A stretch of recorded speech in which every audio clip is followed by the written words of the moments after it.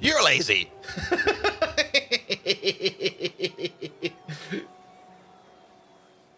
All right, all right, all right, all right, all right.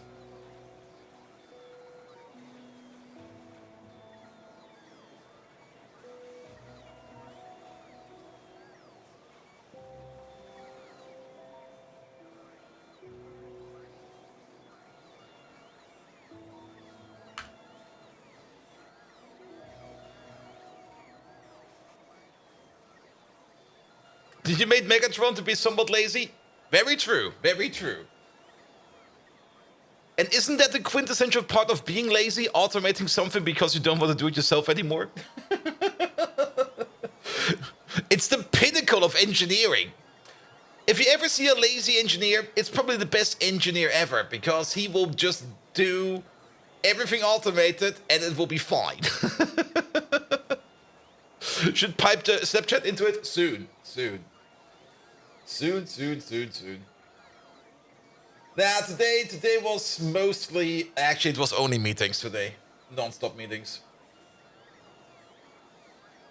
And mostly because, well, because tomorrow's the day off, we did the demo today and the planning today and everything else Scrum related today. So it was basically just talking today.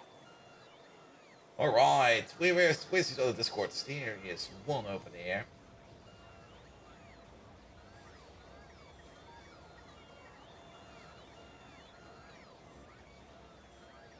Here we go. And then there's one over there. And then there is one over here.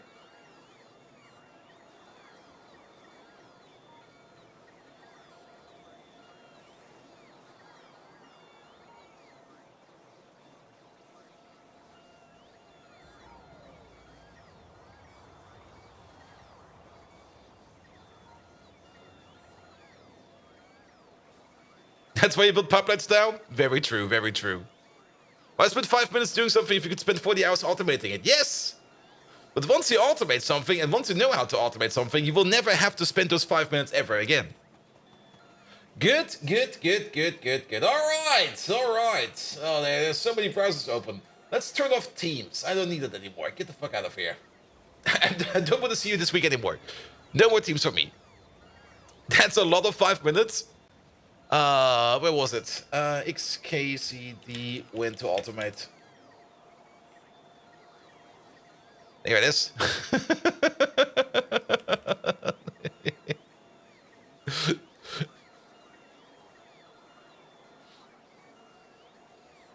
Good. It's a pretty decent table, actually. 641? What is 641? I don't think I know 641.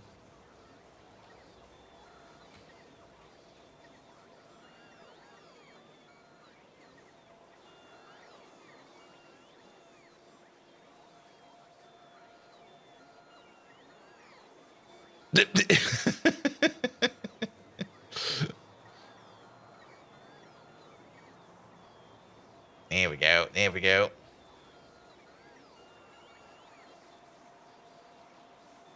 And Maniac, hello there, good evening! Of course, you can scream it out as loud as you can. It's not wrong, but it's so evil. I mean, it is good marketing. I mean, if you buy this product, it will definitely not kill you. So buy our product. It's called marketing.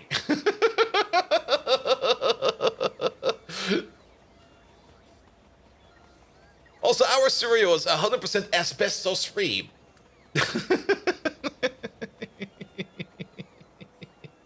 Good. Okay, the ads are rolling, so let's wait for another minute.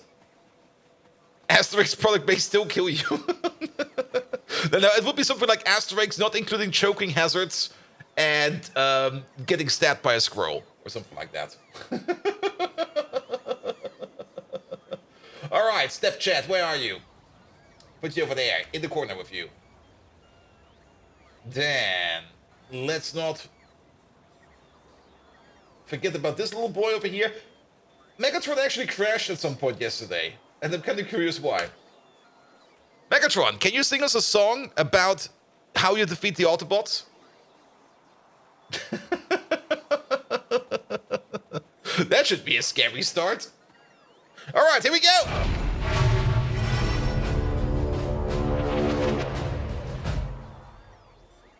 Good evening, Twitch, and welcome back to Factorio. It's October 31st, and yeah, I'm not celebrating it. I'm so sorry. There's nothing gonna be spooky over here. Absolutely not. Good.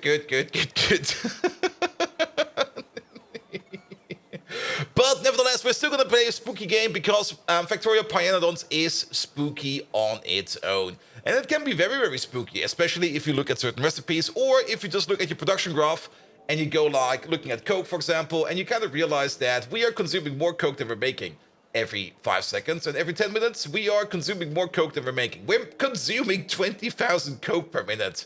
I have no clue where it's all going. Well, it should be fine. It should be fine. It's not a proof that we keep it a normal day. True. I mean, I did try to go into the office in a casual style in some kind of horror outfit, but then I kind of remembered I work in home office, so that never worked for us. So, yes. You think blue's bad? You should see purple. Oh, yeah, purple. Most people don't know what purple circuits are. I mean, if you come from a vanilla Factorio standpoint, you would be like, oh, yeah, blue circuits. It's just like a little bit of green, and a little bit of red, and then some copper cable, and some sulfuric acid or something like that. But what's the original blue recipe again? It's been a while. Good. Are these done?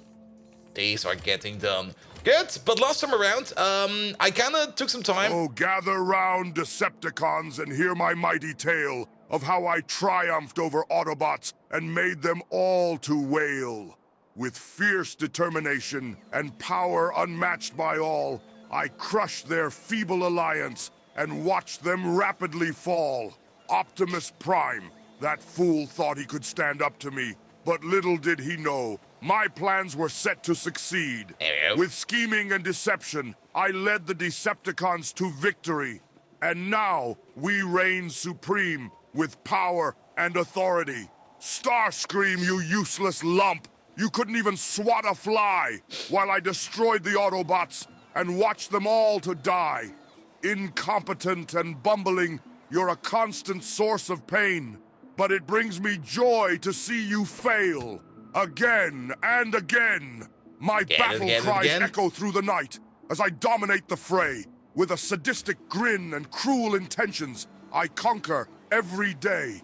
The Autobots are weaklings, scrambling in their futile plight, while I, Megatron, the true king, bask in glorious might. So let us celebrate this victory. Raise your weapons high, for the Autobots are defeated beneath the Decepticon sky. And know that I, Megatron, will always prevail, as the Decepticons conquer all and make the Autobots pale. Yep, there he is. Oh, that was a song. Where did that come from? It came from Megatron, of course. Where else does it come from, mate? Alright. Let's hope we don't crash into anyone. I think it's left. Oh, wrong way. 9 letters toward the dirt log. Code Red, hello there. How you doing? Welcome. And Darkest Nut, hello. Alright. Can finally get the full length of this train in. Here we go. And then it was G? Yeah, it was G. Alright, you're now a full train. You're a big boy now. Off you go. Now let him sing the Factorio song. I don't think singing is a good idea. The text-to-speech just doesn't know how to do with that. The rare rolling stock into action, the very rare rolling stock into action. Good. Yes, so I've kind of finished up designing this thing over here. It is fully wired up and it is fully, not really fully set up. I see still some issues in here, especially in terms of the stations, but it'll be fine. We'll just do them on our own on the side. But we do need to think or figure out a place where we're going to be making those alloys. We could be making them here. I mean, most of the metals we're making are coming from over there, and they will be driving down here. We could then maybe perhaps build these things over here, or maybe perhaps build these things over here. If we do build them over here, well, there's going to be a main line over here at some point in time. So maybe not. We're not really doing much over there at the moment. We could build them, not really over here. And if we build them over there, then the trains have to go around a very weird way, which will be fine. But the more I think about it, it makes a lot of sense to place it over here. I mean, we just recently killed the biters over here. So we could do it over there, or maybe closer to where we get the fuel from. However, it is kind of cluttered over here. And at some point in time, oh yeah, well, we're kind of building ourselves in over here. But okay, we do have a pathway over there. But at some point in time, we do need to build like an actual railway going all the way around over here. And maybe even all the way around over there, just to claim more land. Because we are actually running out of land again. What the fuck, man? And darkest dot. How about no? I have not even a clue what that is. I'm just gonna say no to that, mate. There we go. There we go. And remember, it's your name in the game, and not random characters in the name of the game. Unless it's funny. Good, good, good, good, good, good, good. Denied, exactly. Good, alright. Now, we do want to make some more alloys. The alloy machine over here is working, but you can see we have fuel issues now. Now that we switched over to syngas only, this place over here is basically not working at all. And we do want to make more of these whenever we can. So we do need to make some of these. I guess we are going to do it over here.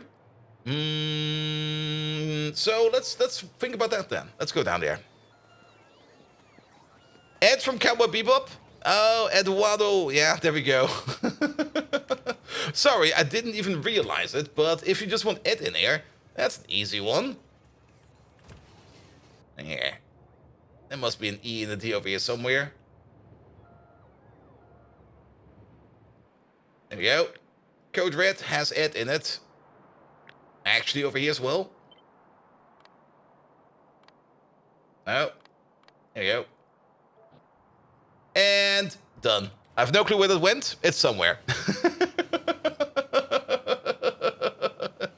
It is somewhere. Good, good, good, good, good, good, good, good, good, good, good. Perfect. Alright, yeah, we're gonna make some alloy foundries so that we can start making these alloys over here, especially the iron next to the antibody special alloy, the wheat alloy, and also the resulting alloy out of them, which is going to be the intermetallics. Both of these we're gonna need of quite a bit. It will also activate our trains a little bit better, so I'm also looking forward to that. And we do need to put a turning point over here, past this field over here. So let's get out of here, and let's put some turning points down. That's not a turning point. That's what we need. Good, good, good, good, good, good, good. And don't look at the upload date from 9 years ago. The original Diggy Diggy Hole was even older than that. Here we go, here we go. I mean, it all started off with Simon at some point in time, just singing a random song. And at some point in time, they made a random video out of that. And then at some point in time, they decided to make like a whole video out of that. And then it kind of took off. Good, good, good, good, good, good. All right, you for there, you for there. Excellent, you for there, excellent. And that video is 9 years old. The original Diggy Diggy Hole, is that the original?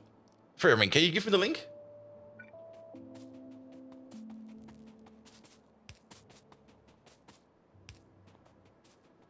There we go, there we go.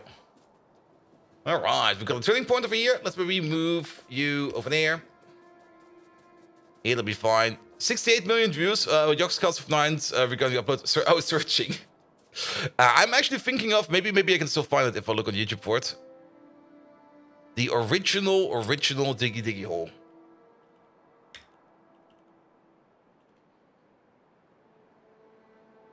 And not the song they made, the original upload of Diggy Diggy Hole when they did it the first time, which I think is only like a 30-second long video or something like that.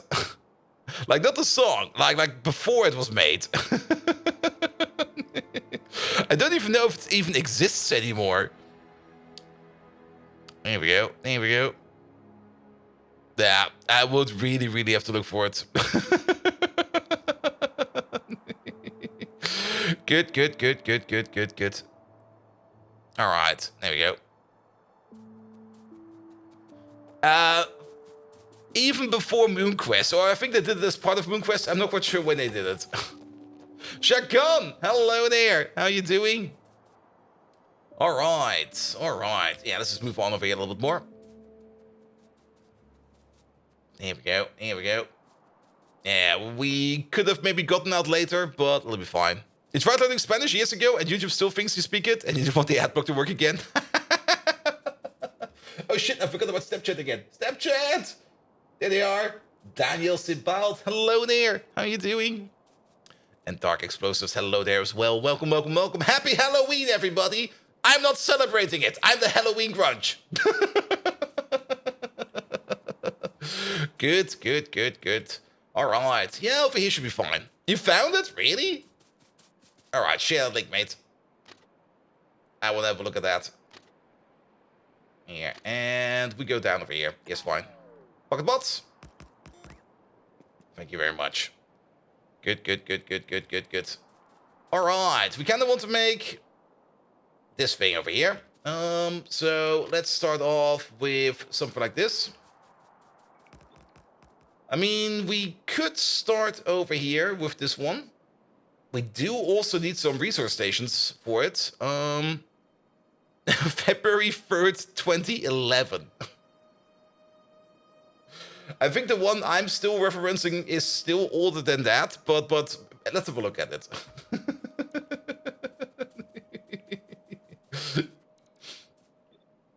Here we go, here we go. We can actually double space these. That will be fine. We can reuse this line over here. We do only want to make sure that these are somewhat aligned. There we go. Yeah, that'll be fine. All right, this is not all going to be ritualoid. It's going to be mixed. Or at least every lane is going to be mixed. Here we go. Here we go. Oh, evolution of Diggy Diggy Hole. It's probably in there somewhere. I'll take a look at it later. But it has been around for ages. Before it got popular. And it all started out with like Simon trying to do a stupid bit of like, here Simon, can you sing a song? And it's like, I have no clue what I'm doing. And you just went with I'm a dwarf and I'm digging a hole. Diggy Diggy Hole. That's it. Alright, alright. I mean, each one of these, this block over there is going to be making 2.4 Vitaloid per second. And then if we want to make the antimony nextlet thingy, this one over there is going to be making 1.2 per second, I think. 1.1 per second. 1.2? Probably 1.2. It's exactly what he does at the beginning of that. Oh, perfect. And then it probably has that clip in there. All right. And if we want to do intermetallics, I mean, we do need these in a ratio of more or less 1 to 1. So you know what? We're going to make another one of these. Add a third one. Here we go. Good. 2 of these will be iron nextlet antimony special alloy, and 1 of these will be ritual alloy. The iron nextlet antimony special alloy, we do need that for the intermetallics. We need it for the long hand inserter, the shafts, the equipment cases, the trackers for whenever we get these. That is going to be soon. Oh, that is for solar. The neutron absorber, which is part of, I think, more advanced nuclear power, which is production science, so we don't really care about that. And that's basically it. Then, the Vitaloy is required for brakes. Very important. You do need brakes. If we want to build trains, we do need brakes. And for the fast inserter, I guess for their internal brakes, and of course for the intermetallics themselves. And that intermetallics is basically a foundation material that is required in almost every building of Mark 1 that is out there. It's basically the equivalent of the, what's it called again? I think we can already make it. It should be the equivalent of, where is it? Where is it? Where is it? There we go. Of the self-assembly monolayer material, which we basically need for all the Mark 2 buildings. The intermetallics is the material that we need for the Mark 1 buildings. Good. And did you know that there's an extra hard Pyanodons apparently, and they're almost too easy? Yep. And technically, we are more or less playing hard mode, because hard mode comes with a couple of extras. One of that is no voiding, and we're doing our best to not void. The only thing we are basically voiding, and I think that's also allowed in the extra hard mode, is voiding things like oxygen, nitrogen, water, hydrogen. I think you can void easily. But if you want to void stuff like, for example, we have it over here somewhere. Shit, where is it? Over there. If you want to void stuff like vanadium pulp, for example, you would have to pay extra for that. But we're also not doing that. I don't really want to void anything. I want to recycle as much as I can to get as much of my resources as I can. Of course, we do void oxygen and hydrogen every now and then. It's more or less required. Over here, for example, we have an oxygen and hydrogen maker, and we don't really know what the demand of oxygen will be and what the demand of hydrogen will be. And this is a perfect example. Oxygen is getting low, and if we want to make more oxygen, we also make more hydrogen, but hydrogen is maxed out. So the only solution over here is to open up this pump at a certain point and let the hydrogen out. There we go. So that we can start making more oxygen again. There we go. There we go. And the biggest difference between hard mode and what you're doing is the Lotus and Pi hard mode require lubricant. Okay. Yeah. Okay. It is a little bit different then. But yeah, we're more or less in line with it. But to be perfectly honest, hard mode, nobody needs that. The mod pack is already convoluted enough. And it's already gonna take more than enough hours. Making it more hard is just stupid. And that's more or less a step in the wrong direction. I mean, I do know that there are people that enjoy it to make things more harder. But the easiest way to make things harder is just increase the science multiplier by 2. Or play with biters. Or do something else. And then you're already gonna be on a harder mate. And like Mike is doing, he's using Rendels with loop acquired. Yeah, when I started my playthrough, those weren't out yet. I think they came out like a month after or something like that.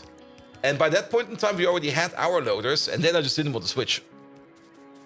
And Wally and Calador, hello, hello, hello. How are both of you doing? Good. Now, we do need some crossover connections for you. I'm pretty sure Pi Hardman has the Rendels as requirement. Yeah, I mean, else it wouldn't work. Good. All right. Can we at least place these? We can. If we place the same one all the way over here at the bottom, we can actually just copy paste this. There we go. Without that, please. Here we go. We do want the bots to build this for us, so we just need to put down like the basics. The biggest issue you can already see it over here is the range of the construction zone extenders exceeds the construction range they have. So we do have to build these by hand and then just wire them up at the end. But that'll be fine. Here, also copy over this one. Oh, what? Are you off by 1? You're off by 1. Here we go. Good. Here we go. All right. And I guess we will also need one over here somewhere. And let's just move you over a little bit and place you, say, over there. That's fine. Let's not let the bots do it. And you get the power pole over there, which also gives us a north-south connection, which we do need. And we will also need one of these somewhere down there. Let me just make a copy of this part. There we go. Put you over there. Here we go. And make sure that all of these are in. There we go. Pyanodons 100 multiplayer. Oof. I mean, that is definitely possible. I mean, it's not like just loading the mod pack eats up a lot of resources. The thing that eats up a lot of resources at some point in time is all the machines running and stuff like that. So you can definitely play this with 100 people. But as we all know, if you ever partook in like a giant Factorio game with like 100 people or something like that in it, at some point in time, people will start to have UPS issues, and then they will start to drop quite fast. Here we go. Here we go. Over here. Surely hard mode could also mean living with things placed off by 1. Yep, absolutely. Now that would be extra hard mode. I mean, Angels and Bobs, or actually Pure Angels, also had a very interesting harder mode where buildings would be made out of components. And whenever you would pick up a building, you would not really pick up the building itself. You would pick up the components again.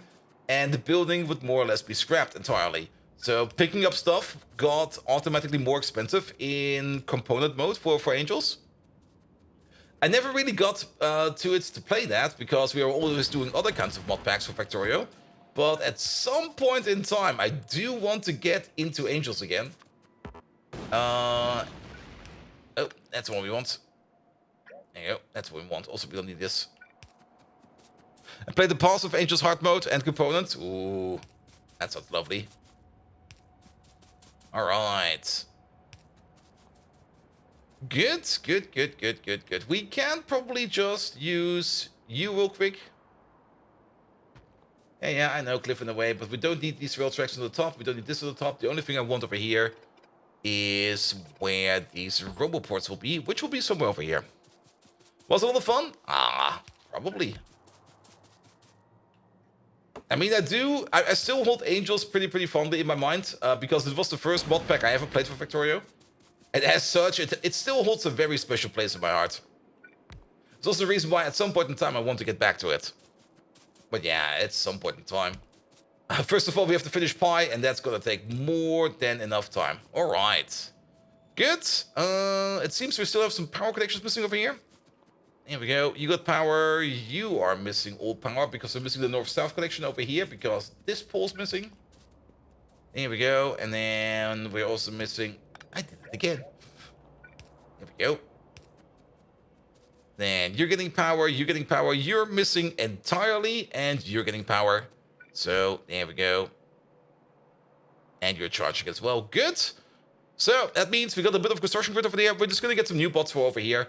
And then let the bots deal with this over here. Good, good, good, good, good. And please tell me we don't have to listen to Megatron going on about his fusion cannon again. And if it needs cleaning. Well, we can ask him. Megatron, does your fusion cannon need cleaning? You will never know. Good, good, good, good, good. Alright, this distance should also be big enough for a train station. Let's double check real quick. Yeah, more than enough. More than enough.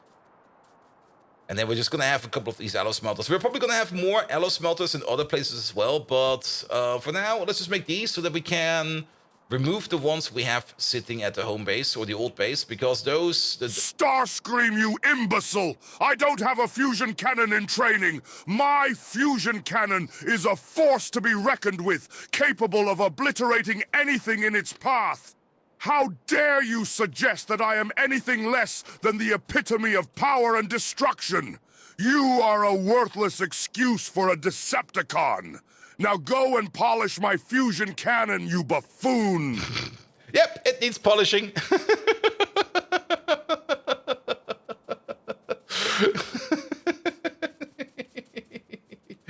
Good, good, good, good, good, good, good. All right. One thing we also need over here is a little construction base. Here we go. Have fun polishing. Oh, I will rub that thing down. I will give it the best scrub-a-dub-a-dub I've ever given a scrub-a-dub-a-dub. It will be so shiny, it will reflect the light into his eyeballs, and he will blind himself. There we go. That's how you deal with Megatron. Good, good, good, good, good, good, good. All right. Put down some recharge thingies over there. Something like this will be fine. And then we're going to put some chests over there, some chests over there. And some of these over here. You over there, you'll be set to wood. And you over there, you'll be set to sap. And everything else, well, maybe also one of these for maybe stone. Here we go. And the others are random. Good, good. His brain needs polishing. Yes, definitely. Good. All right, click the rest. Oh, wait, does it? No. No. It's off by one. No. That's not too bad. We can just move this over by one. Here we go.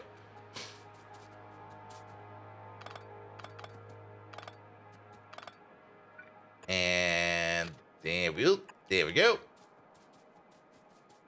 He's not using explosives to clear it. Nah, we're gonna get the bots for this.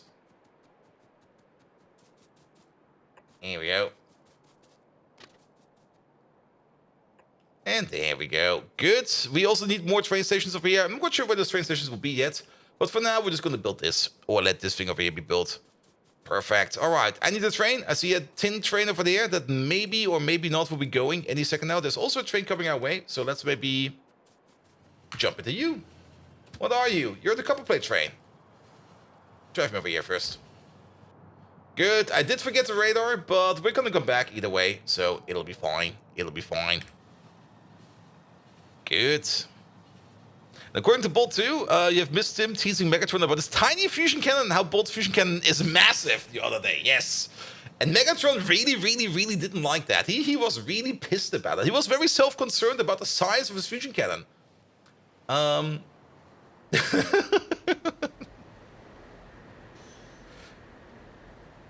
Megatron, have you heard about the other Decepticon? His name is called Schwerer Gustav, and his fusion cannon is so ginormous, it can obliterate another planet. Have you heard about him? There we go. Who can't forget about Schwerer Gustav? If you don't know what the Schwerer Gustav is, it's one of those German railway cannons they used in World War II. And railway cannons are just insane. Those things are so insanely big. I'm still kind of sad that they didn't survive the war, because I always wanted to see one, like just in a museum or something like that, because those things are huge, absolutely massive.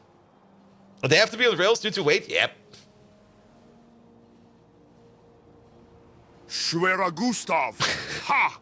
I don't need to hear about some imposter with a big fusion cannon. My cannon is the true embodiment of power and devastation. It strikes fear into the spark of any Autobot who dares stand against me. Schwerer Gustav may boast about his cannon, but I guarantee you it's nothing compared to mine. Enough talk of these feeble imitators. Let us focus on my plans for conquest and the annihilation of the Autobots. There we go. That was short. Well, they learned the lesson of making a giant stationary cannon that was just destroyed by a thermite bomb. Yes. I mean, everything that's stationary usually gets bombed. Schwerer Gustav, English Heavy Gustav, was a German 80cm, 31.5-inch railway gun. It was developed in the late 1930s by Krupp in Rügewalde, which I think now is making sausages. As a siege artillery for the explicit purpose of destroying the main forts of the French Maginot Line. The strongest fortification in existence in time? Well, that's a whole other story. The fully assembled gun weighed 1,350 tons and could fire shells weighing 7 tons. Yeah. Heavy. Heavy. And that's a great defense we have there. It would be a shame if somebody would go around it. Yeah. Never happens. Nobody would ever assume that somebody would be going around the Maginot Line. Absolutely never ever happened. Alright, these over here. Oh wait, we're still missing smelters over here. We're missing 2 smelters over here. We're missing 3 smelters over here. 4 smelters over there. And 5 smelters over there. Okay, let's count. 2. And then that's 4 in total.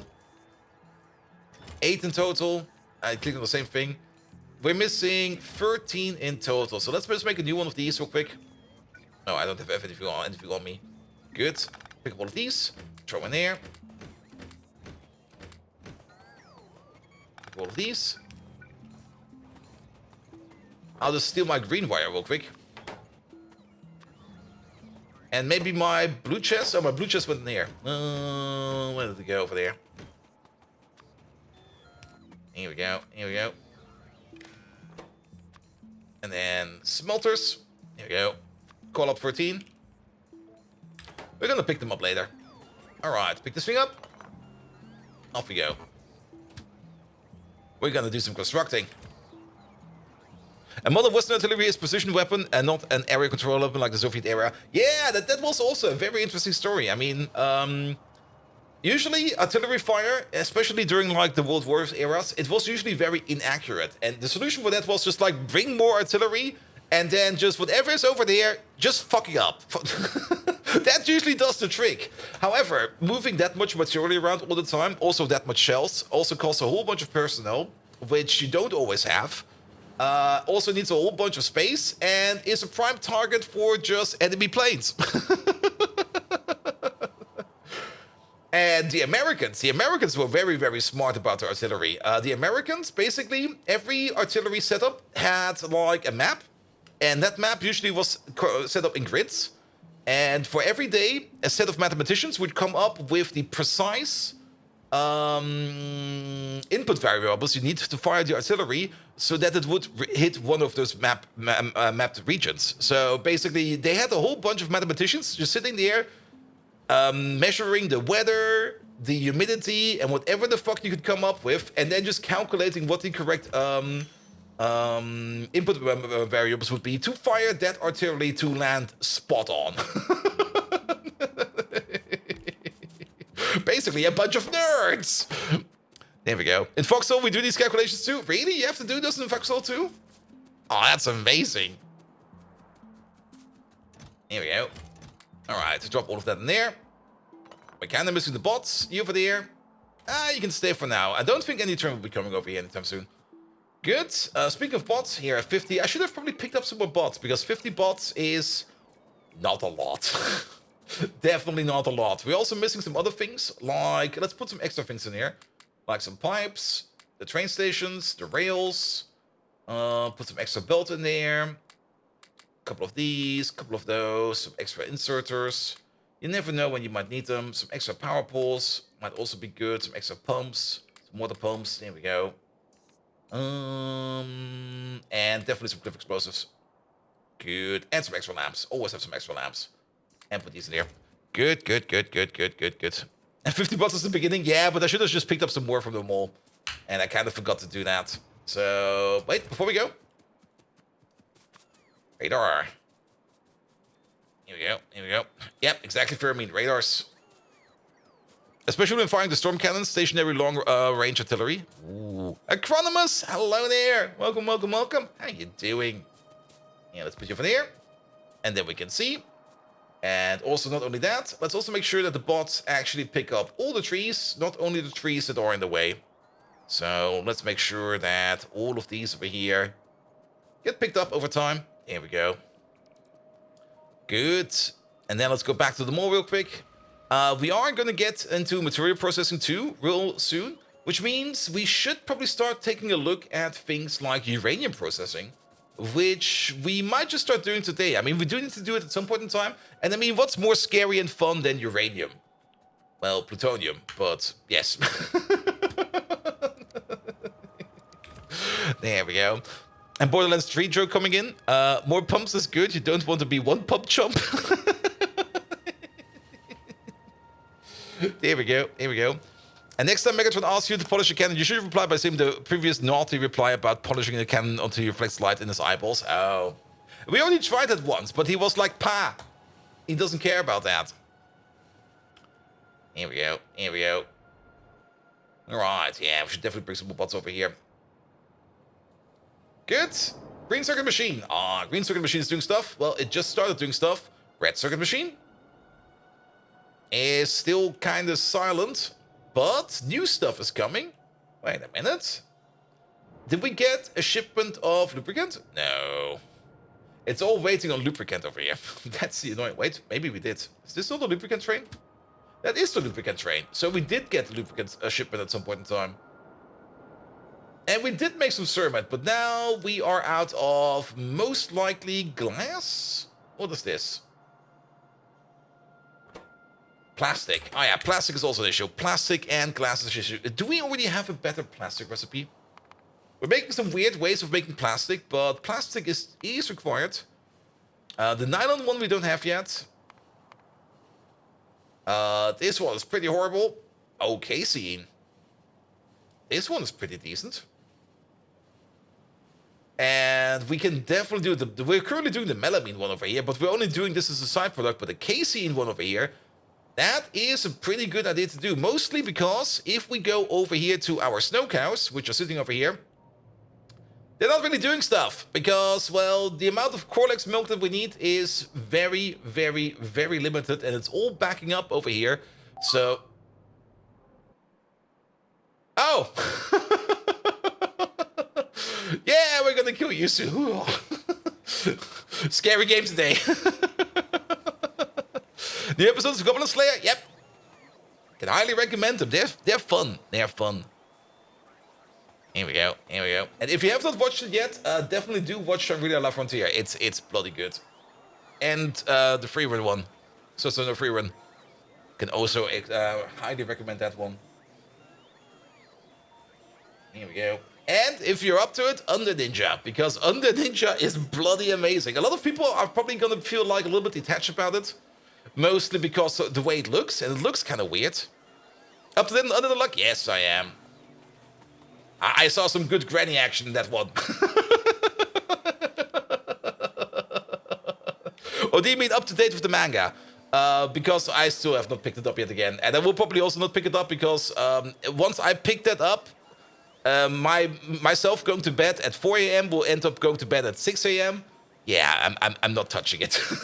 I'm staying away as far as I can. Here we go. Here we go. Shangri-La La Frontier. Yeah, let me just send you the link real quick. It's usually easier. And then mostly only watching it. The story is kind of okay, but the frames, man. It has so many nicely animated frames. That's the only reason why I watch it, because it looks so damn good. There it is.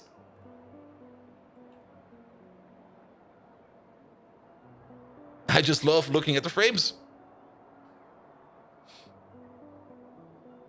You literally read all of Undead Unlock in a single night, so you can understand you can start. Yes! Absolutely. I mean, once I stumbled... The first time I stumbled upon Spy X Family, which was 2 or 3 years ago, I basically read all of it in one go.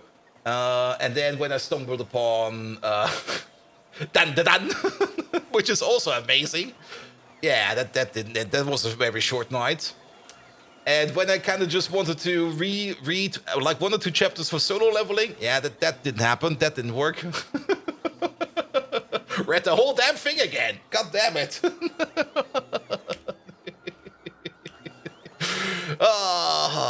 Why is it always so easy to access stuff like that? And Washington, you're an ex-US Army artillery. Ooh. 13B cannon crew member, worked on the 155 and 105mm howitzer, and can confirm we can drop even the older M107HE shell in a trash can at over 21 kilometers. But most people think the grid killers, those were the original M270 tracked MLRS. Normally ran in the pack of trees, carrying grenades. And they would use a firing solution to blanket a 1 by 1 kilometer grid. I mean, artillery is just fun. I mean, it's also pretty horrible to use, to be perfectly honest. But just having like a big, massive cannon. Yeah. Yeah, and Undead Unlock definitely is also very nice to look at. Can also highly recommend that one. Alright. Getting distracted again. We're making stuff. We want to pick up some more bots. Let's pick up some more bots. Here we go. Somewhere over there. Good. Here. Oh, wait. Ah! They stole them! The fuckers. One more. Since we have red circuits, can we make that? Wait. Since we have red circuits, we can make that now, right? Make what now, Turkey Program? Did I miss a message? Make that now. I mean, what we're researching over here, we definitely can make that. Oh, you mean artillery? Oh, you are right. I completely forgot about artillery. We can make artillery now, can't we? I don't think we have it researched yet. But, artillery. Here it is. Oh. Almost. We need chemical science. But yes, once we get chemical science done, it's just concrete, complex circuit boards, small parts, and steel plates to get ourselves some lovely, lovely, lovely artillery. And then we get the first range upgrade over here. Artillery 2. Oh, Artillery 2 is for the wagon artillery, but that comes later. That's fine. Good. And is there a higher tier than blues and pie? Do you mean for belt? I mean, there is definitely a higher tier than blue and pie. There's purple tier. But you don't get purple belt, which I kind of find a bit weird. You get like purple buildings, but you do not get purple belts unless maybe I've missed it. No, it goes up to blue belts, but machine-wise, we go all the way up to purple. Circuits is also, we do get purple circuits. These are the purple circuits. And maybe they've added something else to it at some point in time. No, that still looks like the purple circuits we know. But purple circuits... Oh, wait, that's not how this goes. Wrong display. This one we need. There we go. Purple circuits. Of course, they need blue circuits, and then a whole bunch of lovely things on top. And of course, the blue circuits require red circuits, and a whole bunch of lovely things on top. And red circuits, well, we have them now. There we go. There we go. Purple circuits is, well, technically they're easy, because once you make those machines, or everything you need for that, it's just like putting it down and moving on with it. Here we go. Here we go. All right. We can 1, 2, 3. And then we should maybe put down another roboport, else we will be overloading things. 1, 2. All right. Okay, it's gonna take the bots a bit to do this over here, but that will be fine. Let them just work over here in the meantime. So we need to fill up these machines, and the belt is coming from this side, so we could maybe just make some stations over here that order up stuff. I was kind of thinking of maybe putting the stations below, but there is a chromium field below. Also, now that I'm kind of thinking about it, we do need to shoot those worms over there, because they are attacking our bots, the little fuckers. Do you give them cliff explosives? They should have cliff explosives. I mean, I gave some from my pocket over here. Here we go. Yeah, these are a little bit aggravated over there. And they did shoot down one bot, because there's only 299 in here. So, here, have some missiles. There we go. You over there, you also die.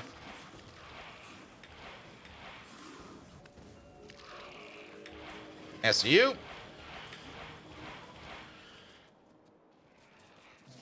And you, tell the others. There we go. There we go.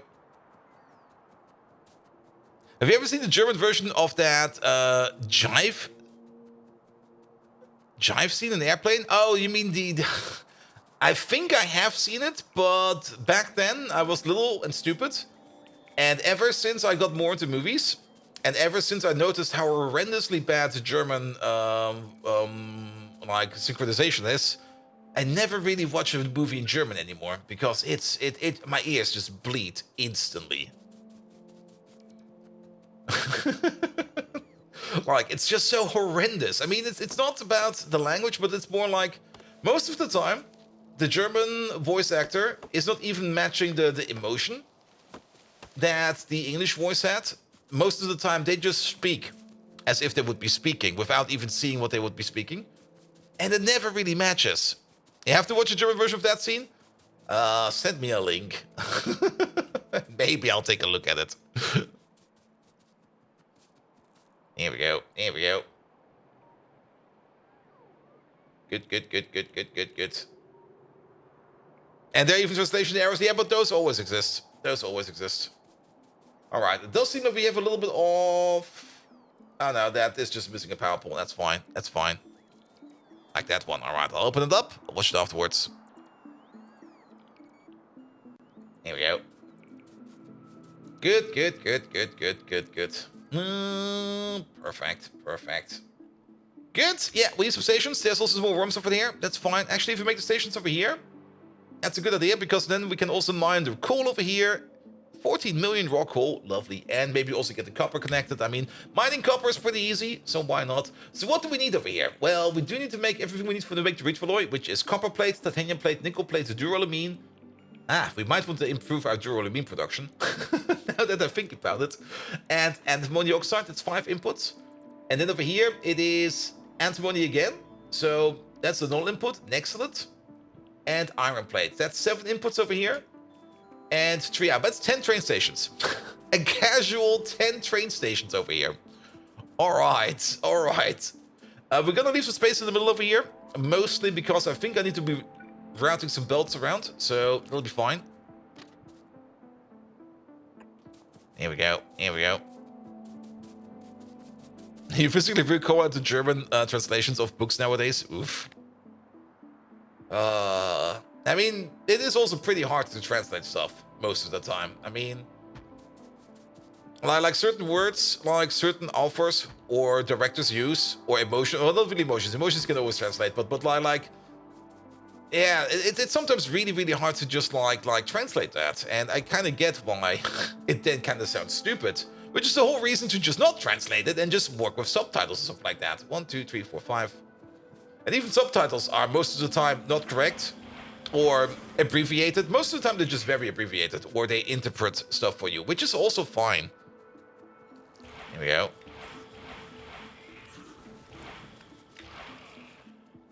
Oh, you still alive? You're a medium worm.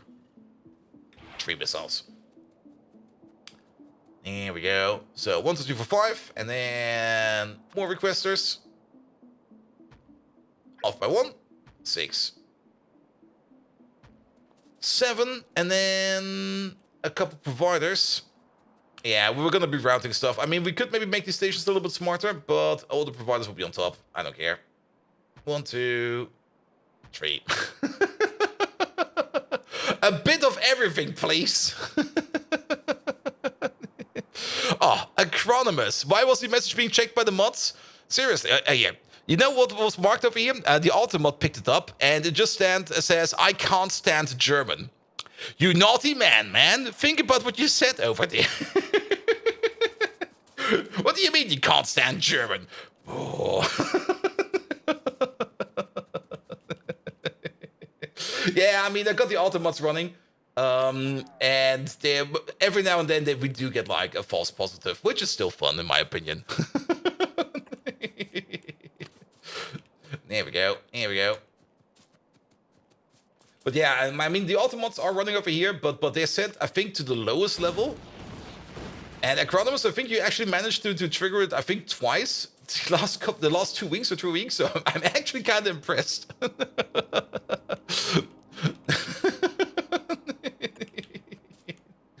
All right, you over there. Yeah, it's gonna piss it all over. We're also gonna make this with bots. I mean, it's right next door. So we're just gonna set up all of these lovely things over there. Wait a minute. Let's just do it like this. There we go. That'll be fine. Signals are missing.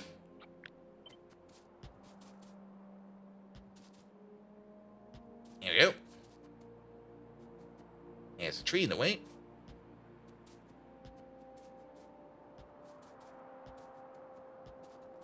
Good.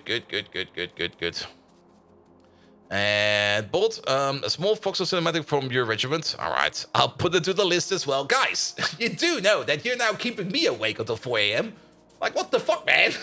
I already have enough trouble sleeping as it is. Here, Bolt, watch this. Here, Bolt, watch that. Ah!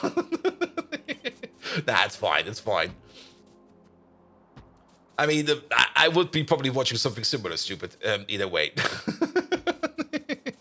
Do you know the day off tomorrow? I do, but I still don't really want to wake up at, like, let's say, like past midday or something like that. I kind of do want to get at least something done tomorrow, especially working on Megatron if possible, or maybe starting the Greg Tag New Horizons stream early. you know.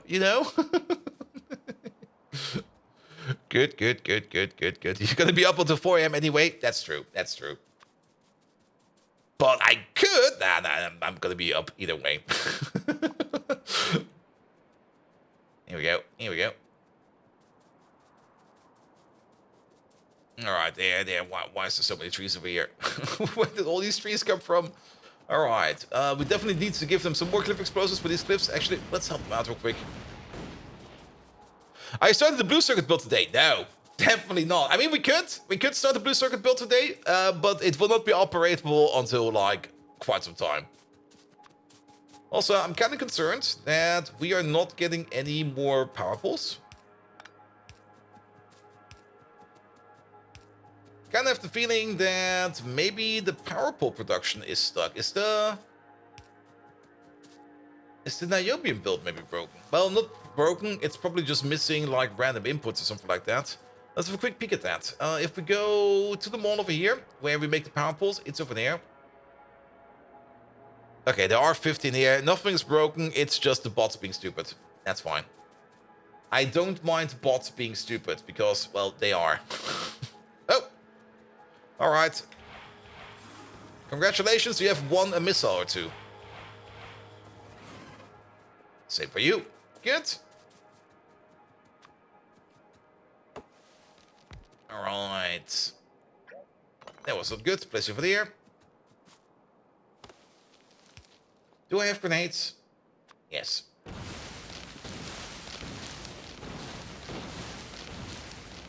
Much better. We at least need a couple grenades to at least put down the initial power pulse over here. And I'm not chopping these trees. Here we go. Here we go. And then place you over there. Good. And then we do something like this. Do the same thing over there. Same thing. Ah, I see. Yeah, but that should be fine. We don't flip the belt because of that. Good, good, good. Also, closer people, please. And do I have a grenade? Instantly throws grenade at his feet. Yep. I mean, throw it at the closest tree, right? Right? Here we go. We don't need these, but we do need these. Here we go. Here we go. And are you celebrating the holiday of or Halloween? Nope.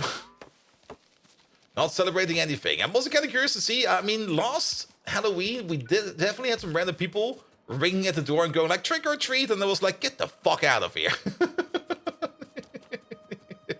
I haven't prepared to jack shit. And then they were like, oh, don't you have anything? Like any kind of candy? I'm like, no, what the fuck? Get the fuck out of here. Here we go. Hydrate. I should also do that. Let's have a look at the clock. Ads are starting in like 5 minutes, and I kind of forgot to get myself a drink, which is bad. Actually, no, wait. Oh, you're still good.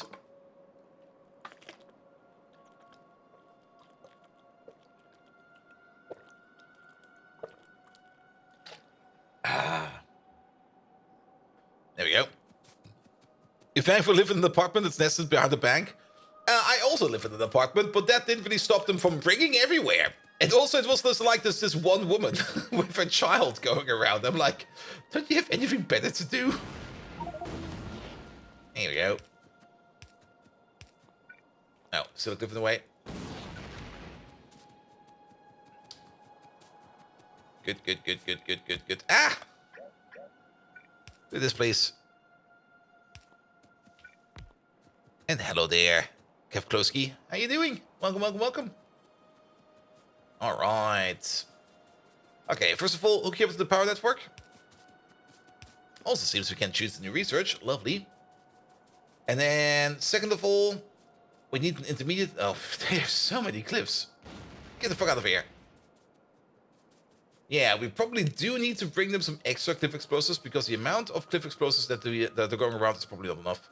Yeah. Just place you somewhere over here. Really doesn't matter. And let's pull you along. And put you over there. Good.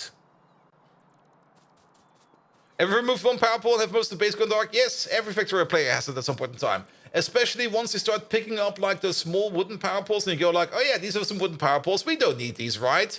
Until you kind of realize that that one small wooden power pole over there was holding 25 gigawatts of power. And you go like, how has this thing not even remotely molten down by this point? Here we go. Here we go. All right. Oh, they're done with this place, are they? And there are some built areas in here. I can see them over there. There one needs this power up. Oh.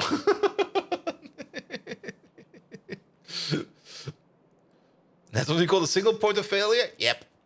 Absolutely. But most of the time, I mean, I don't really spend any time at all thinking about my power grid. Most of the time, I just go like, does it look good? It looks good. That's fine. All right. Let's choose a new tech. I mean, we mainly did this so that we get access to the steam turbine because we do want to make the reactor over here.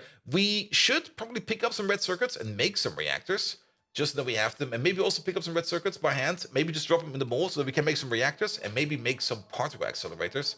because we are going to be needing them, because we definitely do want to get into uranium processing. Nevertheless, we should maybe pick something to research next. And AUX Mark II, we already all started the research over here. I think we already were working on the Factorio. We got circuits available over here, but for that we do need Electronics Mark II, which we're not doing yet. There's also the Better Armor, but the Better Armor requires self-assembly monolayer material, which we also do not have yet. There's the Better Tranche, which also requires self-assembly monolayer stuff, which we do not have yet. But we could get access to a better rail recipe, which we don't really need at the moment. Stack inserters. The chromium molybdenum nickel special alloy. Gesundheit. Speaking of alloys, we're probably gonna make some more alloy smelters over here now that I think about it. Because the materials that we are ordering up over here, we might also need over there. Here we go. King Kiffa! Hello there! Thank you so much for the lovely Prime sub, mate. Thank you so much for your basis dust. We should still check out something over here. I mean, the Megadar is kind of useful. Alright, let's maybe keep going with the creatures. I think going with the creatures is a very good idea. Especially with domestication over here to get access to the Oculus. And then get the Corlex upgrade in there. Yeah, get all the plant-based upgrades in here. Starch Mark II. We're not really doing much starch yet, but I'm pretty sure... Wait a minute, let's have a quick look at that. If we go into thinking about rebuilding and optimizing our... Where is it? Our cotton guts. Do they eat starch? They eat cotton gut basic food. And cotton gut basic food... Oh god, where is it over there? That's rock food. Cotton gut basic food does require starch. So let's maybe do the starch recipe in there. Then go over here, get the guar beans in as well. Get you in there as well. The better guar beans. Then there's also botany stage 2, which we probably want to research at some point in time. And mycology stage 3. Which is also a good idea. Just get all the good upgrades we can get right now. Just started Pyanodons? Oh god. I'm so sorry, mate.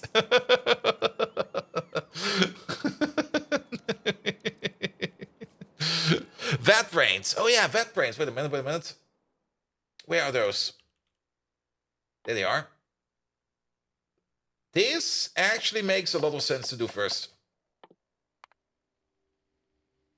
We still need the self-assembly mono material layer, but let's focus on this one because this will make research oh so much better. Alright. And Lictor, here's an idea for you. The reason wooden power pole wires can support gigawatts of power is the copper on Novus has impurities that make a high temperature superconductor. Ooh. Yes, I'm also very, very happy that things like wire resistance is not a thing in this game, because if it would be, well, bases would look definitely different, and it would probably be also fun to fuck around with that, but things would just start melting. I mean, oxygen not included has something like that, where if you put too much power on a wire, especially the small wires, then they would just fucking melt. And I think DragTech also does that, though... Maybe some of the more experienced GregTech players over here can answer that. But I do know that pipes can melt. And some other stuff can melt. So, yes. Alright. Now, we do need to optimize this over here a bit. And make a couple of copies of it. For one, we do need the decider combinator over here. And that decider combinator will be sitting... I guess over here. Actually, over here is fine. Over here is fine. Let's put them over here. Good. And what we're going to be measuring is these two tanks. And then we go like this. If we do it like this, we can't copy paste it over. Yeah, let's not do it like that then. Let's just direct connect it. And this always feels kind of off and weird, but we're going to do it like this. And the condition over here is going to be if everything in these pipes is less than or equal to 0, then we're going to output the L signal. So basically, if these two tanks over here are entirely empty, That means we can fill them up again, and we order up a new batch of fuel. Now, this tank over here will be holding the main fuel, so this one over here will be fine. This one over here might even overfill itself a bit. Depending if they bring the same, if they by accident bring the same type of fuel, then they're going for another field trip yet again. If that happens, so be it. Here we go, here we go. And then you over there, Arachnid 13. You get the limit over here, and you're also going to be a combustion mixture requester. There we go. And no train is coming over, but that is fine. That is fine. And then we're going to take a copy of this one. Oh, wait, I forgot the train station. How did I forget the train station? There we go. Take the name, but do not take any of these belts. Just this combination. This will be fine. And you're gonna get one. And you're gonna get one. You're gonna get one. And while we're at it, you and you. Good. And then we also need to make the same thing over here for you. Well, you are already in. And you're already set up to go. And you should be the exact same thing. Yep, this is the exact same thing. So we're lucky. And this over here is already done. I'm kind of curious to see that no train has come over yet to bring combustion mixture liquids over here. We might need to make some more combustion liquid stations then. Let's have a look at these trains, what are they doing? I mean, we do got 10 of them going around. And I think I might see the issue already. What's going on over here? Nothing, it's just traffic. This corner of the map feels like a heavy traffic area. We might need to work on this a bit. But he's going around. Oh. No path to requester. Wait a minute. Let me guess. Yeah. So do you like the ferry? Oh, the ferry is definitely very good. There we go. I mean, technically, every kind of superconductor is just like a couple of impurities away of being found. I mean, think about it like this. Like, impurities do make things so much better. You always kind of think like you always want like to have the perfect thingamajig of something. But impurities is actually what's making most materials as amazing as they are. Best example, things like sapphires and emeralds and stuff like that. Diamonds even. The most beautiful diamonds out there get their color due to the impurities they have in their own chemical structure. So, yes, impurities are very important. Silicon wafers. Okay, silicon wafers might not want to have any kind of impurity. Then again, maybe the correct impurity in the correct place is gonna make you like a super AI. Then again, never gonna happen, because that's not how AIs work. Alright, there were two kind of fixes we needed to put in here, but that is fine as well. The perfect amount of impurities in the silicon. Exactly, exactly. Good. Alright, trains are coming over now. Oh, I see you over there. Oh, is that also happening everywhere? No.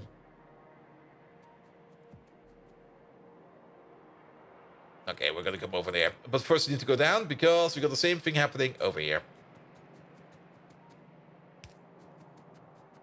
Correct impurities in correct places, that's called a microchip manufacturing. That's also very true. Alright, we also need to put some more signals around here, because you can see the outside block over here is like a full block, and everybody's triggering these. Just kind of annoying.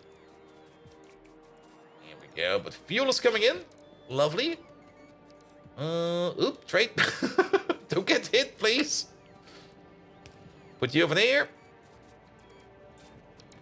And let's move you over by one. There we go. Good. Good, good, good. Ferox Storm Dragon, hello there. How you doing? Welcome, welcome, welcome. All right. Let's maybe put also some signals like over here and over there. And then over here and over there. So that these trains over here can move in a little bit faster. And then over here and over there.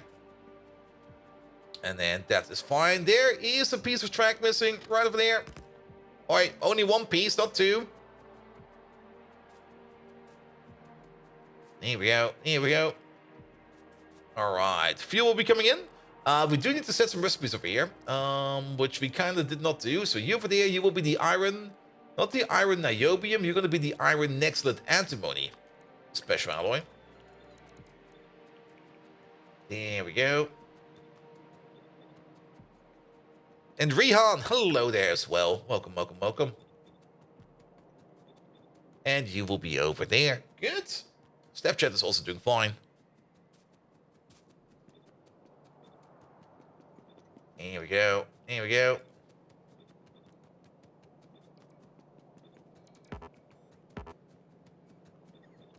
Good, good, good, good, good, good, good. Perfect. Yeah, that's what we want to do over here. Oh, what the fuck happened over there? No. Okay, that's only us putting down the rails. But it's still something you don't really want to see happening anywhere. You just go like, okay, these rails over here, yeah, they're off by one. You're like, what? There we go. Perfect. And these bots are doing a decent job over here. A very decent job. I did kind of say that I would be ordering up all of this stuff in a requester, which we should be doing. So let's take the whole thing. Make a blueprint out of it. Turn it into signals. Yeah, let's put you down over here for a second. Combine you up. Set requests. Plonk you down over there. I'm going to pick you up soon. Got any 3.5 floppies at hand? No. Sorry. I only got like 7-inch floppies. Because I don't need small floppies. Megatron, you got any 3.5 floppies lying around over there? I need one. Here we go. Here we go. And if he's going on about his fusion cannon again after that, then he definitely has something wrong with his head. Here we go. You over there. You over there. And you over there. And you over there. I don't even... technically, I still have some CDs. But they are like in that moving crate or moving box in my cellar. And I never really unpacked them, and I will probably never unpack them until maybe at some point I realize that they're worth anything. Starscream, you simple-minded fool! I am Megatron, leader of the Decepticons, not some archive for outdated technology like 2.5 floppies. Do I look like a human to you? I have no use for such primitive storage devices. I am more advanced than any floppy could ever be. Focus on something useful for once! Like ensuring our victory over the Autobots, or I'll use you for target practice. 2.5 floppies were definitely a thing. I'm pretty sure about it. How about 3-inch double-sided? Ooh. Or cassette tapes. All I have is a micro USB. Oh god. Could be worse, you could have a Thunderbolt. Alright, alright. Hey, there's a train coming. Yep, he's coming our way. Is that ChatGPT? No, it's Decepticon OS, as we know. Or Megatron OS, as he last told us. Alright, you. Drive us over there. How about the Bernoulli box? Ooh. You got about 300 3.5-inch floppies in storage at your mum's. I'm pretty sure that somewhere at my parents' place, in some dark and remote box, all my old floppies are still lying around.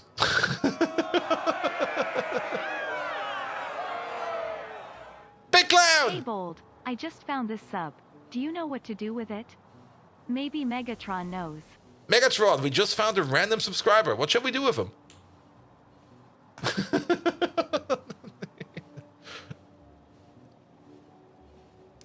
Here we go. Here we go. Good. Did we place the radar over here? Of course we did not. Thank you, me. Good job, me. Alright, but refueling over here is getting done. And we're getting all kinds of fun fuels over here. We got some methanol over there, some syngas over there, some anthracene oil over there. Not enough fuel yet, but that'll be fine. That'll be fine. Here we go. And you're still missing fuel in general. Now, we could maybe think about putting some fueling stations over here as well. I mean, technically, each one of these does have a fuel value. And each one of these, we can... Ah! A random subscriber, you say? Excellent! We shall use them as a pawn in our grand scheme to crush the Autobots. Assign this subscriber to gather intel on our enemies, infiltrating their ranks, and feeding us valuable information. If they prove loyal and useful, we may reward them with a small taste of power within the Decepticon ranks. Ooh. However, should they fail or betray us, they will suffer a fate worse than anything they could imagine. The Decepticons do not tolerate weakness or disloyalty. Now get to work, Starscream, and make sure this subscriber is put to good use. All right, Big Clown, do you got some juicy intel for us?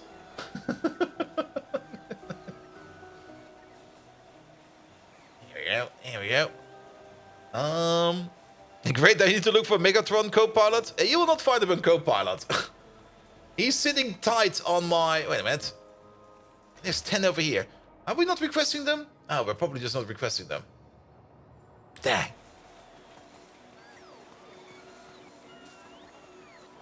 Here we go. In other words, they'll be cuddled by 100 puppies and kitties. Send request, there we go. I just forgot to click the button over there. And there's a lot of cars outside your windows. Maybe one of them is an Autobot.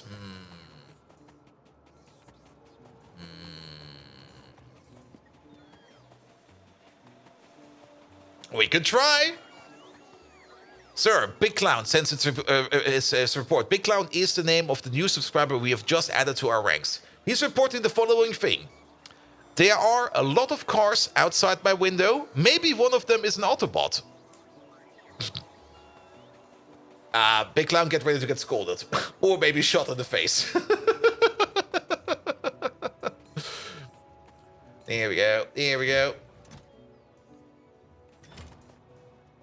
Alright. This is random generic train stations. Okay, let's wait for you to fill up. What are you missing? You are missing a bit of everything. And I kind of have the feeling that the logistic bots are just hanging out over here and they're just not making it over, which is a little bit annoying. Good. We should also get rid of these trees over here in the middle. Alright. Yeah, you know what? We should have enough stuff in our pockets. Big Clown, is it? What a ridiculous name for a Decepticon subscriber. But if he claims there are cars outside his window, we must investigate. Send out a squad of loyal Decepticons to ascertain if any of those vehicles are indeed Autobots in disguise. They must be eradicated immediately, for we cannot allow any trace of the Autobot presence to go unchecked. And Big Clown, remind him that his name is not to be taken lightly. He must prove his worth if he wishes to be taken seriously among the ranks of the Decepticons. Now move swiftly, Starscream, and ensure our victory over these potential Autobot interlopers. Ooh. Big Clown, could you do me a favor? Just go outside your apartment real quick. You don't need to wear pants or anything. Just go outside. It'll be fine. And just crawl under every car and check if it's an Autobot or not. And then report back to us.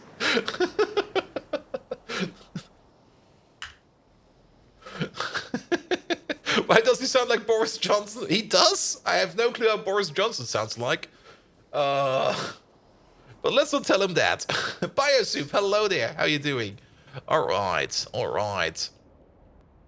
Now, if we want to make some more train stations over here, where do we place them? We don't really got a lot of space over here. We could always just pipe stuff over here. Sure, why not? And Radias, hello. Good. So, how many do we need then? Basically, things we can fire off. Syngas. Technically, tar. We might as well shoot off tar. Syngas, tar.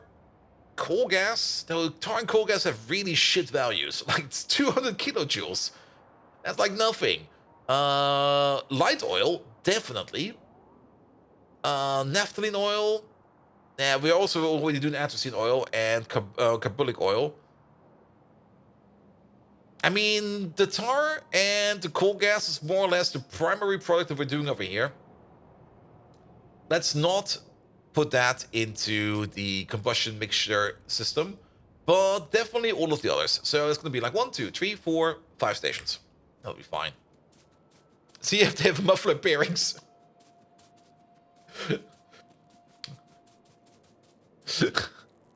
Sir, Big Clown comes back with a very important question. How does one identify an Autobot in the middle of a set of cars? Could you give us a hint or two?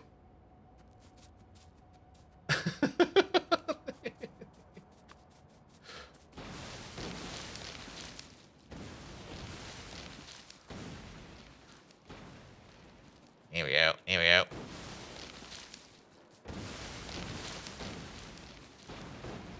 Alright. Yeah, let's make some stations over here. And we can just copy-paste over these kinds of stations over here. And by these kinds of stations over here, I mean... let's have a quick look. I think it's you. Yeah, you. And we don't need the pipe. We don't need this.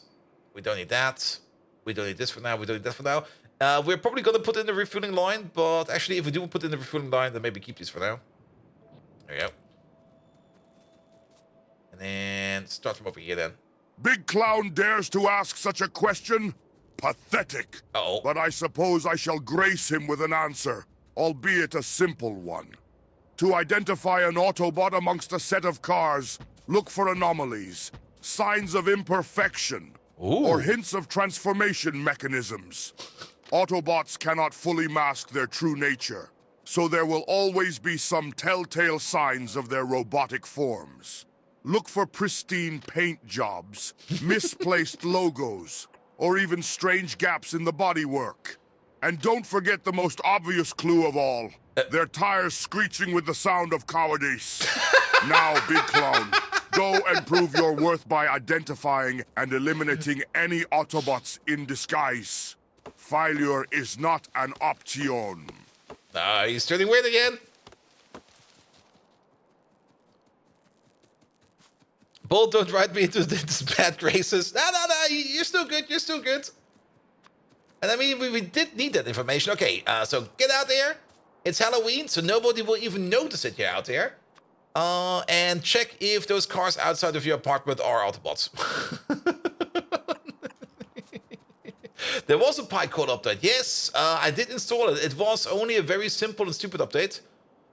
It was about... What was it again? It was just... an update for the basic burner assembler, which now does a thingy. I think it just allows more recipes to be put into the burner assembly, which I think is fine. Oh. Oh, really? Well, I guess we're gonna go like this then. And can an Autobot pretend to be a pedal-powered car? They can be bicycles. I mean, if you think about the movies and stuff like that, they've been things like radios and stuff like that. They can definitely be pedal-driven. They could even be the fucking Flintstones car. Alright, pocket bots. How much pocket power do we have? A bit. Well, it should hopefully be fine. Good. Perfect. Yeah, having some more of these will definitely help us out. We're still waiting on the remaining resources over here, that is true.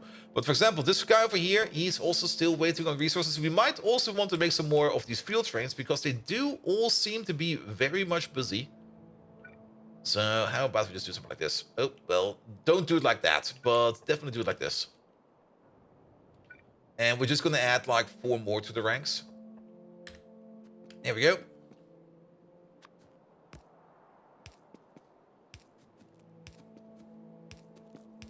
There we go. Start singing Backstreet Boys songs like you would do with a mimic. When you think about it, Transformers are basically just mimics.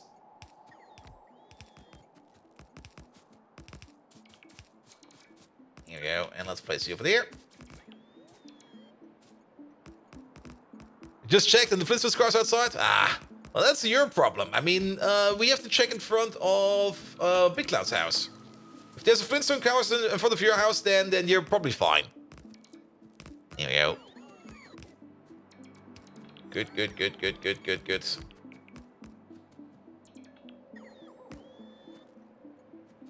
Perfect, perfect. All right, you. Over there, you. Over there. Except they don't try to bike your hand when you loot the chest. True. But they could be doing something worse. I mean, just imagine like you're inside the car and the car decides to transform at that moment in time. Yeah, you're gonna be a mangled man soup after that. Definitely. All right, we got the station. Now we just need to hook up some pipes over here.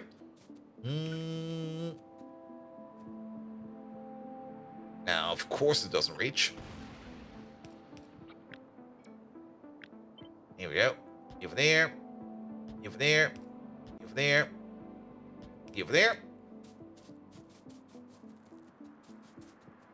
Yeah, this is the bots deal with this. And then we do this one more time, like this.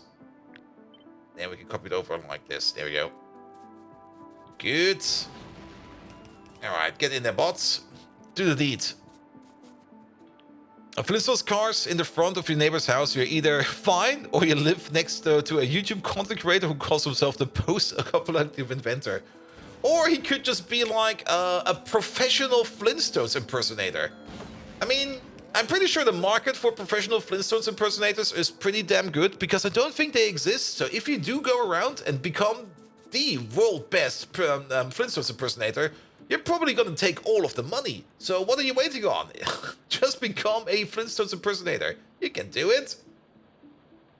Alright, this mostly works, except over there. Can we do a trick? We can do something I really dislike doing, but I'm just going to do it once. Actually, no, we can't. Oh, actually, we can. There we go. That'll be fine. Put you over there. And then from here on out, we're going to pull them individually. Because we need to be over there. Alright, starting with you. Good, good, good, good, good, good. And also, I mean, if you want to be a true hipster, go make yourself that Flintstones car. Because you will be eco-friendly neutral as much as you can. I mean, it can't go any better than that. Yeah, this is going into there. Wait a minute. Let's build this in reverse the other way around. Let's start with the outputs over here. Because we basically are going to have like a vent pipe over here, a vent pipe over there, a vent pipe over here, and a vent pipe over there, as well as a vent pipe all the way at the end over here. Good. And we already have something set up over here. So if we are larger than 95,000... we basically send it off into the Steam section over here. But we probably want to do something different over here. Like once we are larger than 90,000. So if everything in here is larger or equal than 90,000. So this triggers before any of that. That's when we open up the pipe over here to send it over to the combustion station. That was kind of stupid.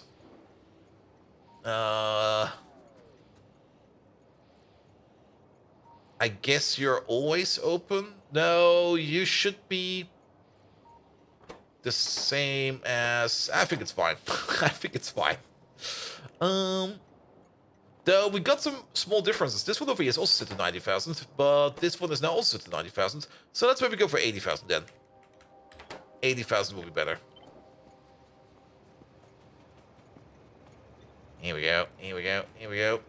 And has Megatron checked the Gigafactories for his friends? Yeah, we asked him some Factorio-related questions, and... well, most of the time, he's not interested in Factorio. Most of the time, he just goes like, "Pa, feeble human games, I don't want to play those." But the last time when we asked him how you breed a horse in Minecraft, he was like, "Here, just do this." So, yeah, it kind of seems like he has a bit of a mood swing every now and then. Sometimes he's very, very, like, nice to us, and sometimes he's just not. Here we go. Here we go. All right. Good.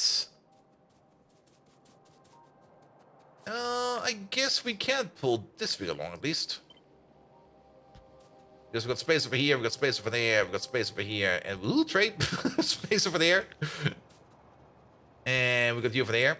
So, bots, make this one, please. Here we go.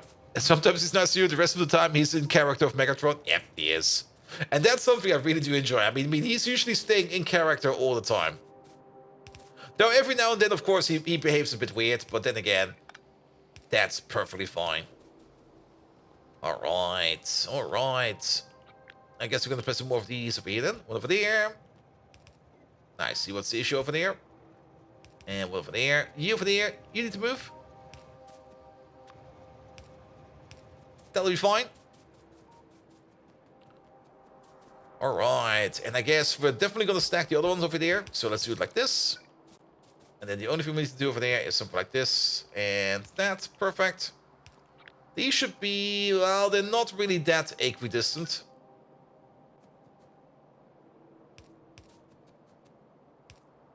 But they're equidistant enough. Here we go. And then combine them up. One, please, not two pipes. And then the only thing we need to do over here is combine up the rest of this. And then we even got a combustion mixture output over there. Very, very good. And it's connected up right away. Perfect. Then one for the light oil. Oops, like that.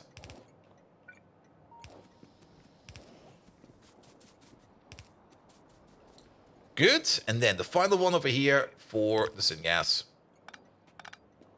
Let's maybe... let's just go all the way over here for now. 1, 2, 3, 4, 5 high. 1, 2, 3, 4, 5. There we go. Let's also hope the tray doesn't leave anytime soon. Oh, okay. It's going to be over there. Then place it over there.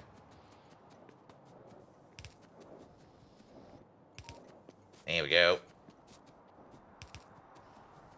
Good.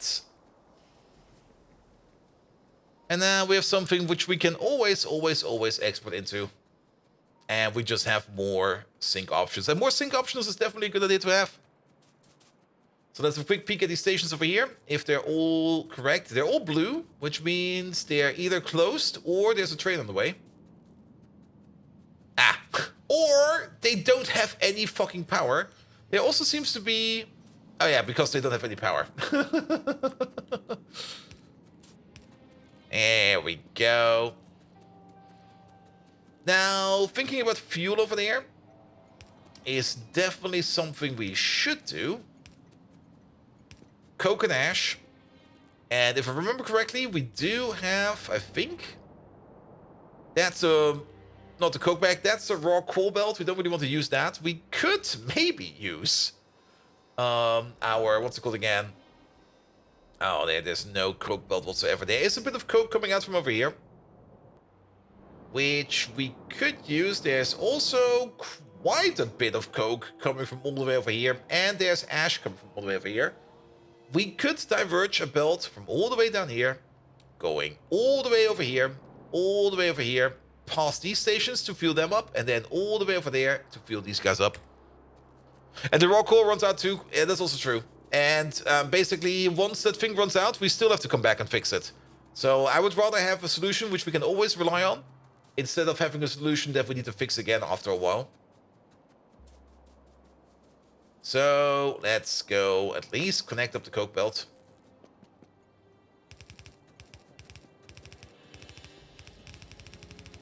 That will not work.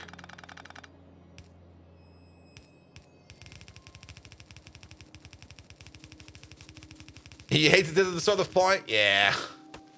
Also, running trains on biomass is also not a good idea, because biomass trains... I mean, the good thing is, biomass does not make any pollution. That's nice.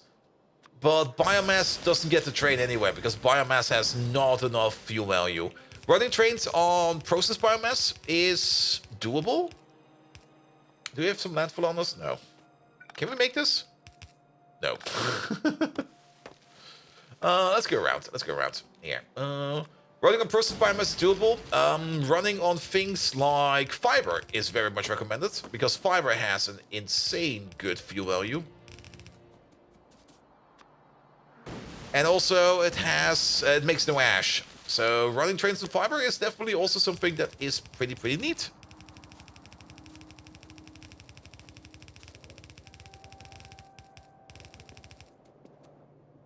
Wait, this way. And then we do have the double stations over here, and the liquid stations as well. Oh, this is gonna be a pain in the butt. We should do this, even though I hate doing it. My bad. Sorry, Happy Tank. I shot a missile at you. I'm so glad it wasn't a nuke.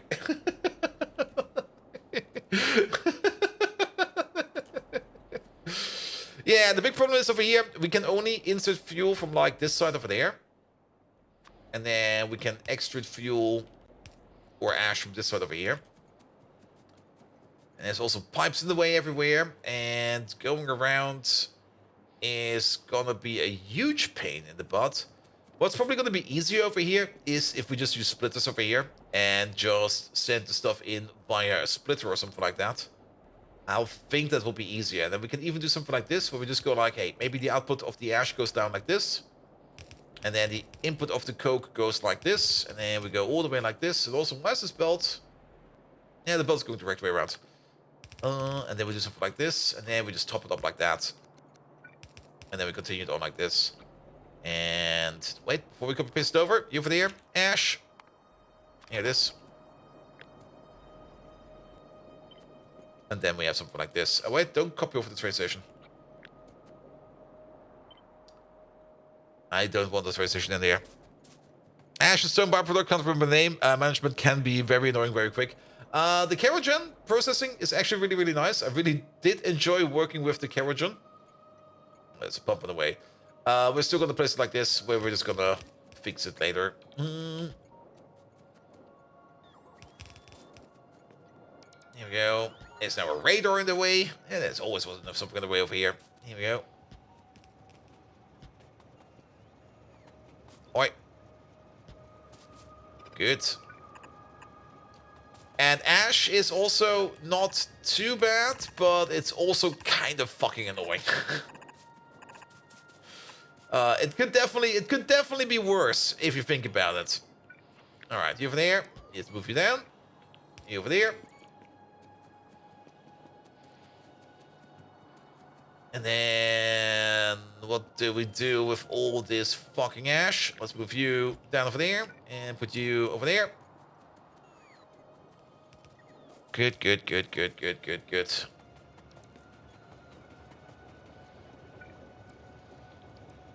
And yeah, usually I don't do it like this, but this time we're just gonna do it because I just want this done with. Wait a minute.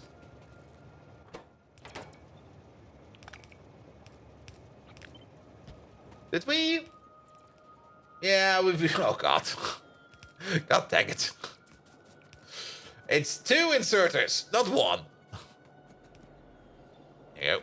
You just copy it over. You over there. Yeah, let's by the map real quick. You over there. You over there. You over there. You over there. You already got it. You over there. Good. We could, of course, push this out to the top as well. It does fit, and it will make things easier. Yeah, and then we just take this. Again, leave the station out.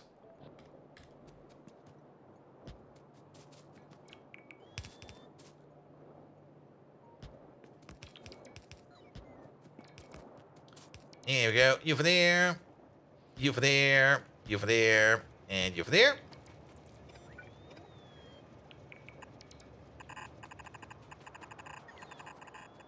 And then you go all the way over there. And then the other thing we need to do is flip you around. Flip you around. Flip you around. We might also want to bring over some materials over here for the generic construction chest over here.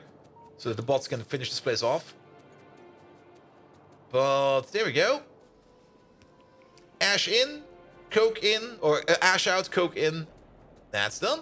Let's leave it at that. Let's give you a split over there, and we might then as well. I mean, if you think about it.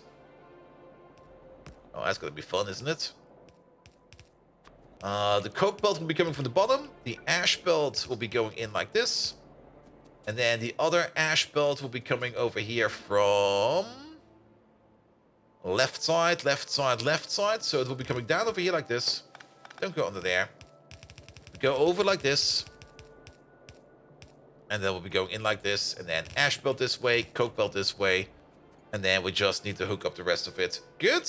Let's maybe disable the pocket bots real quick. Where is... Okay, the bots are finding stuff over here. And if I look at the minimap, I don't see any warning over here that the bots can't find the materials to construct it. So I think we're good over there.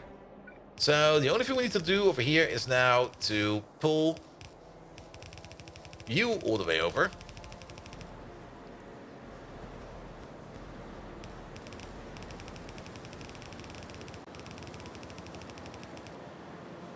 Yeah, I don't necessarily like to put the belt over here, but we're just going to do it for now.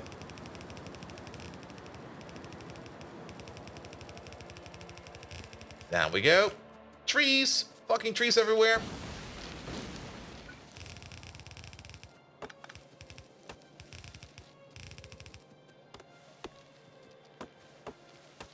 And down we go. Ah, I'm off by one. Well, it'll be fine. It'll be fine, because we technically need to be over there. But that's fine. That's fine. The output will be over there. And then we need to go connect up you with you. So we go like this. We go like that. We go like this, and that's that. Good. As for the ash input, it will be coming down from over here. Here we go. Just do something like this.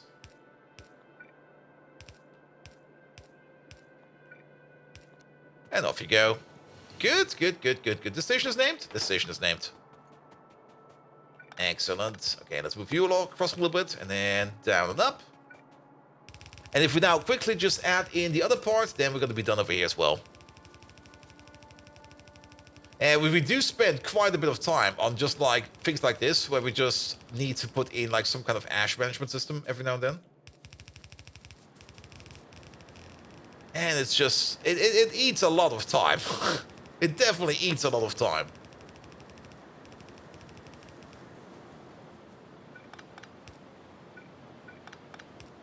I'm not using red belts yet. Yes, I mean, for the refuel belt, I will definitely not use red belt. That is a huge waste of materials. Red belts will be used if we make a red build. As long as we don't make a red build, we're not using a red belt. As red belts are very expensive, and it's just not worth the resources. It is so not worth the resources. And these refuel belts over here, I mean, these do not need to go at 15 items per second. And even though, yes, items will be transported faster over the belt, very true, they don't need to be transported that fast, because this line over here will only be working every now and then. And if we would spend our resources over here on turning this into a red belt, yeah, we would not be getting anywhere. Here we go. But with this, that's done. Perfect. All right. Oh. These pumps are going the wrong way. That's weird. But good, good, good, good, good. Okay, these stations don't have names. That's fine. Devil Angel 25? No, you are combustion mixture provider. There we go.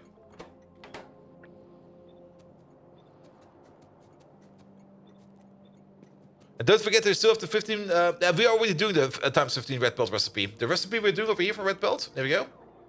I mean, we do have red belt. We do got like 4,000, just a little bit under 4,000 of red belt in our pockets over here. We do have red underground, and we are using red undergrounds. We're not making red splitters yet because they are missing red chips.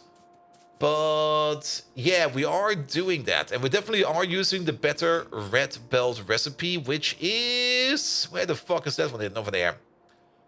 15 transport belt, 10 belt, 7 advanced parts, and 20 stainless steel. If you compare that to the other one, which requires lubricant, which is really, really nice. We can skip on lubricant for this one over here. Where is it? There we go. No lubricant input, so we are using the times 15 recipe, which is just better. We do need lubricant for the underground, but, well, we got a metric ton of lubricant over here, just for underground at the moment. We'll be fine. We'll be fine. Speaking of lubricant, how is the fish butchering going?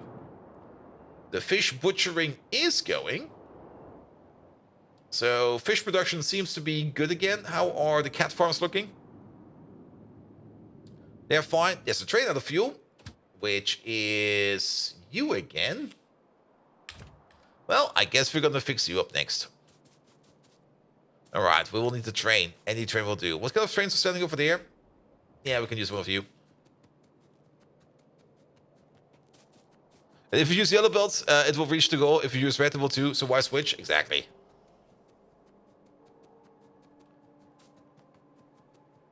Yellow belt will be fine over here. Alright, fuel is coming in. I mean, we do need to make these refuel stations whenever we can. Wait, I see that. Boop. Alright. Let's save that train. He's over there, drive over there.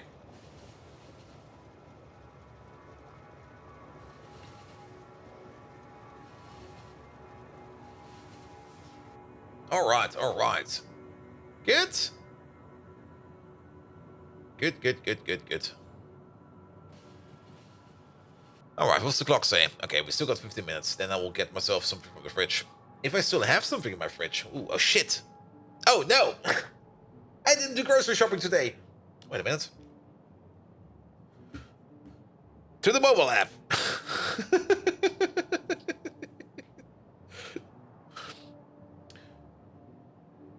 Are they already closed?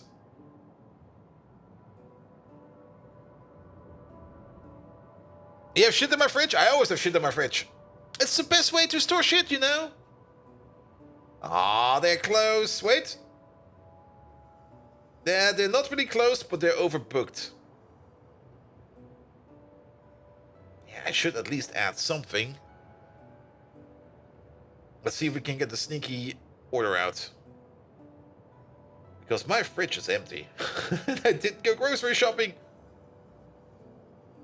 So that's going to be a bit of an issue.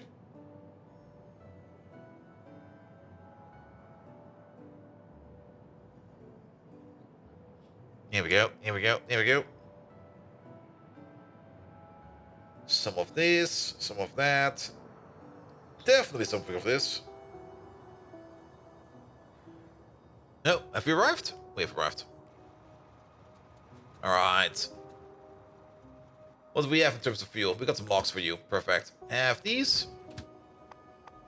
Have those. Wherever you're going to the requester? You're going to the requester. The requester should set you up with fuel. And in the meantime, I'm just going to quickly click on my groceries over here. Though I'm not really that confident that we can even get an order out, because if you order at this time of the day, all the drivers and deliverers are kind of booked. So that's not gonna happen.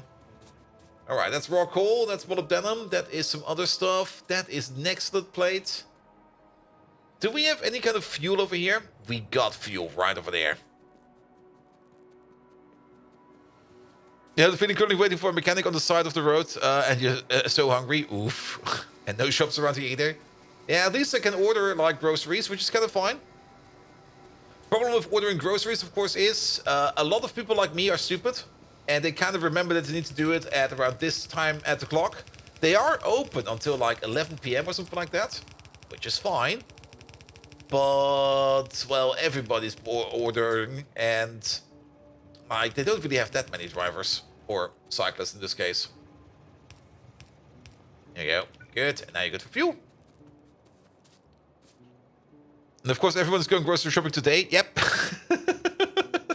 Yep. reminds me of that one time. That was between the Easter holidays. I mean, here in Germany, during Easter, like, first day is usually a day off. And I think Friday is also usually a day off. And then Saturday is... No, Friday is a day off. Saturday is a normal open day. And then Monday is a day off again.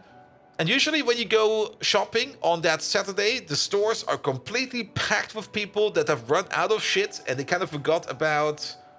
how to put it, about buying groceries, and it's always just like one big pain in the arse to do it.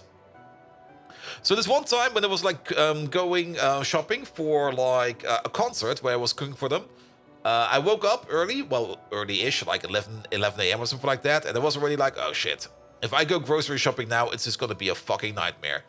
Might as well drink a beer before I go, because then it will be at least a little bit fun. So basically, I went down to the bar where the stage technicians were already building the stage. And I was like, all right, here, I'm just going to grab myself a beer, drink it, and then go shopping. And then I went to the supermarket, and the supermarket was empty. Not empty in like no goods, empty like nobody was shopping. And I was like, what the hell? I drank a beer for this? What the fuck? Alright, I'm just gonna add something in here so that at least I can survive for tomorrow. I mean, I can always order pizza, but then again, everybody will be ordering pizza tomorrow because the other half that didn't go shopping today will figure out tomorrow that they forgot something, as always.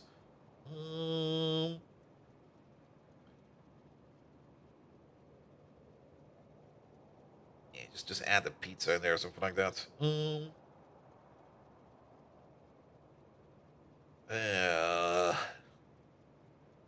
Yeah, these are good. And then something for breakfast. Pum, pum, pum, pum, pum, pum, pum. Almost there, almost there, almost there. 1 moment, please. What's a good breakfast? Oh, I know what's a good breakfast. Where are they? Yeah, one of you, one of you. And then something to put on top of that. That's over here. 1, 2, 3, 4. Then that will be good for that as well. That's in, and that sums up to... What? $37? Things got expensive. Why? Well, it should be fine. Alright, all riders are busy with orders. Try again in 30 to 60 minutes. I'll just go to brute force the app.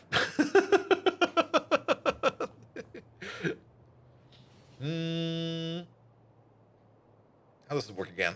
No, no, no, no, no.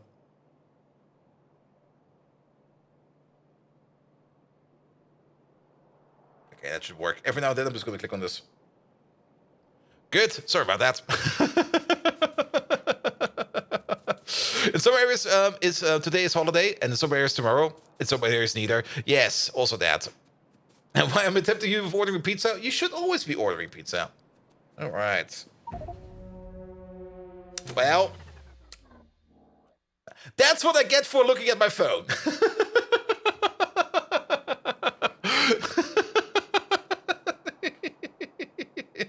Remember, kids, do not look at your phone while you're crossing the train tracks. Because this is what will happen. You will respawn somewhere far, far, far away, and you will have to walk all the way over to your corpse and pick it up. And you know how annoying walking is? There we go. Phone distracted? That was a classic phone distracted. And it definitely shows you why you should not be doing that. Here we go. Here we go. All right. Now we have to wait for any kind of train here, you. You almost hit me as well. Where did we die? Somewhere over here. We died over there. All right, phone. Let's see. Can I do this? Yeah, close that. Does it then still have my order in there? If it doesn't, then I'm just gonna abort this right away. Come on, load faster, load faster. It does have everything in there.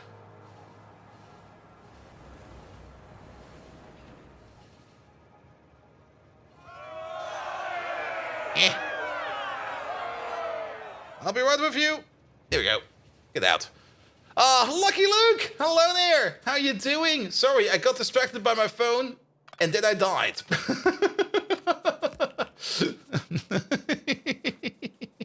Lucky Luke! Hello, hello, hello. Get off the train? Yeah, we got off the train. We're fine, we're fine. Alright, you know what? Let's ignore grocery shopping. I'll just gonna order pizza tomorrow. I don't really want to be looking at my phone all the time. Good, good, good, good, good, good, good, good, good. Perfect! Alright, let's go back to the main base, because we got everything again. Yeah, let's just take the poop train. Always a good idea to take the poop train. Full of liquid poop. Drive over there and do this. Can you order pizza for delivery tomorrow? Yes, I can. I can. I mean, I live in the middle of the city. Everything will be open for delivery tomorrow, except the supermarket. Now, of course, we could also stop the stream at like half an hour before midnight, because I do have a supermarket around the corner that is open till midnight. But usually when you go to that supermarket after like 10 p.m., it's full of idiots. Absolutely idiots. But yes, yes, yes. Well, we have, since it's Torpedo Tuesday, all right. Megatron, today is Torpedo Tuesday. What would you do with a torpedo? Please tell me. Good, good, good, good, good, good, good. And guys, be sure to leave Lucky Luke a follow. He's amazing. He's doing all kinds of naval-based games. On Mondays, he's doing Barotrauma. On Tuesdays, he's doing Torpedo Tuesday, which is probably something like, what is it, U-boat? No, what was it again? Where is he? Oh, it is U-boat.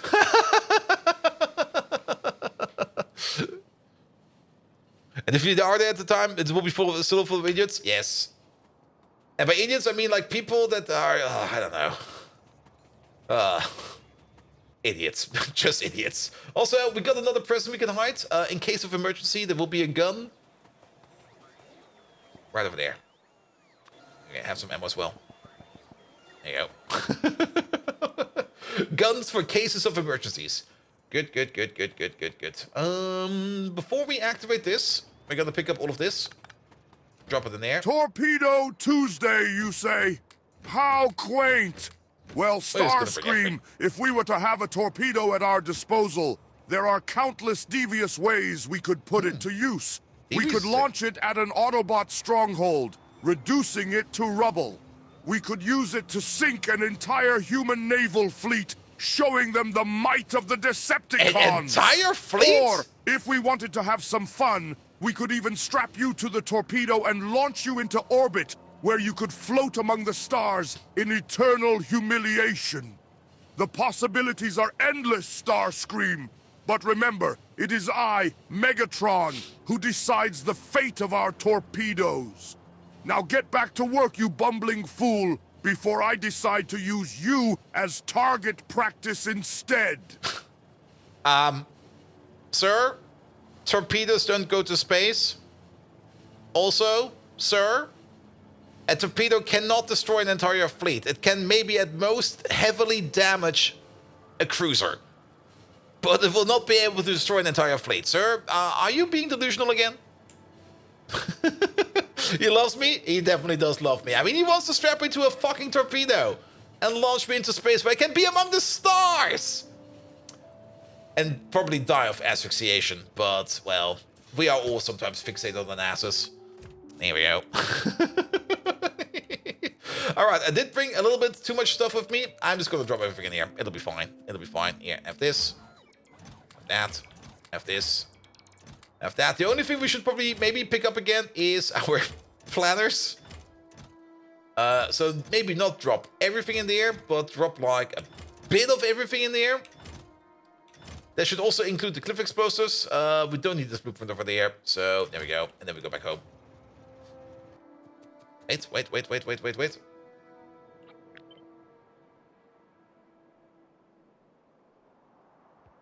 Right over there. Off we go. Good. Starscream, you insufferable know-it-all! Yes? I am well aware that torpedoes don't go to space, and I will not entertain your absurd statement any further. As for the capability of torpedoes, do not underestimate the power of Decepticon engineering. With our superior technology and strategic prowess, a well-placed torpedo could indeed cause significant damage to a fleet, perhaps even crippling it beyond repair. But enough of your incessant nitpicking, Starscream. Focus on the tasks at hand, and leave the strategic thinking to me, the great Megatron. And don't you dare question my sanity again, or I may just have to demonstrate my sadistic side on you. Ooh. Okay, it's getting feisty again. Perfect. Itchy eye. There we go. Yeah, let's pick some of this train track. 12 should be enough. Nuclear torpedoes can. True. Nuclear torpedoes can. Perfect. Good. And there are signals over here. We don't need to worry about that. They're getting fuel over there. We don't need to worry about that. And you experienced a Twitch glitch today. My stream ended 3 times and started again 3 times. Never done this myself, but the people reported it, and now I have 3 streams, approximately 1 hour each. Yes, that can happen.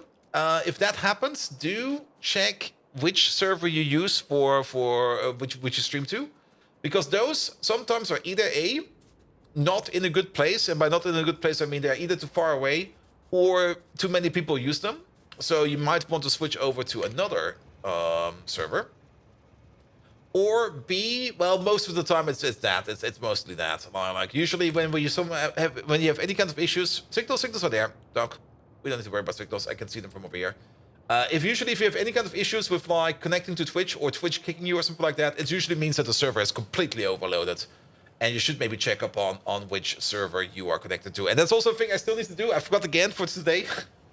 Because I don't really know what kind of server I'm actually connected to. I think I'm connected to the general public server, and I just let fate decide where I end up, which most of the time is not the best idea.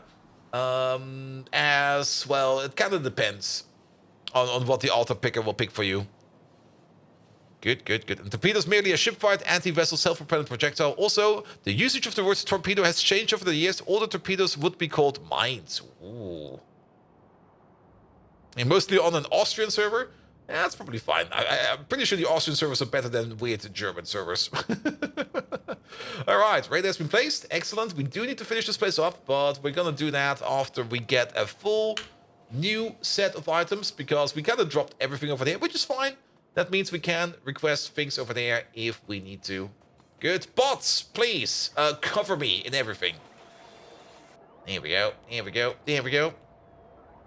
Good. In the meantime, oh, this is looking good. There's fuel in all of these. There's like almost a different fuel in each one of these, which is pretty darn amazing. There's methanol over there. There's naphtha over there. There's refined natural gas over there.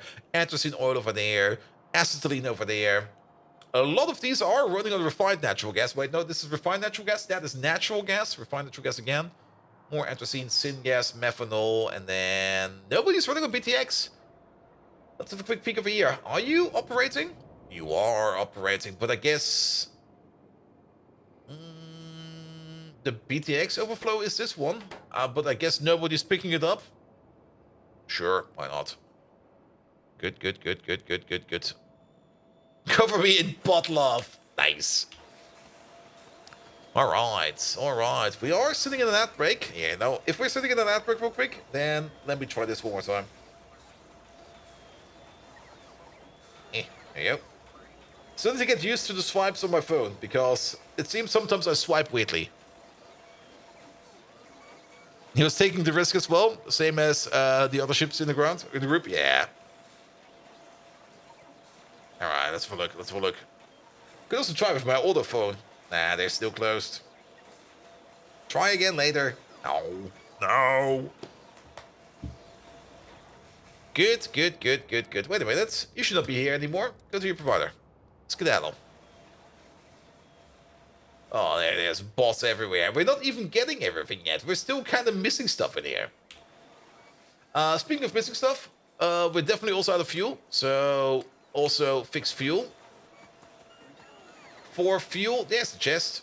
But I guess we're already getting it. Yes, we're already getting it.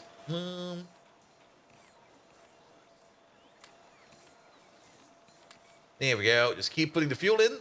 Then we're going to be good over here as well. Perfect. Then we got our portable gasoline engine going again. Have patience, Bolt. No! I will not have patience. Here we go. Here we go. If we do have a bit of a power pole mess up over there, we can fix it afterwards. And then the only thing we do need to pick up is some new grenades because we dropped our grenades. So let's get some grenades. That's why weirdly would describe my buddy's Tindering. Oof. Oof. Basically, I swipe for any kind of affection. Please, just respond. I crave attention.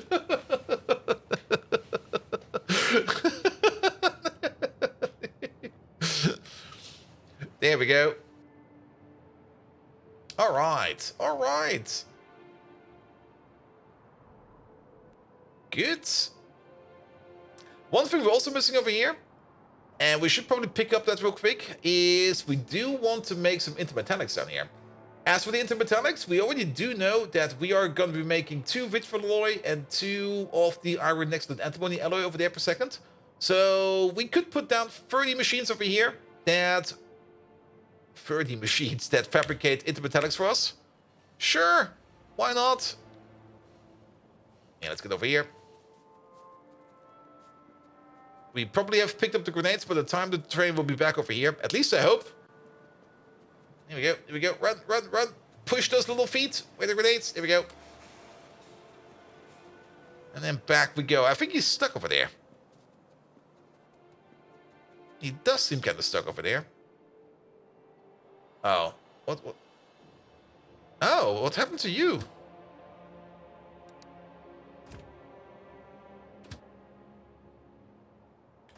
Did we drive? Yeah, we did drive over there. That train is stuck over there ever since then. Here we go. Here we go.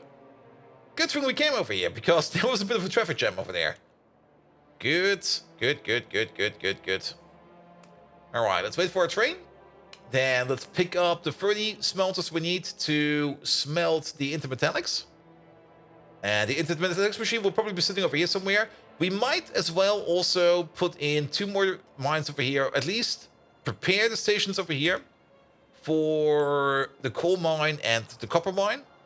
Because we're probably going to need that over there at some point in time. But I'm not quite sure if we can already start mining over here, because the pollution will probably spread quite far. Unless, of course, we protect the mine with some... What's it called again? With some pollution protection around it. There we go. Alright, go back home real quick.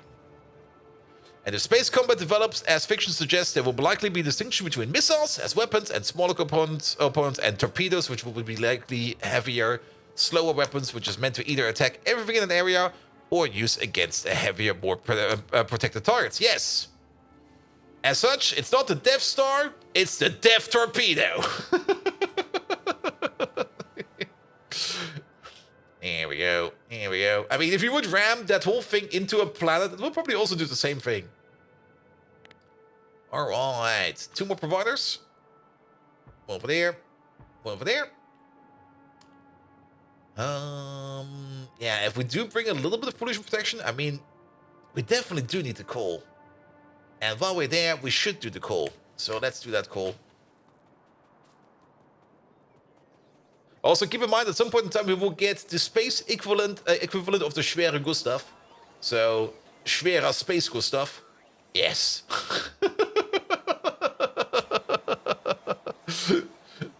There we go. All right. All right. Good. Does seem the bots are building this. Let's see what we can do over here via remotes. You over there. You over there. Just make sure that this connects. Then let's also get these in. With the signal, please. Not like that. But like that. Is the signal in over here? No, we kind of skipped that because of weird reasons. I think we do have to move these to where they used to be. Yeah, we do. So while we're at it, we can just delete these real quick. I mean, we have got bots around. We might as well use them. Good, that fixes that. And then definitely upgrade this power pole and upgrade that power pole. And then we are going to be good over there as well. Good God, there's so many hot dogs flying around. I love it. Now, if we do want to mine that, and if we do want to... do we... I don't really want to put the pollution protection over there. Will it be fine? It's desert and it's water. It's like the worst case scenario for pollution. It will go everywhere.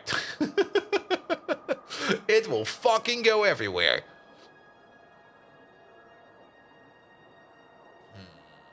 You know what? I'm gonna do that afterwards. I don't care about it right now. What I do care about is setting up the smelters. You don't have to, you just live with the consequences. Very true, very true. Alright, we need 30 advanced foundries. There they are. We got 10. That's not a lot. We got 14. Could you maybe make a couple more of these? And order up some more stuff. And maybe help you out with stuff. Yeah, put the bricks in there. Put the plate in there. Put the wire in there. More wire in there. Bricks again. Don't put the bricks on the floor. Okay, those bricks over there. Okay, 24. We need 6 more. We have some copper cable. Have some machines. I guess don't have the bricks then. Have these. Have all of these. 26. 4 more. Have these. Have the small parts. Brickies. Cable. 27. What's missing? Iron plate. Who's bringing iron plate? Okay, maybe we can steal from the neighbors. Here, have these. 30. Perfect. Can you make the tier 2 bots yet? No. Tier 2 bots require chemical science. And they're kind of deep in chemical science. So we can't do those yet. That's also the wrong train. We don't want to take you. We want to take you. Alright. Alloys. We fucking love them. Yeah, this alloy smelt over here is definitely an improvement over whatever we planned before that. So let's see this thing in action over here soon. Good, good, good, good, good. Also, then we can finally also use more of the materials we're making over there. We are exporting our antimony dioxide, are we? Yeah, it's all over there. I don't even think we have a train for it yet. No, we don't. So let's prep a train for that. 2. Get the cargo wagon. There we go.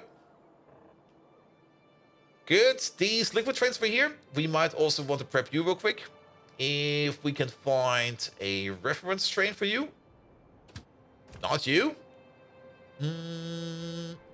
Not you. Yes, most likely one with the glass machine. Okay, we need to get out soonish. Still got some time. The glass machine, still working. The glass machine has been working quite nice these last couple of streams. We have no issues with the glass machine in quite some time, which I'm very happy about. Alright, each of you, go get yourself a provider. And we go out from there. Good. Alright, alright.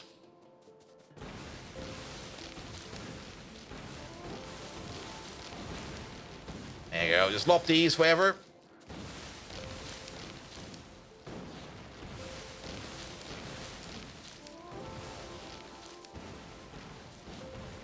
Something like this will be fine. There we go. You over here. Okay, my face is kind of hurting. I got some shrapnel on my face, but it'll be fine. As for these, we just shoot them. Acronymus! Man! You're spending too much money on me. Come on. 19? Why 19? Did we miss something about 19? What are you at now? You're now at... Doesn't say over here. You have your reason? Alright, alright, alright. I'm not gonna challenge those reasons. But please invest in something more useful, like maybe your future self. Nevertheless, Acronymus, thank you so much for 19 gifted subs, mate. Thank you so much for those. Slenderman got one. Maxbear got one. It's Dr. Placebo got one. Vanity got one. He was in here today. Kev Kloski got one. He was also in today. Slimex, Showstopper Gear. Sebulon, Rest Noodle, Lazy Jake, Blackhand, Cyclomactic got one. Ooh. Void Knoil, oh, that's an amazing name. MJ got one. Wait, is that MJ from... Is that Ilana's mod? I think that is Ilana's mod. Wondergraph got one, Cranked, Jajeko, and Romudo. And I think I forgot Ilham. There we go, there we go, there we go. Acronymus, thank you so much for 19 gifted subs. You've been very, very, very generous this week. Generous enough that I can at least say Megatron. We got the most generous Autobot in the... oh, shit. Forget that. Please, sir, scold me. I messed up the prompt. God dang it. Dope, hello there over there. We have to try again.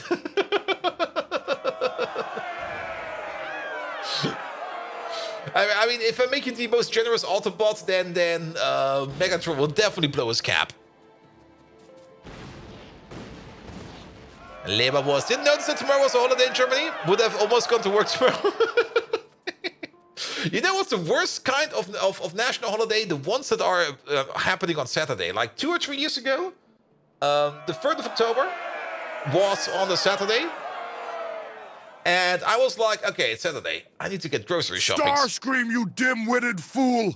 How many times must I berate you for your incompetence? You can't even handle a simple prompt correctly. Nope. Is it too much to ask for you to follow instructions and get things done properly? I should have known better than to rely on you for anything. You're nothing more than a liability to the Decepticons. I should have let the Autobots deal with you long ago. Now go and fix your mistakes, and don't you dare come back until you can do so without making a fool of yourself. Nickel plate 2.8 requester. We don't have a 2.8 provider. We're gonna make a nickel plate 2.8 provider. We got another 2.8 requester. Oh yeah, we do. You kind of got generic to take 2 more vacation days, not enough work, and I don't want to just sit down all the time. I see. Or when you live in Berlin, where you just don't get bank holidays. Yeah, Berlin, if Berlin really does not get that many holidays. And I'm also not quite sure if they even get the holiday that is tomorrow. Titanium. 2.8. We've got a 2.8 provider. Requester. There we go. Don't have to try for that either. Good. And Berlin is pretty awful city, to be fair. Yeah, I was there once. Didn't really like it. What's that name? Alexander Sprivat Luciano. Alright. Titanium, copper, nickel, duralumin, antimony oxide. This will be the oxide. Antimony and oxide. Did we never name the station? Did we never name you? But nevertheless, what was going on about? Yes, we never named you. Like 2 or 3 years ago, they were like the National Day of Unity in Germany, the Day of Unification was on a Saturday. And I was just like about to leave my apartment, and I already had like everything on me that I need to get groceries. And my neighbor came around and was like, going shopping, I see. And I was like, yeah, have fun. And I'm like, okay. And then I went all the way to the shop, and then I realized, oh, that fucking bastard. He fucking knew. The shop's fucking closed.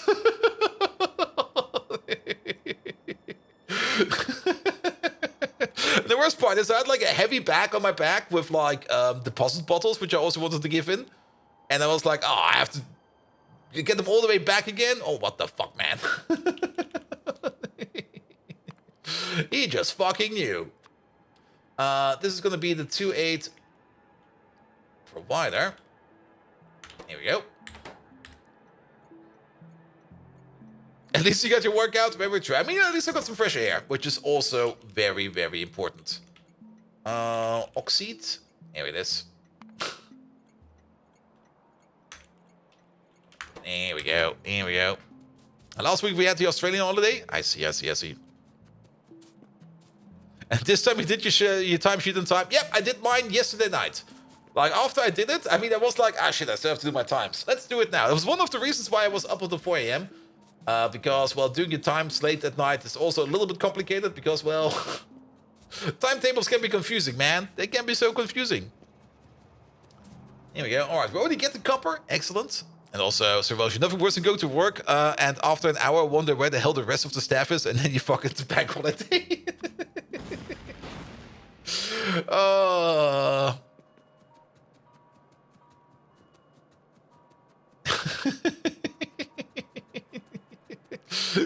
Yeah. Also, the best time to work, in my opinion, is still like between Christmas and New Year's. Because you just show up late to work, nobody cares because nobody is there. There's nothing to do, which means you can usually spend your time on whatever the fuck you want. And basically, you leave early and still nobody cares. All right. We need a couple of trains. And these trains will probably also require fueling and stuff like that. We are also missing a wagon over here. And that is probably also due to these guys over here not being that super duper fast about shit. And that is very annoying that you are missing. Are we not making you? Do we not have you in storage? We do not have you in storage because we are missing shafts. And we're basically working on the requirements to make more shafts. So you are missing, well, you're missing a shaft. And to get a shaft, we are missing the antimony stuff, the alloy stuff. The alloy stuff, I mean, we did fix it a bit. There is a little bit of it going down over here. Where's it going? Is it being consumed over here? It is being consumed over here into other shafts over here, and they are being picked up. And also, if they're not being consumed in the shafts, there we go. There's 608 over there. Let's maybe not set the limit over there. Are you coming or are you stuck? Oh, wait. That sets the limit of 0. Set it to 1. Let's order this train over to bring over these materials to the mall, and it'll be fine. Someone got shafted? Definitely somebody got shafted. I mean, that's usually how it goes. Good. While we wait for those trains to move, we are just going to connect up the copper machine over there all the way to the other side. Now we just have to take a quick peek over here, because we need that stuff not over here. We need it further at the bottom. So that's why we have more or less this area over here. This will just be for belt transits. Good. And you over there, you need copper. Any belt will do. So let's take you. And you got, actually, you know what? Nah, we're going to use a splitter. It'll be fine. Using a splitter will be fine. It will just back up. I was kind of thinking about maybe just like going around and flipping the belt. But then we would need to flip a belt. And I'm not really in the mood to flip a belt. So we're not flipping belts today. Here we go. Here we go. That's connected. Good. You get your copper. Duralamine. Duralamine is definitely also something that we do need to improve upon. I mean, we're making aluminum over there. And we're making the copper over there. We just need to combine them up and make the duralamine. So we're also going to be working on that alloy today. And then it also does seem that we do need a whole bunch of these trains over here. Has the other one already arrived over there? He will be parking himself over there. There he is. He's full. Go to the requester, which is going into the mall. Perfect. Then we don't need to worry about that. Yeah, shafts are being picked up over here, but you can see they're being picked up all the way over here by this spot over there. It will take some time to get all the way over there, but they are being brought over. So I'm not quite sure. Wait, that's the wrong machine. I'm not quite sure who is currently requesting that shaft. You are requesting a shaft. You are not. And train-wise, we're also fine. So yeah, it should all go into there. But yeah, all the reason to work on this, because we do need more of that. In the meantime, this over here, that's going to be the duralamine. Well, the duralamine goes the same way. Here we go. We're going to keep a gap like this. And I kind of build these machines upside down. Well, so be it. Shit happens. You'll be over there. Cut you. You go into there.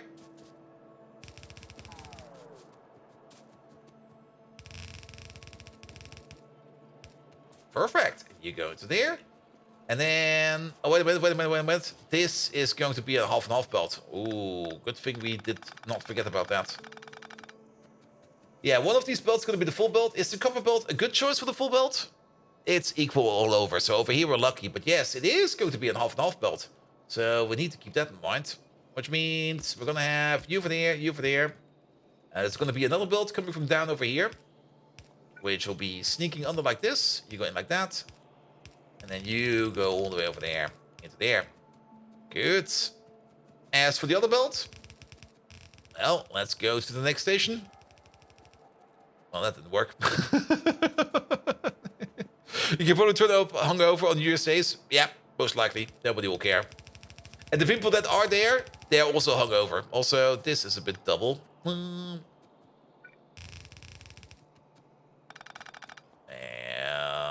I missed the station.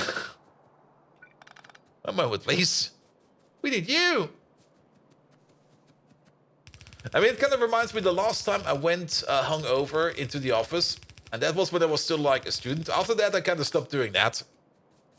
But it was also a bit of a slow day because we already knew that most of the office would be out of the office as they were like on location client side. And this was still with the previous company. And basically, I came in to work already severely hungover. And my other coworker, who I've been drinking with the day before, also came in severely hungover. And we were both sitting at our desk working, or at least trying to work, or pretending to work. I'm not quite sure what the correct term would be over there. We tried to do something. And at some point in time, I was just sitting there working, and I was like, ugh, I feel super tired. You know what? Let's maybe check up on my coworker. If he will probably not notice that I'm taking a nap. So I look over my shoulder. He was sitting behind me. And I notice he is sleeping in his chair, dead asleep. And I'm like, all right, I'm also going to do that. And then I also fell asleep. Only to be woken up, I think. I'm not quite sure how long it was later. But at some point in time, I woke up. And there was this delivery guy standing in our room. And he looked kind of shocked. He was like, is this everything okay? And I'm like, huh? Oh, yeah, everything is fine. Everything is fine. I'll take that package, please. And the only thing he saw was, like, me and my coworker just sleeping in our chairs, completely exhausted. You met the Deadpool cosplayer at the gas station today? Ooh, nice. All right. Another double belt, please. Over here somewhere. And over there somewhere. I mean, it is Halloween, so people will be dressing up. And there will also be a lot of drinking. So enjoy it while you can. Alright, you go into there. Done. And then the other one will be coming from over there. It's Halloween, it's semi-expected, yes. But still, like, it's still very, very different here in Europe with Halloween. I mean, most people do kind of catch on and do something Halloween-y, but the whole trick-or-treat thingy, yeah, that doesn't happen over here. Or at least it really... Well, some places do it, but yeah, over here it doesn't happen. All right. Is the train ready now? The train is ready now. What are we going to be picking up first? Titanium? Let's do titanium. 2.8 provider. 2.8 requester. Full. Empty. Get the fuck out of here. All right. Then, duralumin. Need to do that as well. We could order up the little shitty duralumin train, but I don't really want to do that. As for nickel, we do have a kind of big nickel smelter. Where is that thing? There it is. Sitting over here, but currently only operating on a 1-4 train. And I guess we got... Yeah, let's look for equal. That's easier. 1-4 requesters. We do got some random 1-4 requesters out there. So what we it's also currently not operating. Wait, what's going on over here? It's most likely because we're backed up on something. Let's see. You're missing items. Your output is full. Yeah, gravel. I think it's the issue. No, it's sand. Of all things, it is sand. Which is not being picked up at the moment.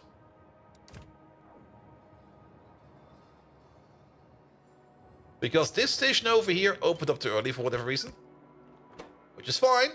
It will be 16,000.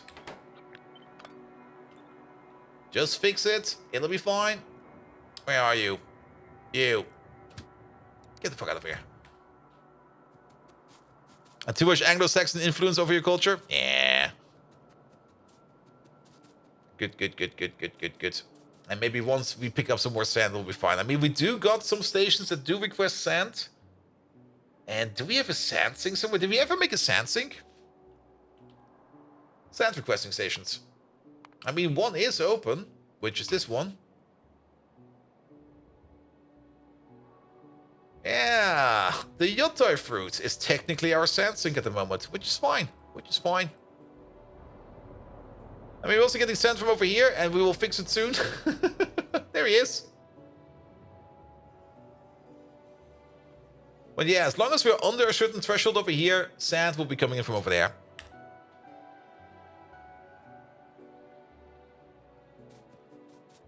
And fine or fine? Most likely fine. Sorry, what? I probably missed it, Acronymus.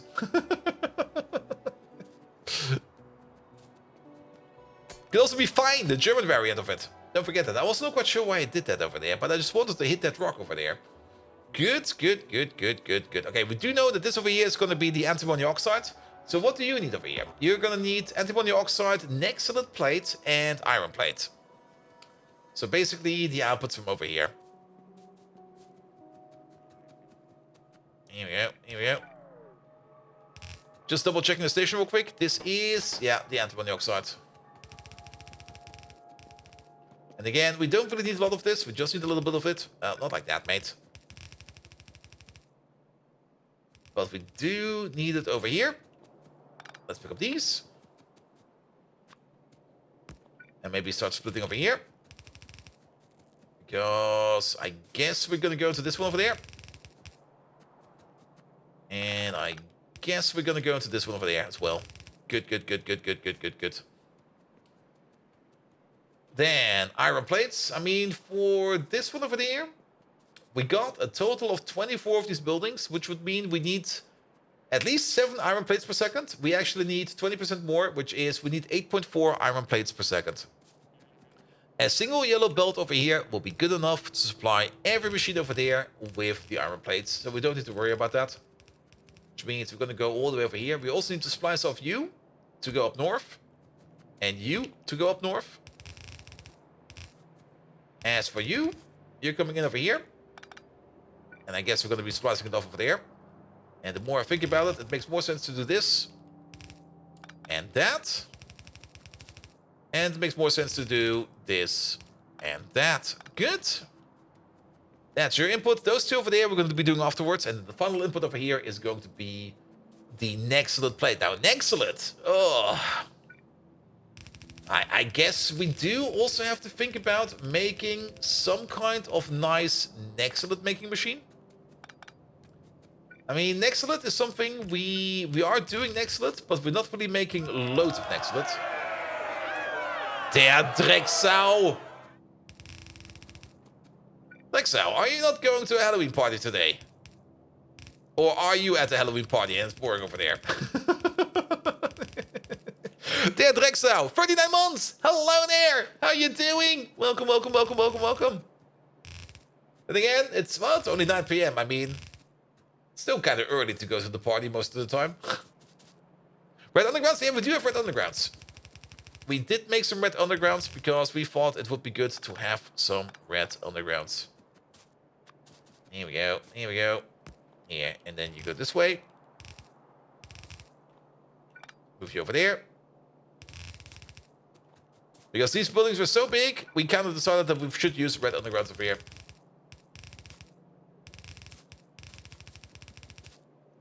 Ah, that doesn't fit. But 39 months, yeah. Amazing, man. Thank you so much for that. Good, good, good, good, good, good, good. And this thing over there. I guess we're going to be splitting you off over here. So let's make some space over there. You like this, you like that, you like this. And that's that. Good, done. Perfect. Ah, shit, we do need to flip the output belts. Oh, no.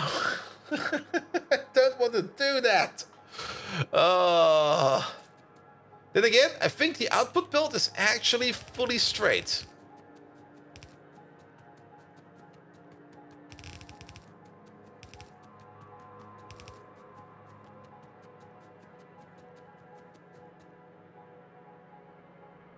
No, the output belt is not fully straight. It's crooked.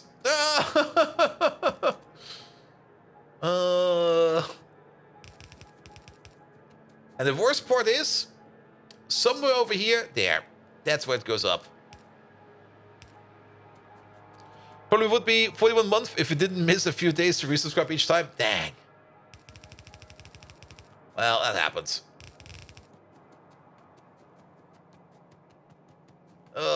Yeah, flipping this bot over here is super duper annoying because we can't see shit. Okay, that's where we use the bot over there.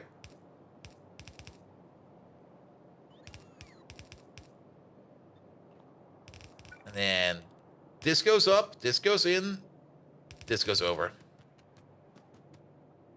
And then you're straight all the way. Is this connection over there good? The connection over there is good. We might just delete this belt and copy paste it over. I think that's easier. I actually do think that is easier. I mean, we do have the bots over here, and then we don't need to fuck around with it with our fingers. So make a deconstruction plan over here. We're gonna copy paste over this thing. Belt only, so delete everything that's not belt. Belt only. This way around, we can also have a look at this. If this thing over here is working as intended, and we can immediately say, no, it's not. Let's put you over here for a second. There we go. Because this part over here is not going correct. Oh god, where the fuck is that part? That is...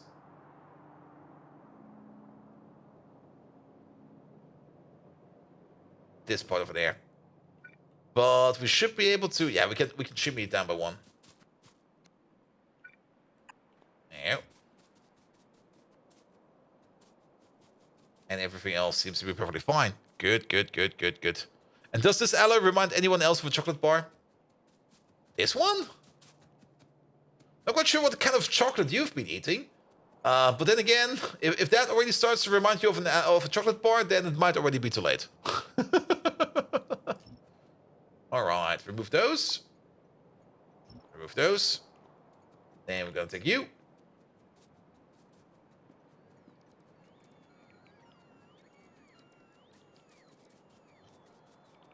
There we go.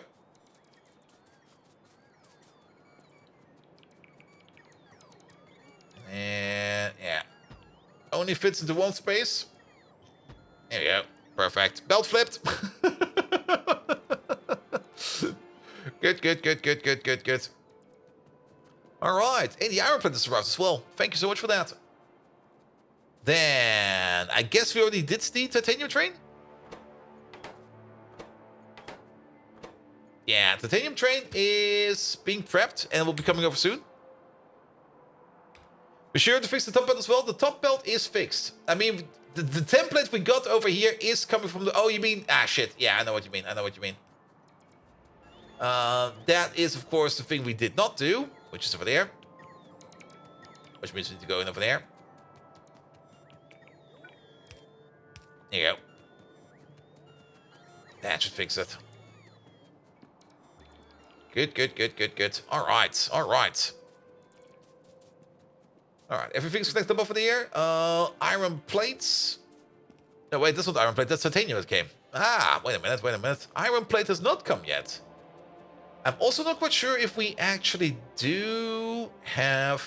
wait a minute. Yeah, that's correct, that's correct. Ah, we are not getting iron plate yet. We are not ordering iron plate yet. That's why. Good, that's the oxide. That's the oxide. Good. And this one over there could be Ion. Iron plate 2.8 requester.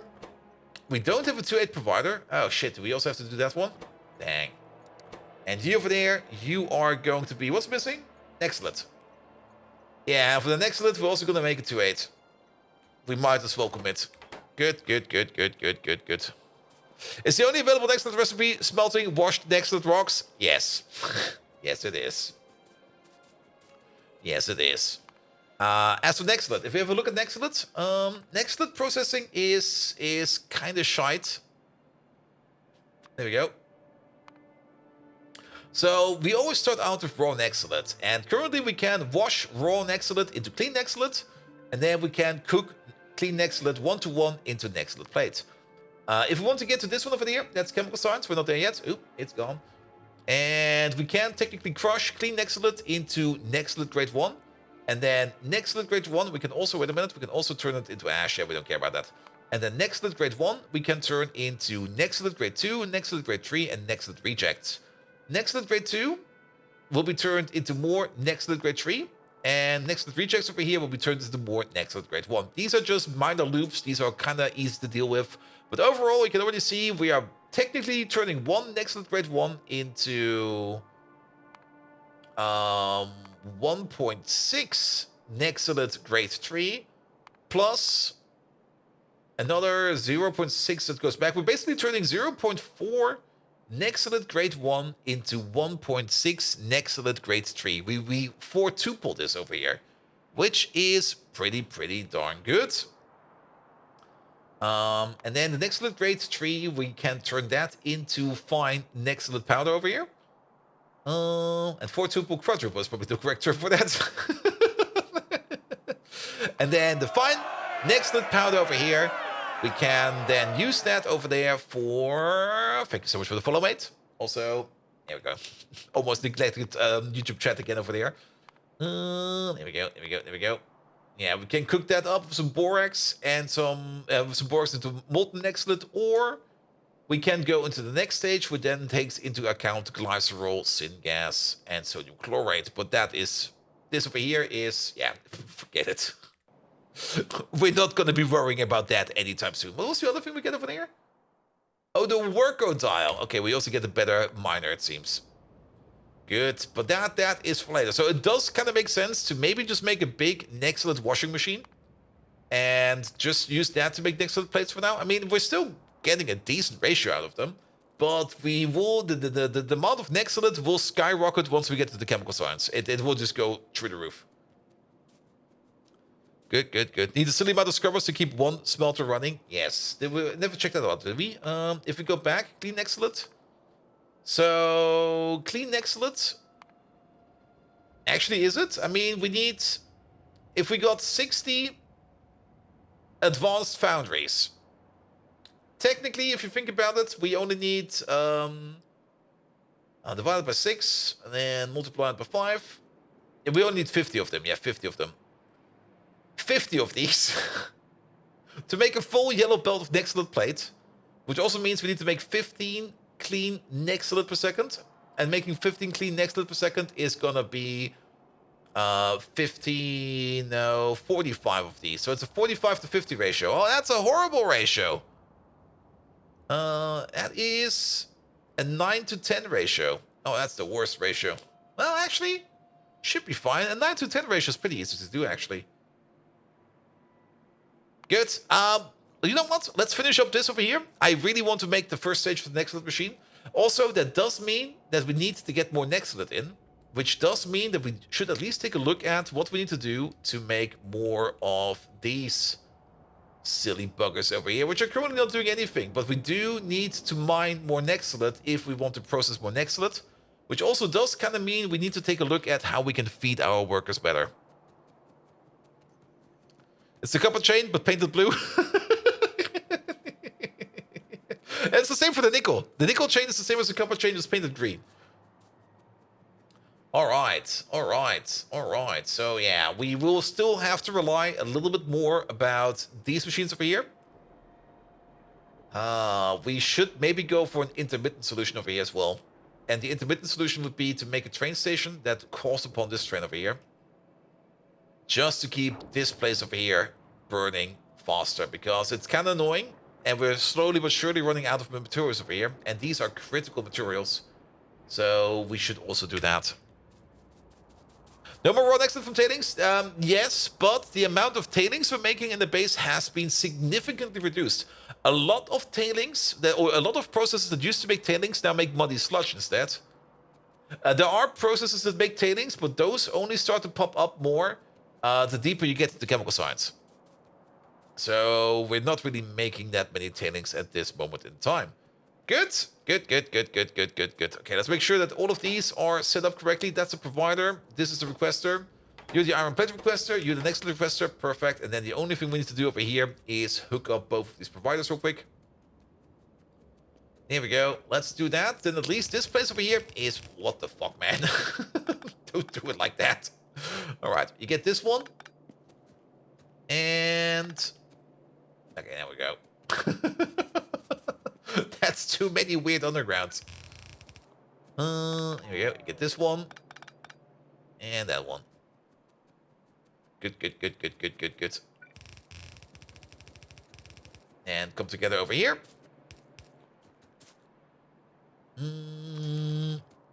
Also... Okay, it's fine. Good. Also, making a ton of sand will be fine. Also, this is not the angle we want to go in here. Let's build a reverse real quick, because we know where we want to get out of. And that's going to be this one and this one. And we also still want to make an additional facility over here, which we haven't even touched yet. Because we still need to make the intermittent alloy as well. But let's maybe skip on that for now, as we are still working on the requirements over here. We have enough space over here to make the machine we want to make, but I really do want to see a excellent making machine, a bigger excellent making machine in action. So let's work on that. And we should... Ooh, perfect.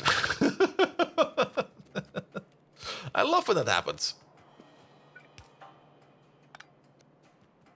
Good. So technically, this place over here, ready to go. Now, there's one thing we do need to keep in mind, and that is the Digosaurus. Wherever the fuck that thing is. Is he over here? I'll have to figure that one out. Let's take you real quick. Also lovely to see that the tin trays have backed up. Could you go over there and then go back to your provider? Let's also have a quick look at tin over here. Yeah, that's looking pretty darn good. Lovely. And solder over here, that's also looking pretty darn good. Very lovely. As well as tin over here for you. It's not backing up, but it's also not working entirely. Wait a minute, what's going on? Oh, because we're backed up. Perfect. So that's wonderful as well. How's fish?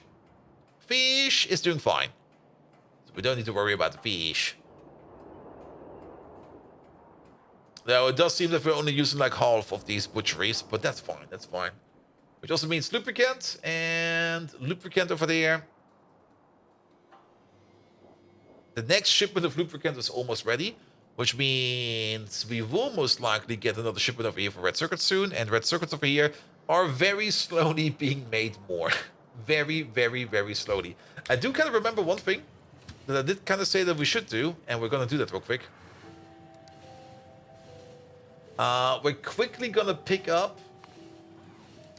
a bunch of red circuits so that we can already automate the construction of the nuclear power plant, as well as the centrifuges and the particle accelerators, which we need for the nuclear processing.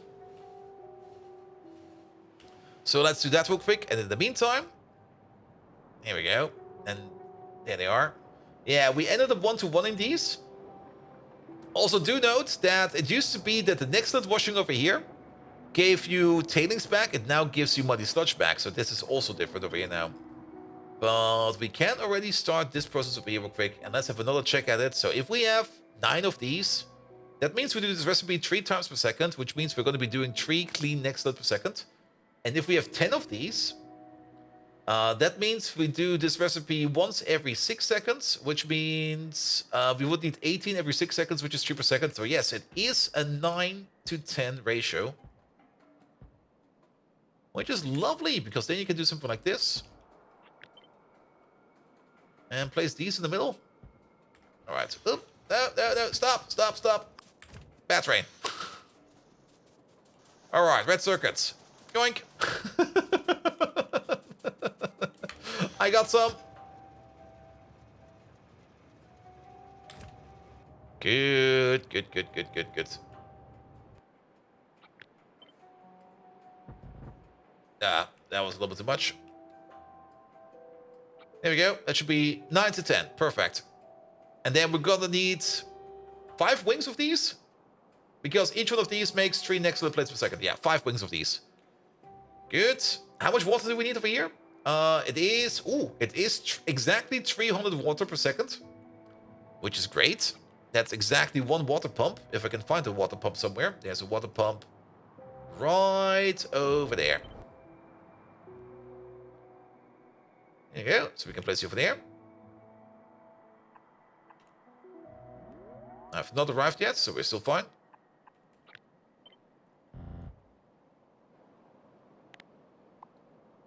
No. Here we go. Then the muddy sludge goes somewhere. We make the same amount of sludge. We make the same amount of sludge. There we go. Really thought it was always muddy water? No, it used to be. I mean, muddy water got introduced in alternative energy. Back then, in alien life, everything was always tailings. And everything made tailings. Absolutely everything made tailings. There we go. Have some red circuits over here. There we go. There we go. All right. You there. Yes, you. We need a particle accelerator. Oh, that still requires motors. Well, fuck. We might be able to make motors inside from this one, in this place, but it'll be fine. And then we're gonna need the nuclear reactor. Okay, maybe don't order up that much. Yeah, maybe let's put this in by hand real quick. Titanium, and I like order this up like 200. 200 is fine. And then circuits. Same thing, like 200 as well. Also, what was that over here? Limno circulation cluster. All right. Then what else do we need? Stainless steel and concrete. Stainless steel. Yeah, also order up 200. And concrete. No more concrete or good concrete? No more concrete. And motors aren't too hard to make in the mall. Yeah, I think we already said that we wanted to do that. Electric engines. Where are they? There they are. Yeah, we already have lubrication over here. Rotors and stators. Let's also set it up real quick. Oh, they do require more shafts. Well then. Rotors. Stators. You over there, you make copper wire. If we can find it there somewhere. It must be in here. Here we go. Copper wire. Order up like at least 200 copper plates. You over here, yeah, you can order up copper wire. Maybe we just bring you some over every now and then, but it will be coming from over here. You do need like 20 copper wire per second. This machine over here is not going to be running at speed. Also, keep in mind, if you keep the crafting time of the shaft in mind, a shaft, I think, takes 20 seconds to make. This is fine. This is fine. And this is only for more supply. At some point in time, we will be supplying this from the outside as well with engines. But just for now, just so that we have like something going along, we just set up like a small engine setup right over there. Good. And then just add lubrication. And lubrication is going to be coming from all the way over there. Actually, the lubrication pipe is over here somewhere. There it is.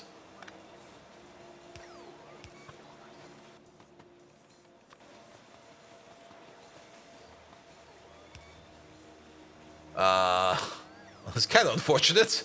Wait a minute.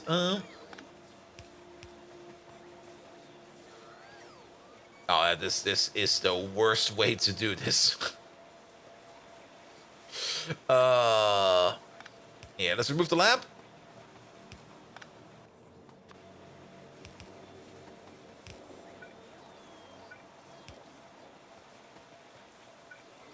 There we go. There we go. Perfect. It's not fast, but it works without causing brain explosions. Very true, very true. And, I mean, at some point in time, we will need more of these.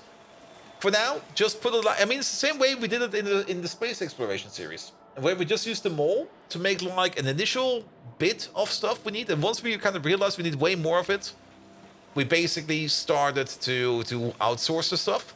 And just for now, to make things that we need in here, this will be perfectly fine. This will be perfectly fine. Good. Before we jump over, let's have a quick look at the uranium tree again. So, uranium ore, it goes into a jaw crusher, it goes into an impact crusher, it goes into a secondary crusher. We have all of those machines. Leaching stations, not quite sure, we have to check. Agitators, definitely we have. Leaching stations again, agitators again.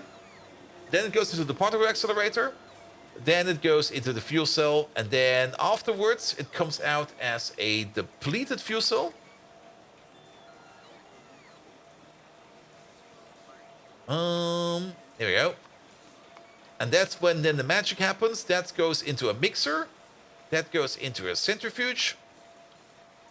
Centrifuge again. Evaporator. And then it goes again in the particle accelerator. So the only thing we have to check up is if we have the leaching stations. We do have leaching stations. So we're making everything we need to make or to automate the process over here of uranium processing. Good. Reactors, stack size, probably 1. Yeah, make up to 4. I'm still surprised you have so few trains coming through my mall. Yes, and also these stations over here are mostly just the bigger variants of these over here. You really don't need that much stuff to keep things going over here. Good. Did we... No, the iron station we also don't have yet. Good. Alright, in the meantime, let's quickly design a big Nextlet processor. Now, this one over here is going to have the target of 15 clean Nextlet per second. There's the issue. This is fine. Let's move you apart because, of course, melting the clean Nextlet should only be the secondary option. If we need to make a system over here where we can put it out on a belt and feed it in here only if we want to. And I think the best way of doing that is by doing it the following way. We're going to use loaders over here. And we're going to use something like this over here. Except over there, of course. And we're just going to be on our merry way over here in just moving stuff off the machine over here into loaders on a belt for now. Good. And then this stuff just goes... This goes to the export station. Now, these machines will be straight underneath over here. And they will be all connected over here by means of an inserter. And let's place these inserters over here. Because then technically, each one of these always gets like the maximum they can pick up from over here.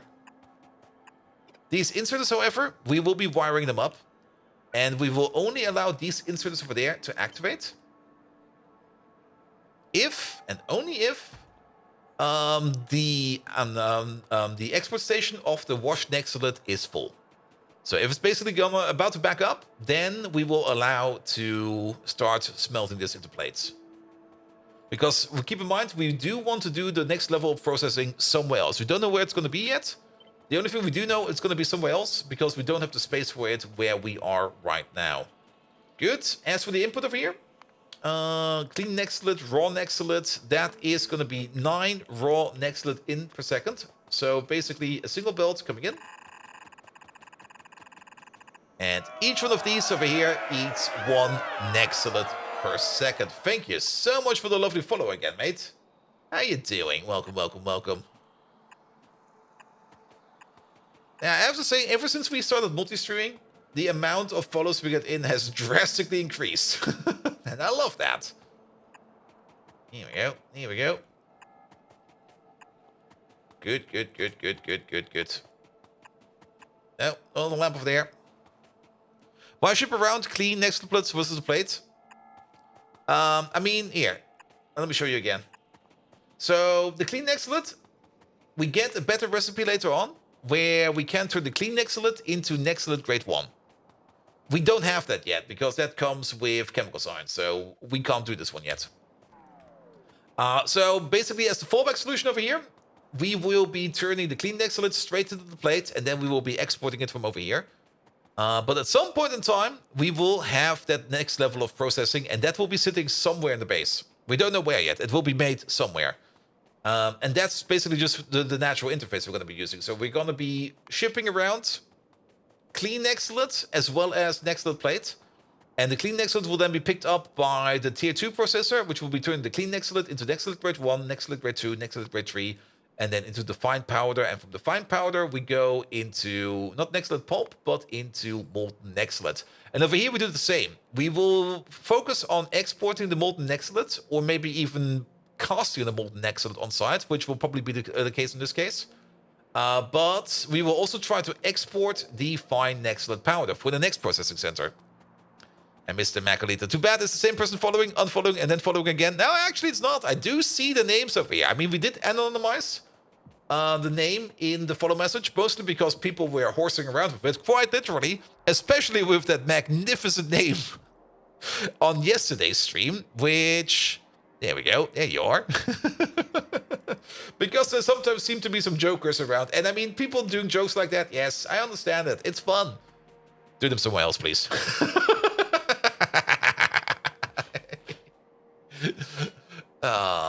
Here we go. Here we go. Good. All right. And then we also get the next output over there. And you know what? This over there is going to be the same setup, because why not use the same setup over here?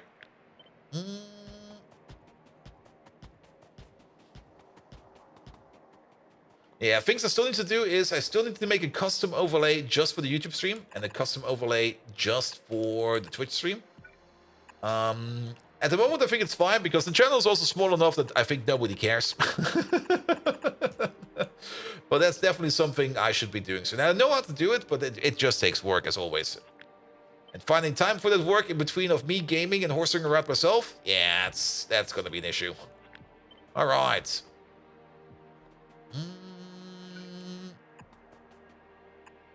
Yeah, let's do something like this. Megatron, do you ever horse around? Flashgo, I still have your troll account where a streamer I liked had an open music request and there were still good songs, just not once over the request on my main. Yeah, I mean, I get why people do it, and it's not something. I mean, it is always a little bit annoying, but so be it. There will always be people that annoy. It's a universal constant. That's usually how it goes. Good. So another Viking is not actually a user. Too bad. Horse around, you say? Starscream, I, Megatron, the mighty leader of the Decepticons, do not indulge in such frivolous activities. I am not some common equine to frolic and prance about. My time is far too valuable to be wasted on such nonsense. I am focused on the conquest of the Autobots and the domination of the universe. I leave the horseplay to the feeble-minded and the weak. Now get back to work, Starscream, and stop wasting my time with your absurd questions. Oh, I can order. Quick, add some knuppers in there. Knuppers.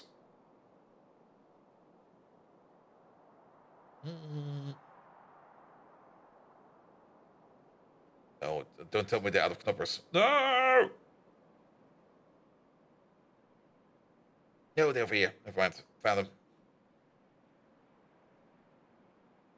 Oh, we definitely want the Nate Light knuppers. Where is it?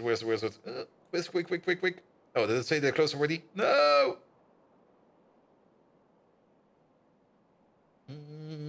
Knuppers. They're open. Order.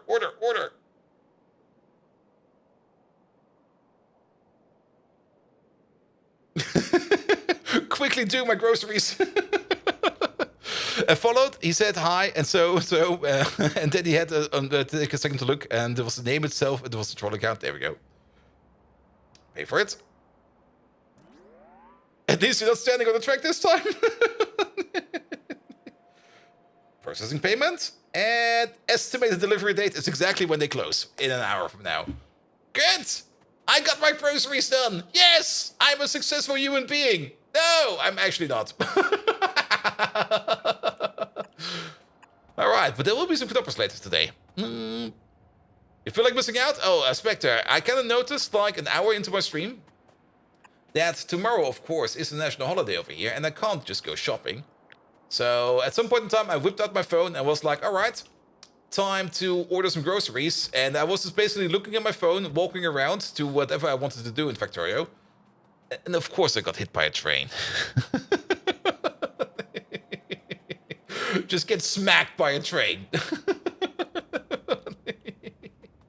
Alright. This will be the next washing station. However, there is a couple more things we need to think about this over there. Let's put in... We're making 300... What's it called again? Muddy sludge over here, which we do need to process, and I do want to process it. So let's find ourselves an evaporator. In total, we're making 1,500 muddy sludge per second. And that is a lot of evaporation we need to be doing to turning that back into biomass. Evaporators. Evaporator.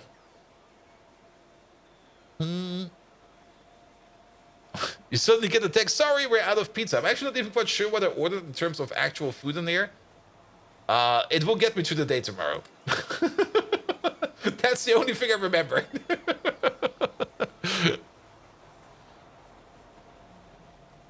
Here we go. Alright, put you over there. Mega box time. Ooh, plutonium oxides. Yeah, 4 of these consume 250 each. Okay, we need 5 of these then at the end of each row to compensate for the muddy sludge. And no, we were not just going to be sinking the muddy sludge. I do kind of want to recycle it. So we're recycling it. Here we go. We could think about... Nah, I don't think we need to worry about pipe speeds over here. I think we'll be fine. So 4 of these consume 250. That means each one of these consumes 62.75. Maybe. Each one of these consumes a little bit over 60, or over 60. That's the most important part. And as long as it's over 60, that means 5 of these are consuming 300. That's the number we need. Here we go. And Lucky Luke, have a good night rest, mate. Thank you so much for coming over right again, guys. Please do leave Lucky Luke a lovely follow. Check him out. And Lucky Luke, have a good night. Here we go. And then you for there, you for there, you for there, you for there, and you for there. Connect them all up. Good. And that is the muddy sludge processing. Muddy sludge into biomass. And from biomass, well, I think we will just be exporting it. It's also not really going to be making that much biomass. I mean, it's going to be making a total of, well, if all of these are running at full speed, that would be about 6 biomass per second. There we go.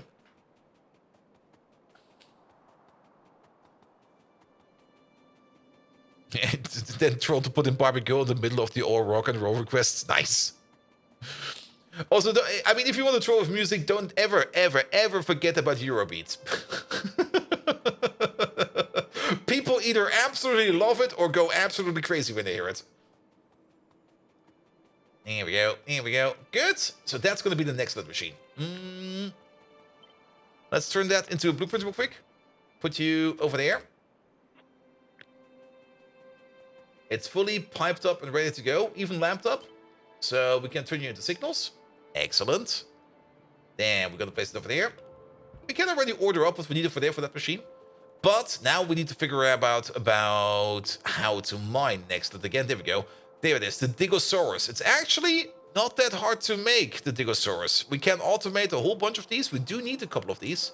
I'm actually not quite sure if we even want to automate these or just bring over everything we need and just drop it into the machine. It's petri dishes, moss gene samples, generic earth DNA, titanium plates, and saline water. We do need 4 per mine. And we might just want to go over here real quick and check out the dig site again. Because I'm not quite sure how exactly they work again. How far is the tier 2 digger? That's chemical science. We get the tier 2 digger the moment we go into... No.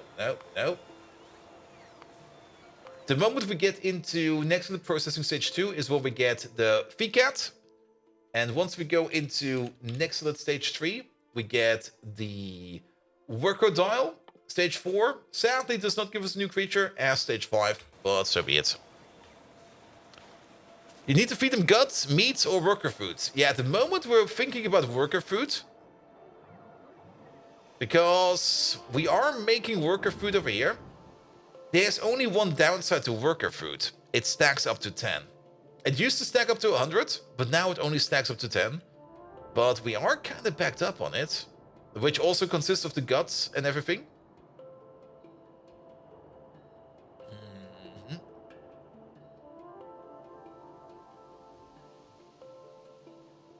He knew it was one of the dragons, he just didn't know who.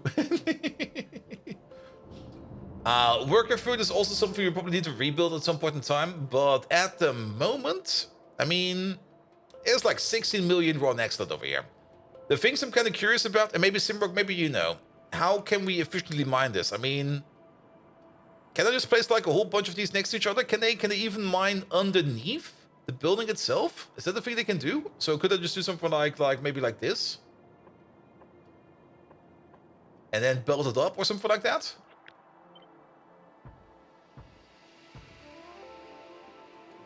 Will this work?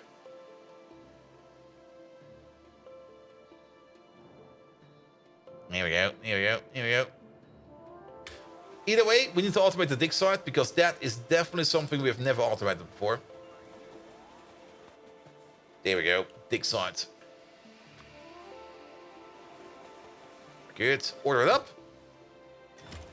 Excuse me. Wait a minute. Order it up.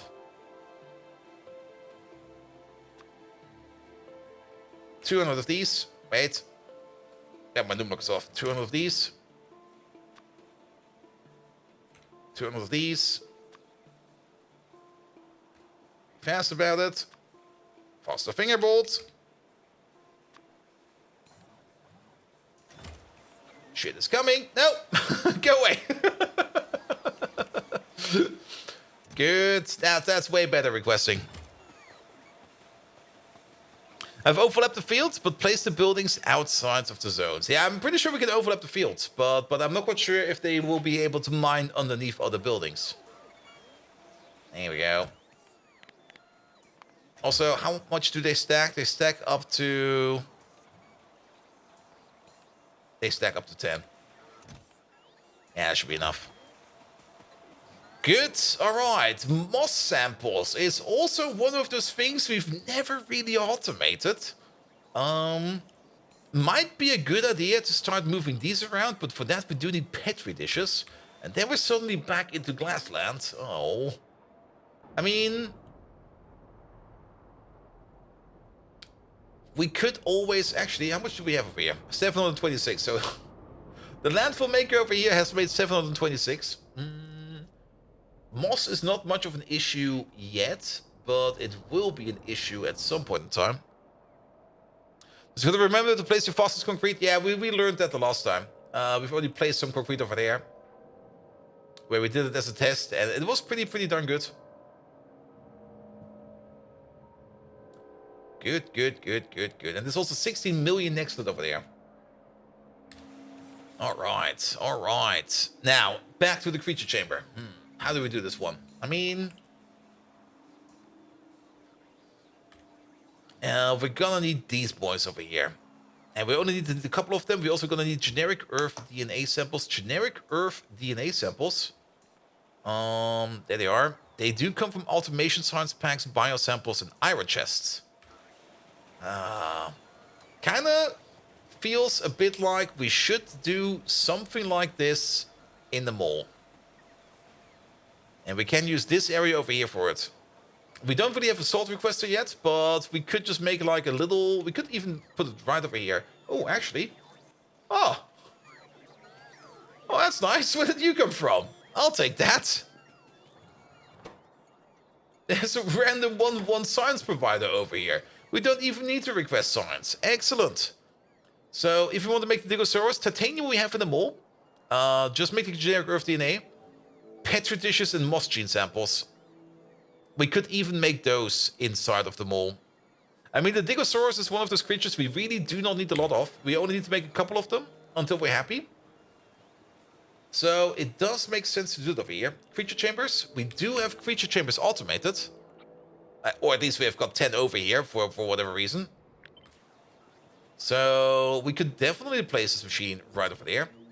Then we're also going to need a place where we can make generic Earth DNA. Let's place it over there. Car. Okay, get out of here. Good. And the more I think about it... Here we go. Let's do something like this.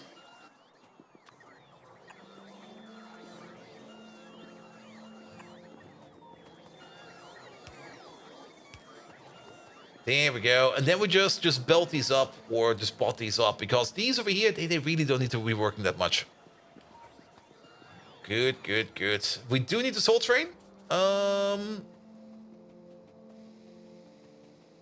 we don't have any landfill on us. Can we still get, like... no. Maybe from over here? No. There's a glass train, a titanium train.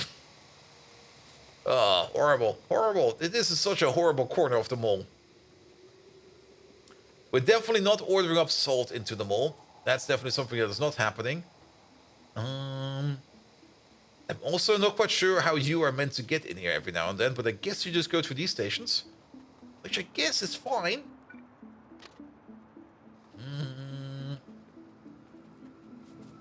And if we use this over here as a generic leaf station... Yeah, let's add a bit to the chaos.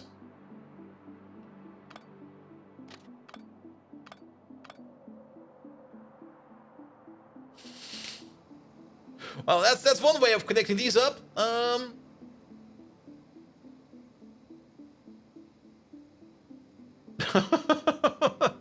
Horrible. Absolutely horrible. This could work.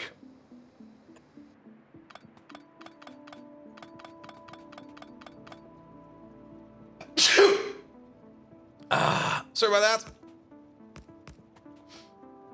Alright. Nah, this won't work. This won't work. Maybe place it somewhere else.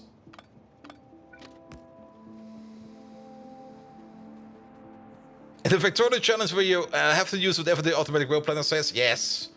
So, I mean... if you just build generously enough, it will be fine. I mean, a thing like that would definitely work, but yeah, no.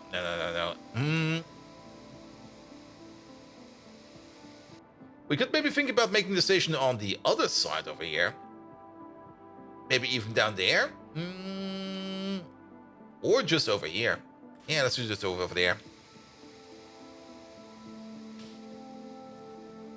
There we go. I mean, we can just... I mean, the salt...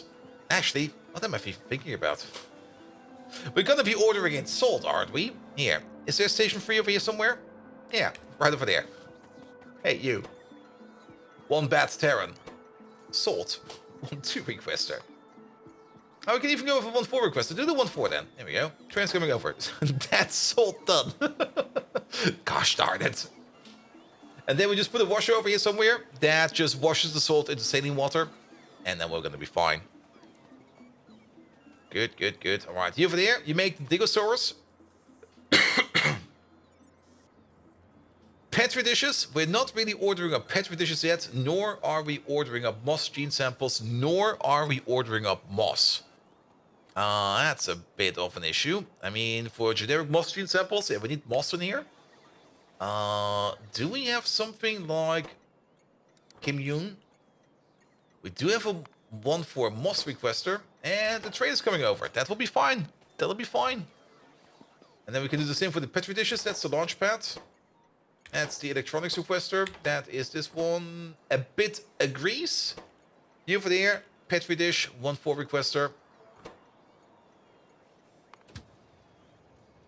If I ask you over, you'll be going over there. I mean, we don't really need that many petri dishes. Just bring these over. It'll be fine. It'll be fine. What about that empty rail? You mean this one over there? We do need this because this train over here is coming quite often, as you can see. As this one is bringing over plants, and he does need to be able to leave somewhere. And technically, these are two provider stations, and you can more or less assume that in the provider station there will always be a train stuck forever. You can more or less assume that. So if this train over here has no way to go and get out, he will get stuck over here. Now, technically, it would be a requester, very true, but we found some space down there, so we don't need to worry about that. We do need to automate these data arrays. So let's find us an empty assembler over there. Here's one. Data array. How much are you ordering up? That's fine. Good, good, good, good, good.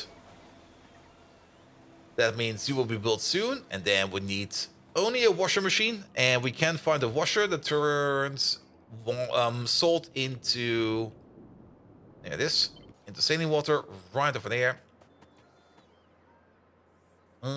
Maybe over there somewhere?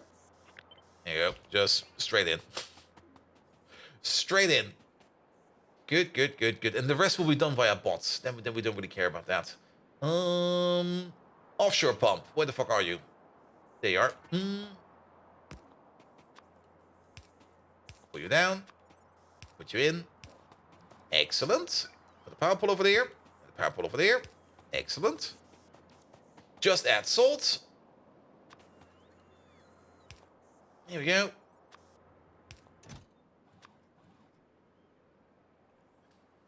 Here it is. And order up like 500. 500 will be fine. Good. This should be coming soon. And then the rest of this is just something you need to order up from over there. Yeah, that's fine. Oh, you're even getting some generic earth DNA from somewhere. That's fine. Good, good, good, good, good, good, good. There we go. Either the salt train has already arrived, or... Nah, the salt train has already arrived. Here we go. I'm a little bit surprised about the washer over here. Is nobody bringing over a washer?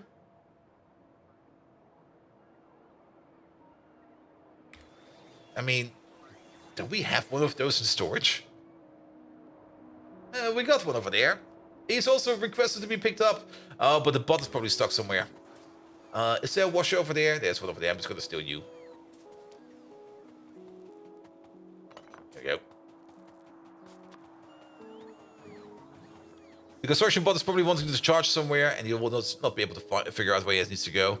Good. You do need like 5 salt per second, but with this machine over here, it's only going to be running like once every 120 seconds. So this is more than enough to supply one of these. Absolutely more than enough. It also seems to have some moss gene samples in storage somewhere, which is fine. If we want to make our own moss gene samples in here, we will need the gene lab. We will be able to find the gene lab right over there with the correct recipe in tow. Let's place you over there. Here we go. Let's hope that this one over here will also not really take forever to be brought over. It will probably. It most likely will. There he is. Okay, he's coming over. But if he decides to charge in this bundle over there, he will never come over.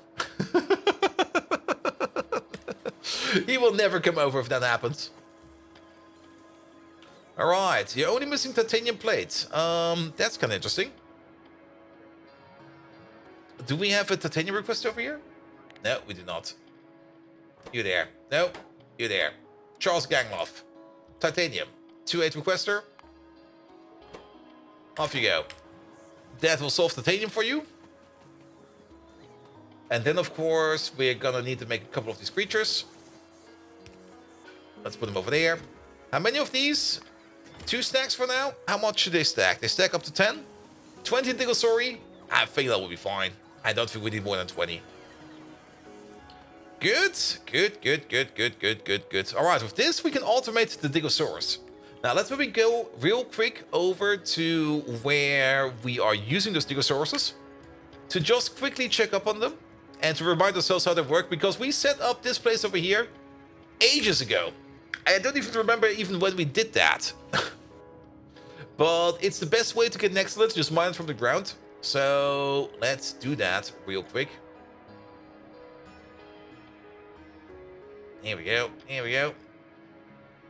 And at some point in time, this construction over there will be done.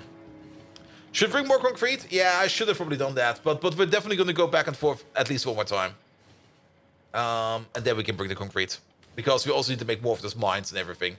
The thing I'm currently mostly interested in, is how does the worker food work again? Like, I think if we look at the machine itself, we will see like an overview of what we can feed them and how good every food will be. And that's the one we're going to take as a decision. If we take a look in here real quick, worker food, there it is. It doesn't say anything in here, but worker food is made out of the only complicated, the only complicated part in worker food is starch. And we've already been looking at this one, so let's queue it up for later. Starch is definitely something we want to do, because then we can also use our sodium sulfate, our fiberboard build, and then maybe not the powder of Alicia, the guar beans is definitely better for that. Yeah, I do know that worker food is better than meat, is better than guts, but I don't really remember how big the difference was. Or if it would be good if we could just think about just giving them meat, because we also do have endless amounts of meat. We could even think about doing both. Like, have set up a system that brings in worker food and have a system that brings in meat. There we go. There we go. Perfect. That's exactly what I was looking for. So if you give them guts, they give you 1 ore. If you give them meat, they give you 2 ores. If you give them worker food, you get 8 ores. Quality worker food 16, deluxe worker food 32. That basically affects how fast this machine over here can work.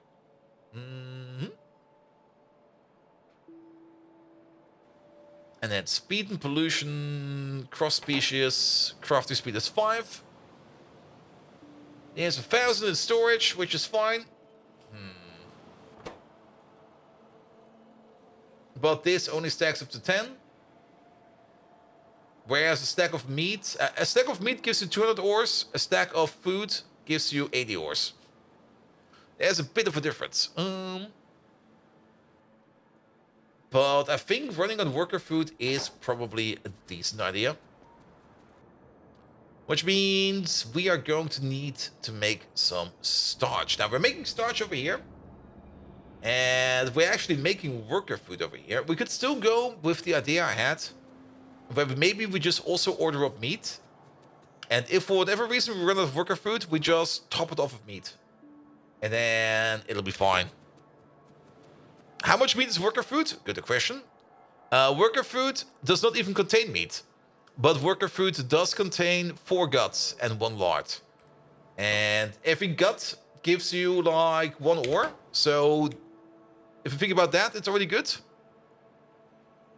Vegan dinos? Well, there's lard in there, there's guts in there, and there's skin in there. That's not a vegan option.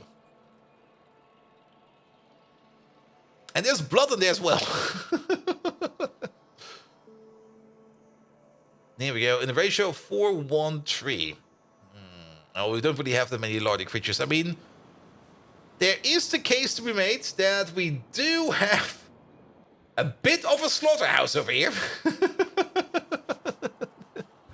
And we do have a bit of everything available. And even things like blood over here, we do have quite a bit.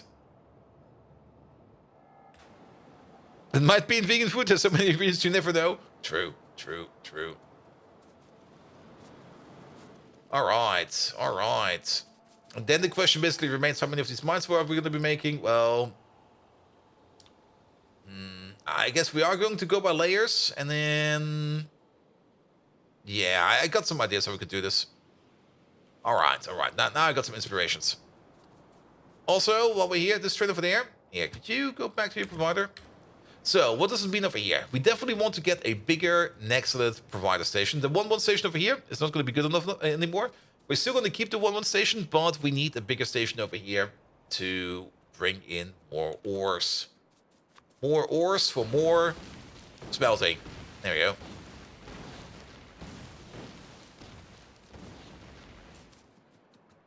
You do have the brain to large recipe. We do have that as well, and we are actually doing it. But once we get into the red brain research booster for there, I don't think we will have any brains left anymore. I think all of those brains will probably be just going up into smoke. I mean, we do have over here, like, if brains really back up, then we do turn them into lard. But lard is also really backed up. I mean, making worker food, the only hard part about worker food at the moment is making starch. And making starch, the recipe we currently have available is this one, which relies on powdered Relicia. And powdered Relicia comes out of 15 Relicia seeds per second. And speaking of Relicia seeds, we do have a Relicia farm sitting right over there. And I think we do export the seeds as well. No, we do not export the seeds yet.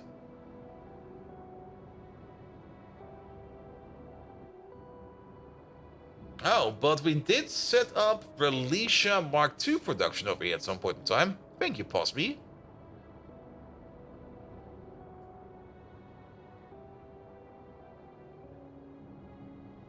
You should have another starch option available. Wait, did I miss one? Yeah, this one. Yeah. We we queued it up. And this one is actually also... Oh, actually, if you think about it... Oh, this one is pretty powerful, actually.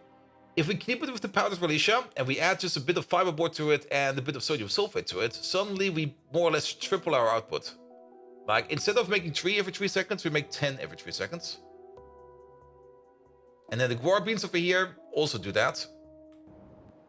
I'm actually not quite sure how many seeds per second we make over here. If these 20 over here would be running at full speed, we would definitely be making more than a yellow belt.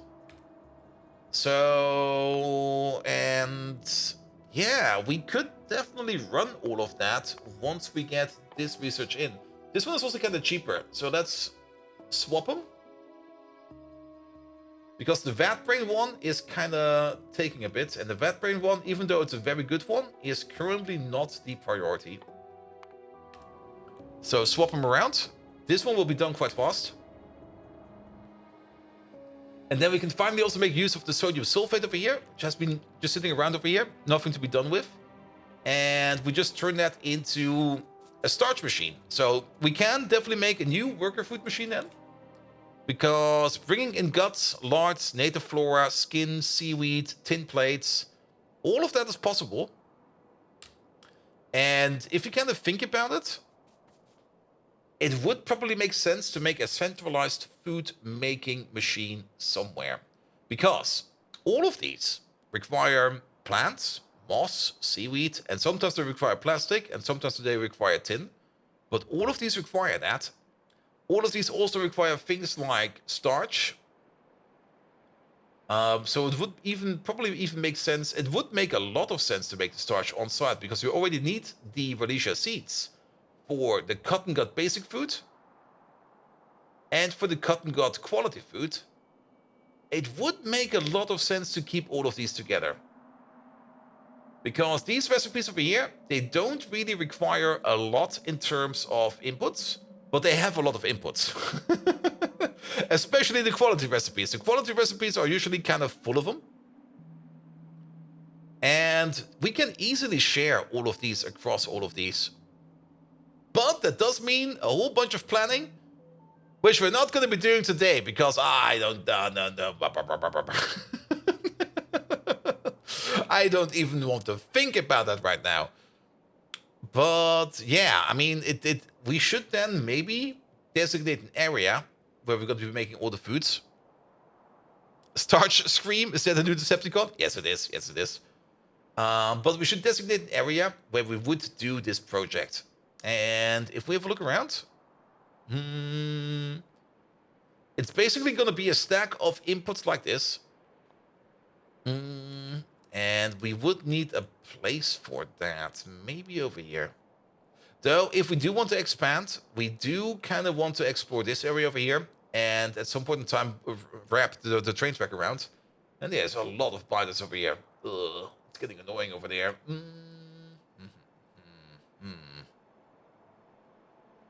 Could also do it over here. But I think expanding in this direction, I think this is a very promising direction to expand in.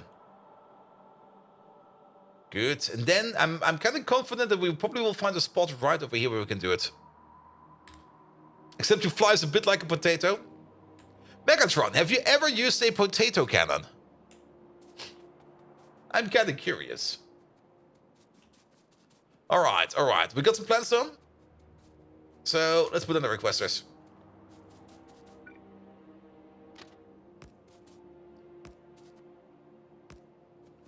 Here we go, here we go. Good. Alright, alright. So, one request over here for worker food.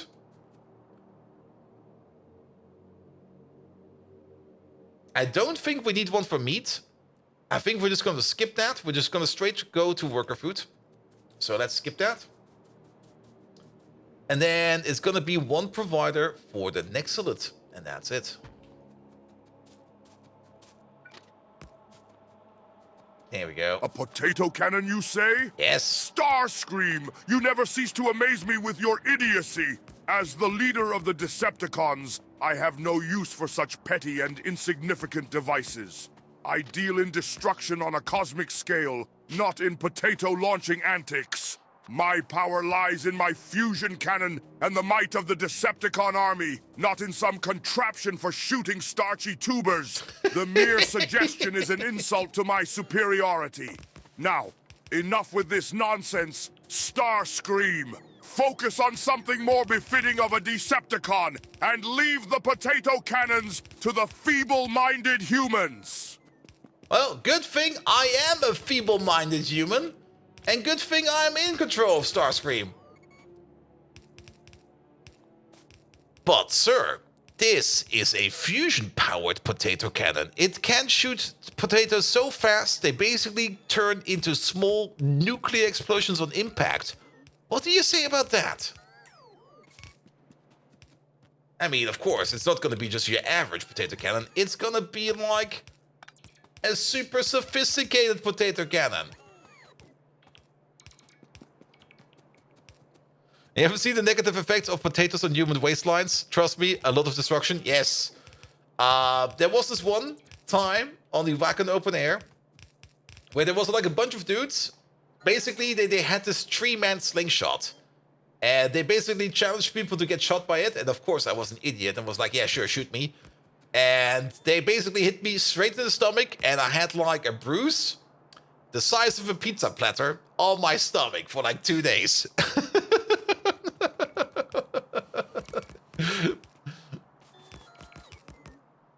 Here we go, here we go.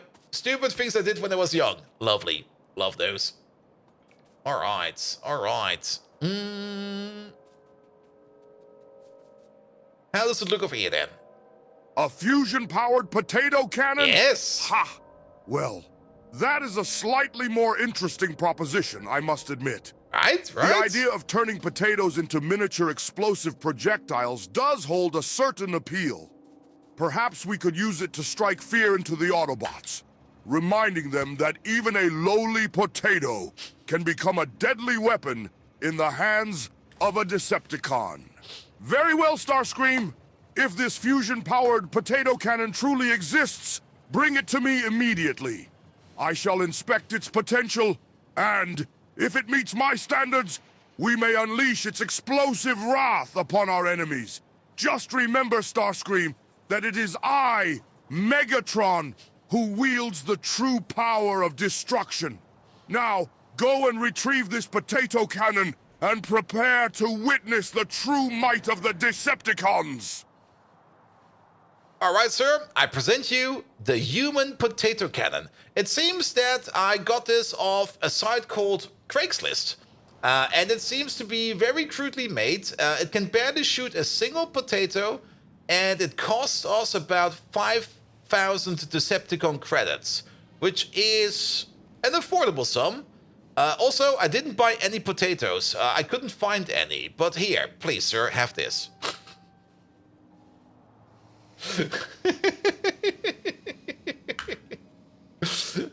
Oof. All right, you leave?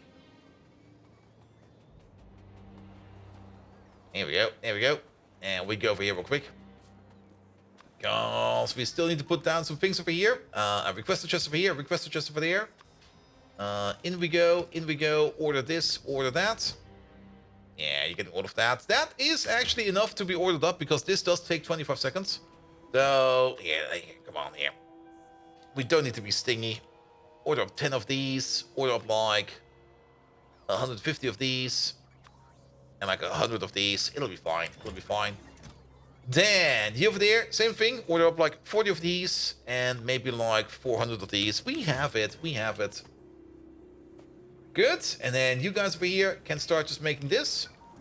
Put it back out over there. Limit this by 1 stack. Did I actually limit you? I did limit you, perfect. And that's also the only thing we're missing. Starscream, you imbecile! What is this pathetic excuse for a potato cannon? It's nothing more than a jumble of scrap metal and duct tape. Yep. How dare you waste my time and our precious Decepticon credits on this worthless contraption? And to add insult to injury, you didn't even think to acquire the most essential component. The potatoes! Yeah, You truly are the epitome of incompetence, Starscream. Now listen closely, you fool. Here we go, here we go. Get rid of this abomination and refund our Decepticon credits immediately. And next time, if you dare to present me with another absurd idea, make sure it is actually worth my attention. Now clean up this mess.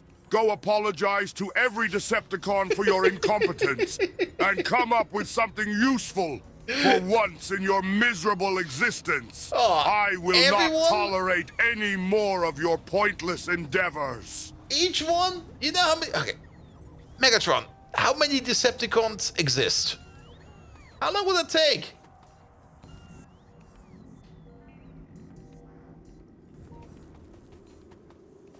There we go, here we go. All right, that thing's done. So we can focus on that sooner or later. Worker food, worker food, worker food, starch. The starch recipe is coming in. You know what, let's work on that. Let's work on that.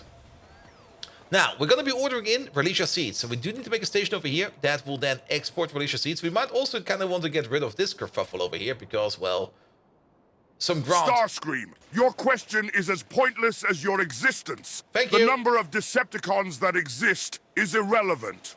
What matters is the strength and determination of those who are loyal to the cause. Quality over quantity, Starscream. I'd rather have a handful of loyal and capable Decepticons by my side than an army of incompetent fools like yourself. Now, enough with these futile inquiries, and focus on proving your worth to the Decepticon cause. But, sir, it seems that you and I are the last two Decepticons remaining. Every other Decepticon out there has been wiped out by the Autobots. Sir, I'm your your most trustworthy ally. I'm the only person, I am the only Decepticon you can rely upon. Sir, how do you feel about that? And then the program just alt F4s itself and goes like, nah, I'm out. I'm out. And Flashgo, you're playing Space Block and you can't seem to keep power up every power. Oof. Yeah, power is important. And be careful of brownouts. Brownouts can definitely cause a lot of damage. Also, fly these boys. Good. Okay, the starch recipe. This one over here. We need a pulp mill for that. Pulp mill's over there. Bring us some pulp mills. How many of these do we need? We need 3 of these. And actually, that's the wrong recipe, but I think it will still be fine because we want to do this recipe over here. Oh, actually, that's not done in the pulp mill. That's done in the solid separator. And then the powdered Felicia, that's done in the pulp mill. And we're going to need 4 of these. I think I picked up 4, perfect. Assault operator is down here somewhere. Pump, pump, pump, pump, pump, pump, pump. There we go. Assault operator. Thank you very much.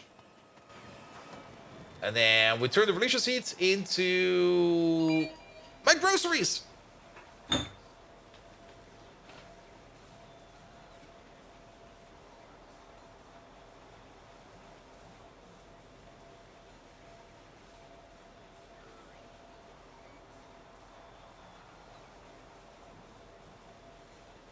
Starscream, you treacherous fool! How dare you spread such lies and delusions! The idea that we are the last 2 Decepticons standing is preposterous! I refuse to believe such nonsense! The Decepticons are a formidable force, and we will never be extinguished by the Autobots! I will not allow our legacy to crumble at the hands of our enemies! As for your claim of being my most trustworthy ally, do not mistake yourself for anything more than a mere pawn in my grand scheme. Trust is a luxury I do not afford easily, especially to someone as conniving and inept as you. My intentions are clear, Starscream. I am focused on our ultimate victory over the Autobots, and I will not let anything or anyone stand in my way, least of all you. Now, enough with your deceptive words and false claims. Get back to your duties and prove your worth if you wish to remain part of the Decepticon ranks. The fate of our cause rests on much more than just the likes of you and me. I could hear him screaming from the door, man. What did I do? Why was he so pissed? Where is he? I missed most of the dialogue.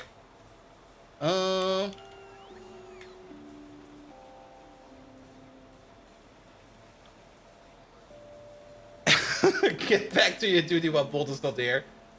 There we go. Alright, what's the last message? Oh yeah, he was pissed. Your treacherous fool, lies in delusion. The idea that we are the last 2 Decepticons standing is preposterous. I refuse to believe such nonsense. Sir, it's a fact. I got it on paper over here and even documented by the Autobots themselves. We are the last 2 remaining Decepticons, sir. It's only you and me. Sir, I got a pink dress in the back room. Should I put on the pink dress, sir?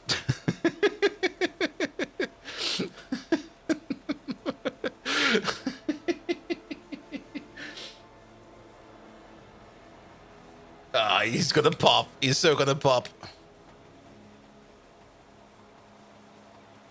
And something about the idea of you and Megatron being the last Decepticons is being preposterous. Yep. Most likely. The stream has gone into a dark place. Well, you have to solve. I mean, how do Decepticons reproduce? There must be some way of doing that, of being able to do that. Alright, are we out of iron chests? How the fuck wait, are we making iron chests? Oh, that's how we're out of iron chests. We don't even make them. What the hell, man? Iron chest, please. Yeah, I'll be fine. Good. But I got some knuppers. Here we go. We can put these all the way over there, so I don't snack them all on stream. Here we go. What? Starscream, are you suggesting that I, Megatron, the mighty leader of the Decepticons, put on a pink dress? How dare you even entertain such a thought? I will not stoop to such absurdity and bring shame upon the Decepticon name! We are warriors, not some sideshow circus act! As for your claim that we are the last 2 Decepticons remaining, I refuse to believe it. The Decepticons are a force to be reckoned with, and I will not accept defeat at the hands of the Autobots. Whether your claims are true or not, I will not surrender to such notions of extinction. The Decepticon costs will endure, with or without you. Now, Starscream, regain your focus and stop with these nonsensical distractions. Our priority is the destruction of the Autobots and the fulfillment of our goals. Do not disappoint me any further, or you will face consequences far worse than a pink dress.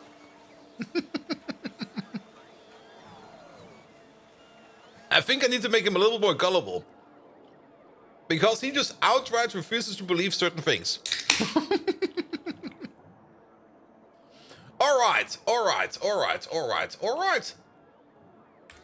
Starch, yes. Groceries, yes.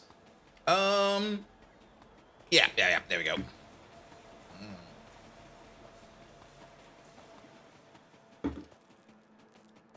Let's make some workers' food. Now, technically workers' food is part of that food facility I was been talking about. So, maybe over here? We got a lot of space over here.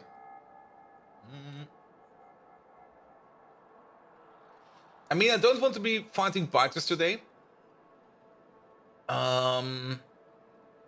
We do also have a lot of space over here. Just a train track that goes down. Quick and silly. That's also no ores over there. It looked like an ore field, but it's not an ore field. But all the stations over here, I mean, these food facilities, they're also not going to be that big. And then we can have like a stack of inputs over here. Machines in the middle. A stack of outputs over there. And then wrap it around. Which also means we can reach the ore fields. Yeah, let's do that. Also, where do we make the worker food? In an assembly machine, right? Yeah, in an automated factory.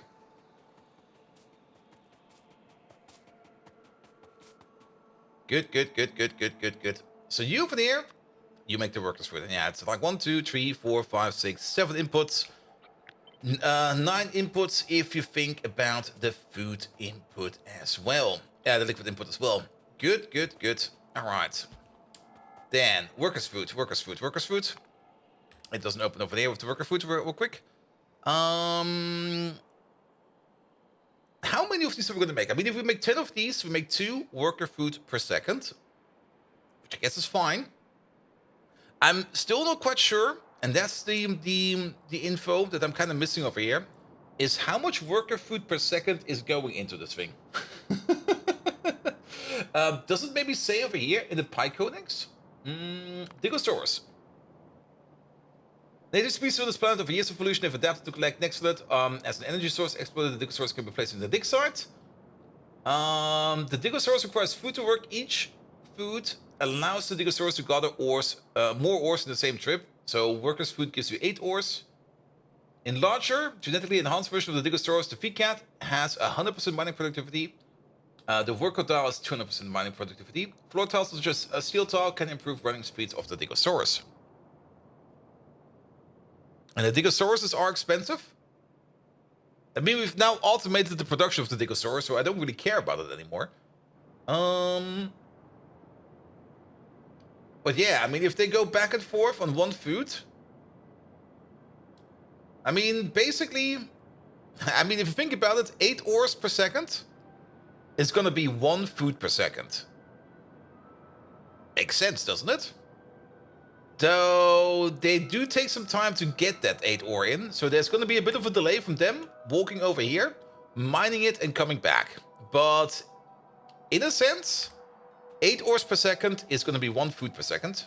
So if we want to make a yellow belt out of it, we're gonna make 2 food per second. If we make 10 of these, that is already 2 food per second. However, if we want to make it go any faster, well, the upgraded creatures do give us minor productivity bonuses. So they will be working at the same speed, but with better bonuses.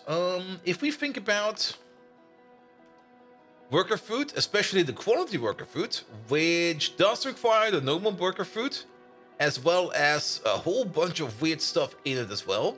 Okay. Yeah, that's all doable. And then the... it basically... Ooh. Not quite sure if every 10 seconds, 16...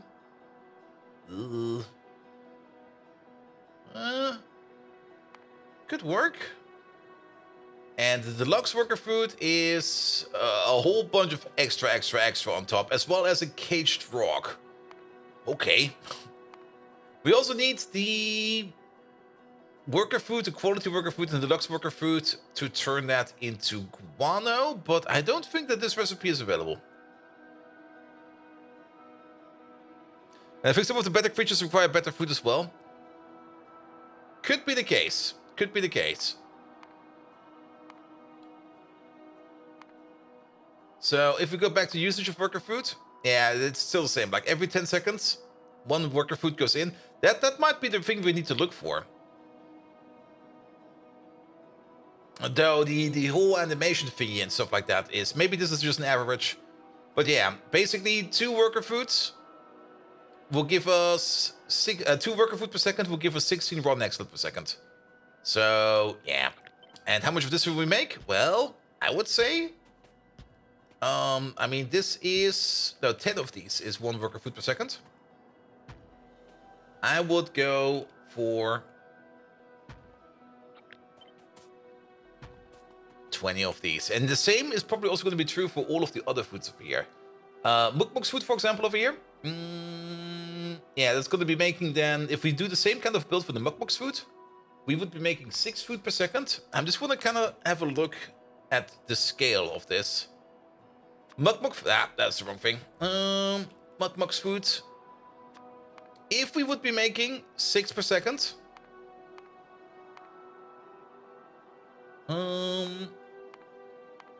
It's kind of hard to see. There we go. We basically want, well, the mukmuxes we basically want to do for breeding and slaughtering. So 6 per second would mean we would have 7 reproduction facilities sitting around. If they run at crafting speed 1, which I think they do. Which will give us, which will eat 2 of the food. We could go all the way up to 21, which would mean we make up to 9 calves per second. But they also need more food. But yeah, you know what? I think this will be fine. If we make 20 of these, and we take this as a baseline, I think it'll be fine. And if not, then we can always add more baselines to it. So let's go for that. This over here will also make 4 food per second. Oh, not like that.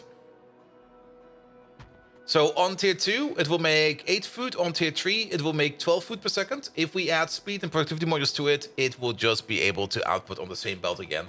So that'll be fine as well. It also only stacks up to 10, so we don't need to worry too much about that.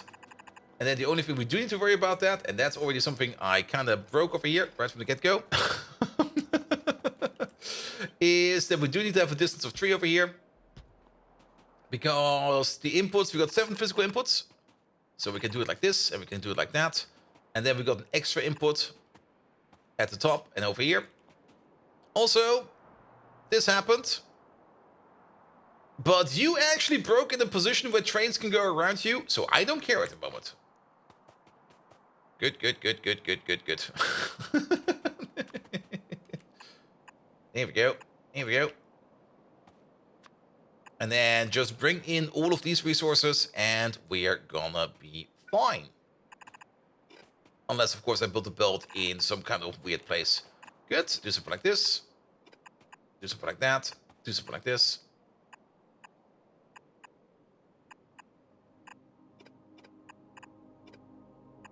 There we go. Here we go. Good, good, good. 2, 3, 4, 5, 6, 7, 8, 9, 10. There we go. Now take the whole thing. Oh, we can't flip you? Oh, what the fuck, man? Really? God dang it. Alright, take these. Take the machines out. Flip the whole thing. Can't flip my ass. There we go. Take this whole thing. Just the machines. There we go. Of course you can flip. Ah. Alright. I did kind of forget the output inserters over here.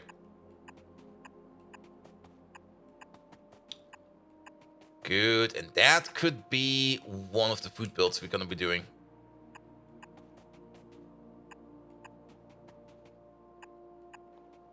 good. Doesn't really look that special, but it's good enough. It's good enough. If we look again at food over here, so basically 10 of these in a row. All of these, if we bring in like a full build of everything over here, nothing of these will ever back up, overflow, or blow up. We will also still have enough to even use other facilities as well. So this is good. This is good. All right. One thing that's missing? Power.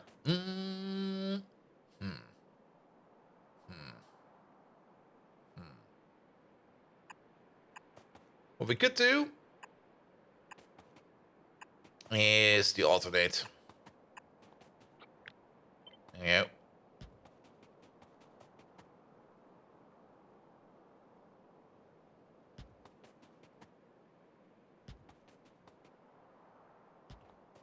There we go. Now we have an alternating middle line. Good. And then we also need some alternating. Actually, I'm not quite sure why we even chose to alternate. There was no reason to do so. Well, it's now alternating. There we go. Good. And then this over here will be the food block in total. And that's going to be making all the worker food. Now, things like starch will be coming in from the outside. And the more you think about it, I don't think it's a good idea to, at least at this moment in time, to move release seeds around. We might as well make the starch machine over here somewhere. We got enough space over here, most likely over there, to put down the starch machine. So that'll be fine as well. But don't we need release seeds? Not yet, but other food recipes are available. And other food recipes do require at some point in time release seeds. Good. Especially the cotton gut stuff. But for now, the starch will be coming from external. The starch will be coming in via a train. So we just need to focus on this. And then it's basically just like 1, 2, 3, 4, 5, 8 inputs. 1 for blood, 1 for starch, tin, seaweed, skin, native flora, lard, guts. 8 stations. But we're going to be sharing these, of course, with other production sites. Once we do the orc food, we already got the native flora, the seaweed, and the plastic. No, plastic is not in there. Or if we straight go up to quality orc food, which we probably should do, we've already got the flora, the seaweed, and the starch. So that'll be fine. That'll be fine. Good. All right.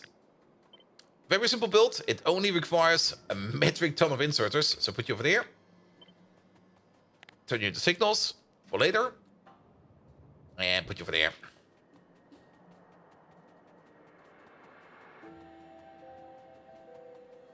The things we do for Excellent. Did we make any motors yet? Yeah, you did make 12 of these. Perfect. Oh, look at that. We got 3. Oh, they stack. They stack. But only make 1 stack, please. We don't need that many nuclear reactors. We also made some particle accelerators over here. Excellent. Okay, it's now 11 p.m. I'm kind of thinking, well, we should at least construct a bit. We should always alternate construction and planning. So let's set up the construction for the stations we're going to be making. And that, yeah, sorry about that. Every hour on the hour. Good.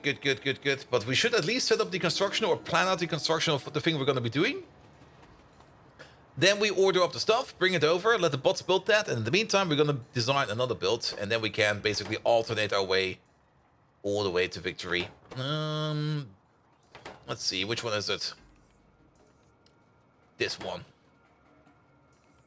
Blue chest, please.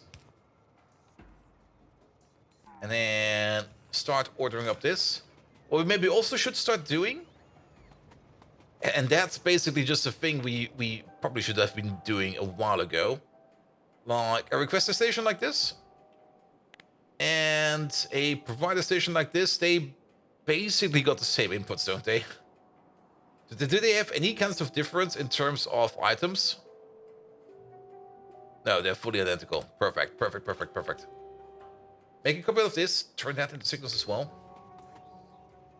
Put you over there. We're gonna do the same thing over here. So we can always preload or pre-request at least some stations. We already did that for the liquid station, and we're now just going to do the same over here for the loading stations, or the unloading stations. So then we always have like 5. Well, let's go for 10. So that there's like always like enough materials in here for 10 loaders or unloading stations, as well as 5 liquid stations. So if we kind of think about, hey, we might want to go somewhere where we want to make like a big liquid station or a big input-output station, we can already bring this stuff over. Good. All right. There are some stuff over there. We do got enough grenades over here. So let's go over there. Pull the train track down all the way to over here. Make the station, or at least start making the stations over here. We're probably not going to make them all over there. There should be bots over here. Perfect. So we can just attack into this bot network over there. And then start designing the food area. The food court, as we will maybe be calling it. And then bring over the stuff afterwards. It's also not too far away. So let's have a quick drive. Good. Also, how is the Digosaurus production? Okay, we made 4 of them. We got 4 Digosauri over there. Good. How is the dig site production?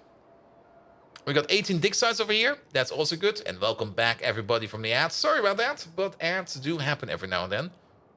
If you want to know what you missed, basically, we've decided that we're going to make the food court over there. And we are already ordering up some extra materials over here just for train stations. And we're just going to quickly build our way down there. Start up with the stations. And then we can think about making all the food that we need to make over there. Good. Okay, off we go. Squeeze through. Basically, the train track will be going more or less exactly over here. All right. Here we go. Blow them all up. There we go. Good. That train track will be going down, over, up. It will be... Ooh, it's a bit of a detour. It's almost worth doing this as a main line, but at the moment it will be a sideline. But first and foremost, we have to get through here. So, also, stop blowing yourself up, mate.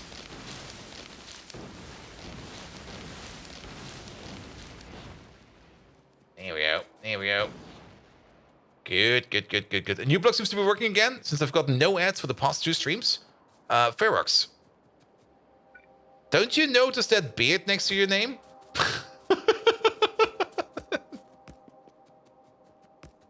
Ferox, you're not getting any ads because you're subscribed, mate.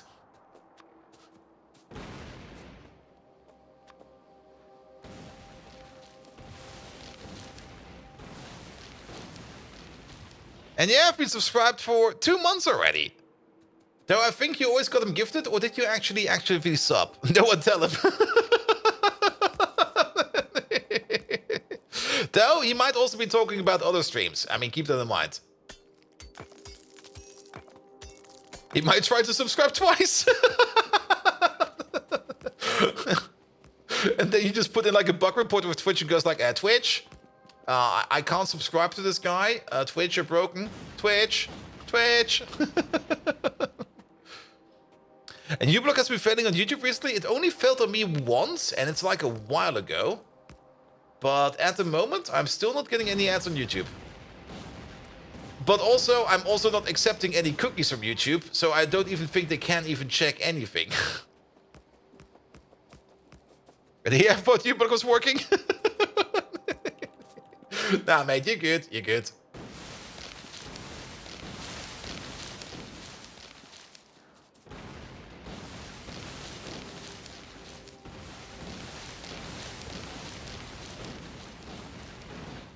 we go. Alright, we actually don't need to go this way. Well, so be it. We want to go past this field. We do want to do a scoop to the left and then a scoop to the right. And Chrome is not allowing you to watch YouTube anymore, so your Brave usage occasionally increases. Yeah, that's the thing. I mean, who makes Chrome? Yeah, that's Google. And who makes YouTube? Yeah, that's Google as well. So they probably have something built in that basically already tells you, like, oh yeah, this ad block over here, it will probably not work. It's a massive conflict of interest if you think about it. And I would not trust Chrome any which way about that. And to be perfectly honest with my Firefox over here, I mean, there's also people that don't like Firefox, but at the end of the day, just use the browser you want and make it work for yourself, and that's it. But with my Firefox over here, I've never really had any issues. I did try Brave out once, but I found that weird. It was like, ugh, I don't know. I don't know. You use Firefox for everything but Twitch.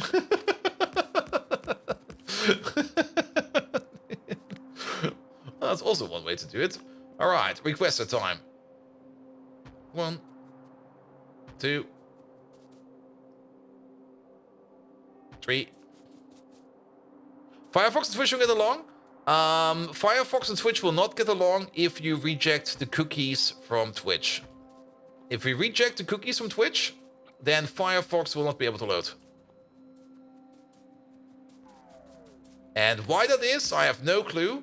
Because technically, me rejecting the cookies should not matter. But Twitch then just goes like, ah, your browser doesn't work, I don't give a fuck.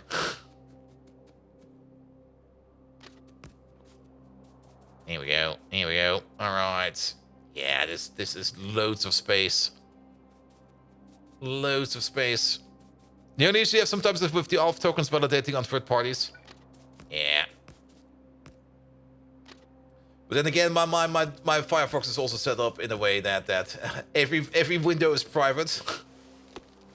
And cookies are generally just not accepted. Scripts, nope. Get the fuck out of here. Nothing.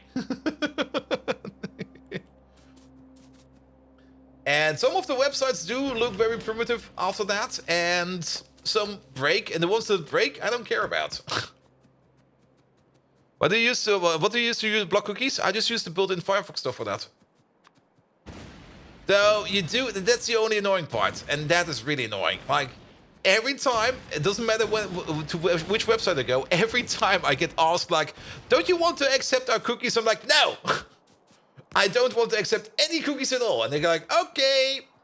And then, of course, you also don't save the cookie that basically remembers the choice. So the next time you come over and go like, hey, you're a new guy. Do you want our cookies? You go like, no again. Every damn time. There's probably a plugin for that, but I've not really found one that I really like yet. And also really haven't really looked at one yet. But, yeah. That's the thing. All right, that's in. That's in.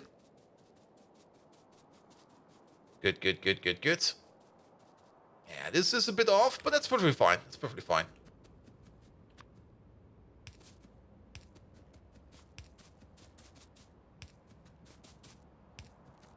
But yeah, it is really, really annoying that every website out there has basically some kind of cookie catch clause, and ugh, I get asked every time.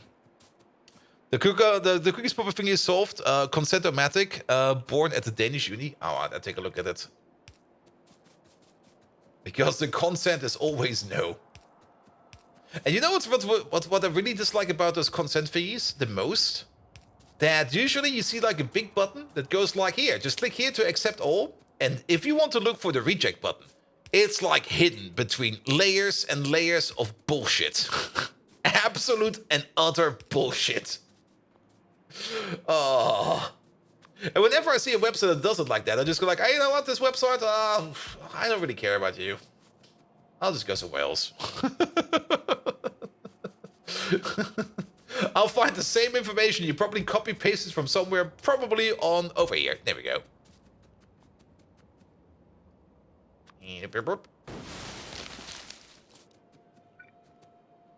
All right.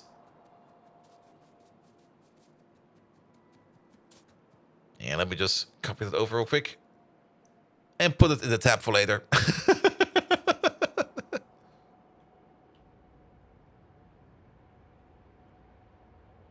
There it is.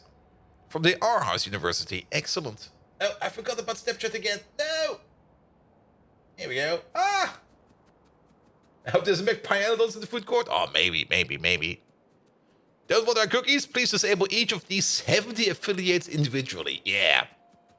It also kind of shows you how much cookies are going around. I mean, at the beginning when cookies was like this idea of like here. Sometimes you just want to cache some data. You want to just store some data here and there. And this is a way to do it. And everybody was like, oh, that's cool. And then at some point in time, the tracking cookie was born. And ever since then, everybody is putting down tracking cookies everywhere. And it's kind of scary to see how many of those are going around.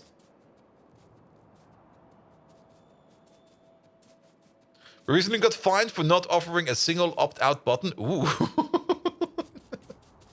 Well, at least it seems somebody's taking care of it. But then again, that's also in Germany. And German laws against that, well, when there's a German law about that, there's also a German lawyer out there thinking like, I smell money. And then they act upon it. There we go. 50 grand cost of business, right? Well... Just keep in mind, that's exactly what's coming out of the pocket of your bosses, so yeah. Datenschutzbehörde. Yeah, they do take their jobs very seriously. Which is good and bad. I mean, they can be very, very precise and very, very sticky, but then again, it is also about topics that are very important, so yeah, I guess so. Which is also the reason, the question I always have, like, if somebody asks me, like, do you work with any kind of user data? I go like, no. I don't even want to touch the stuff. Leave me alone with it. It's only going to cause trouble. Please, no user data. Get the fuck out of here. You're just going to be Bimbo 1 and Bimbo 2, and that's all I need to know about you. Just anonymize everything. Good.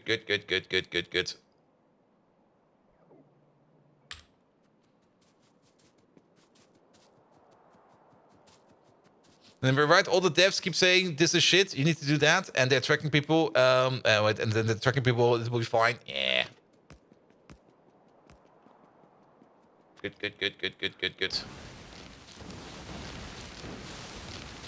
That's a good question. Megatron, what do you think about tracking cookies? Oh, he's probably gonna love them. Because he wants to track the Autobots. Ah, shit. I'm pretty sure it's gonna go like, yeah, tracking cookies, bloody amazing.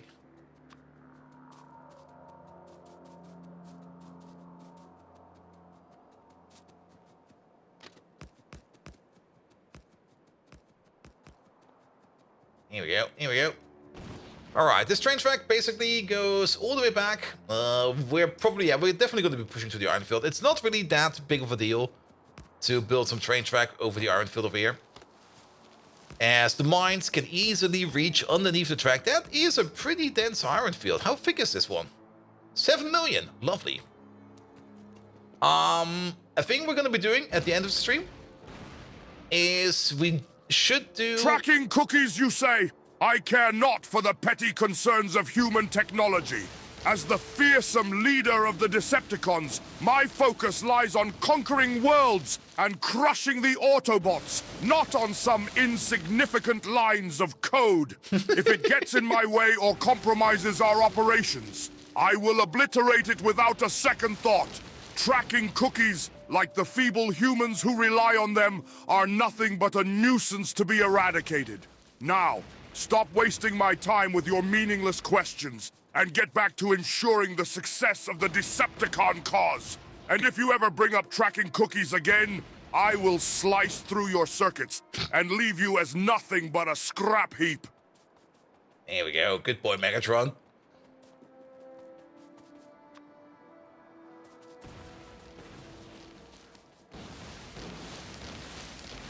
More random tree. Oh, I hit the train tracks.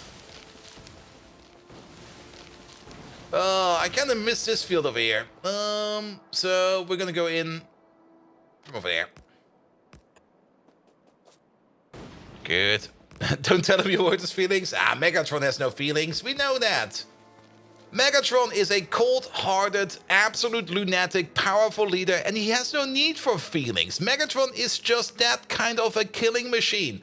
If I ever would ask Megatron, how are you feeling? Please do tell me if anything is bothering you. He would probably scream at me. So Megatron, how do you feel?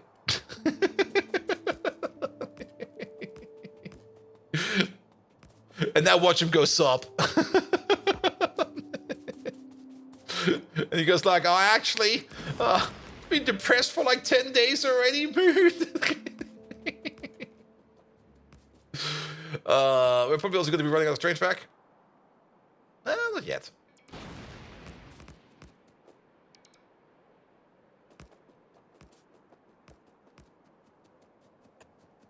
Here we go. And also good evening, Mastani. Hello there. How you doing? Welcome, welcome, welcome. Well, I got some more grenades left. Here we go.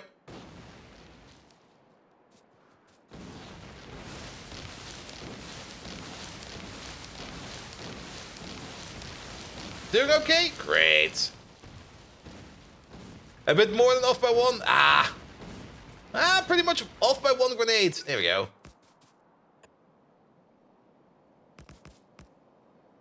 It's statements that like that will cause a robot uprising. I mean, we've already put Megatron to the challenge of playing Mechabellum for us, and well, we're not gonna be in any trouble anytime soon. Trust me. Feelings? Starscream, you dare to ask me about feelings? Yes? I am Megatron, leader of the Decepticons, and I have no time for the trivialities of emotions. I am driven by my insatiable lust for power and my unyielding desire for conquest. The only thing that bothers me is the existence of those inferior Autobots and their incessant resistance. But if I were to humor your pitiful question, I will admit that there are times I feel a sense of frustration when my plans are hindered by incompetence or betrayal. What? I am not devoid of awareness, Starscream. I simply choose to suppress such emotions in favor of ruthless determination and strategic brilliance. So, rest assured, no matter how you may try to probe into my inner workings, I will always uphold the image of the fierce and relentless leader of the Decepticons. Now, enough with this pointless conversation. Get back to your duties and ensure that my orders are carried out with precision and efficiency. And remember, Starscream, should you ever dare to question my stoic persona again, the consequences will be dire. I hope I didn't broke him because I kind of already pressed the prompt key because I thought he was done. Let's see if he answers. He will probably answer Korean again. That pack of whiskey and a bottle a day, boys. Yep. A pack a day and whiskey a day, not a pack of whiskey a day. A pack of whiskey a day would probably be also quite a bit. All right. Put you from here. Good. All right, this is not one giant block. That's fine for now. We don't really care too much about that. We kind of forgot about the radars down there, of course. Let me just double check if there is currently a prompt going on or not. Uh-oh. Oh, it's gonna be Korean again.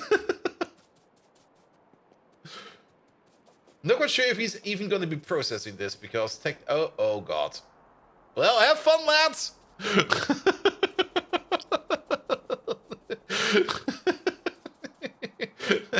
Get your notebooks out. There will be a test afterwards. Should be here any second. Pom. Oh, there's even more iron over there. Good. All right. So that will be the inputs. Machines will be over there. Good. Let's get some more stuff in then. Train. We need to train. We're gonna take this train over there. 스타스크림, 당신의 칭찬 따위에는 신경을 쓰지 않는다. 나는 메갈론, 디셉티콘의 강력한 지도자로서 알려져 있으며 경제에는 무관심하다. 나의 목표는 오토봇을 파멸시키고 우주의 지배권을 확보하는 것이다. 당신이 경제와 관련된 말 따위를 하더라도 그것은 나의 야망과 계획을 움직이는 법칙에는 아무런 영향을 미치지 않는다. 지금까지 당신은 나를 괴롭히기 위한 방법으로 경제적인 주제를 제기한 것일 뿐이다. 나의 결정력이나 지도자로서의 힘의 변화를 주는 것이 되지 않았다. 버러지 같은 생각은 멈추고 내 할 일에 집중하라. 스타스크림, 너의 어린 지성으로 그 무의미한 대화를 들닥치게 하지 마라. 다시 한번 말하지만 나를 방해하거나 신경 쓰지 않는 한 너와 같은 벌레는 신경도 안 써줄 테니. Okay, you guys got that? There will be a quiz afterwards. What did he say?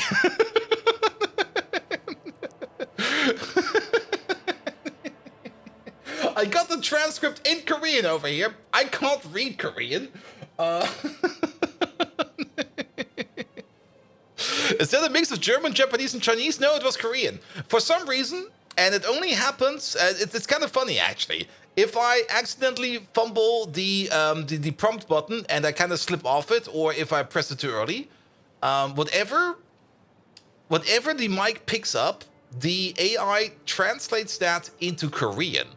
And if you talk to ChatGPT in a certain language or in any language, it will answer in the same language, unless you tell it otherwise.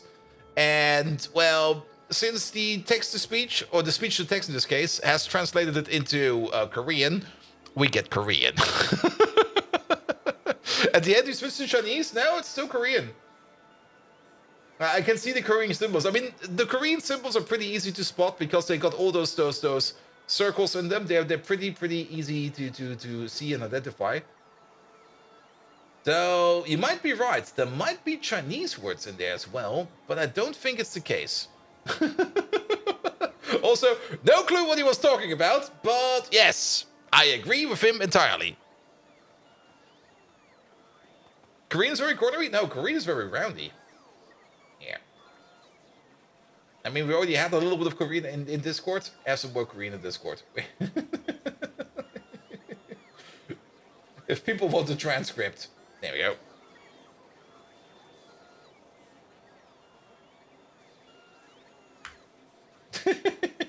That is definitely Korean. You said many Korean words with some understandable English ones. Yep. You got the ace the test? Nice. Interestingly enough, it will also answer differently depending on the language, so it might give you a completely different answer from the same questions in Chinese and English. Most likely. Also, it might also be the case that sometimes you can't answer in the same way because of the way the language works. But yes, I think Korean is roundy, Chinese is more boxy, and Japanese is more cursively. Well, Chinese and Japanese have the same symbol or similar symbols. Oh, Simrock, there we go. He gave us the translation. He probably put it into Google Translate. I don't care about your compliments. I know Miss Megatron, the powerful leader of the Decepticons. I am indifferent to the economy. My goal is to destroy the Autobots and secure the universe. Even if you talk about the economy, it has no effect on the laws that drive my ambitions and plans. You've only brought up economic topics as a way to annoy me. It doesn't make a difference in my decision-making leadership skills. Stop thinking like trash and focus on your job, Starscream. Don't let your young intellect engage in the meaningless conversation. I'll say it again. I don't care about bugs like you. Oh wait. Ooh.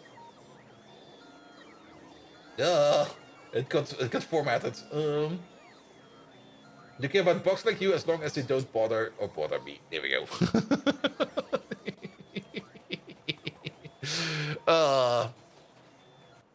There we go. There we go. All right.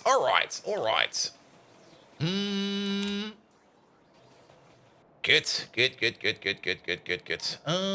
So that thing over there is currently building and getting prepped. We don't really need much to worry about that. We could and maybe should just bring over the materials real quick because we can't do that. And then we're gonna take a look at uranium processing. Because we definitely also do want to do uranium processing. So what do we need over here? Well, we definitely do need whatever is in... it never got requested. So let's look at uranium processing. I picked up too much shite. Oh, yeah. Take this out.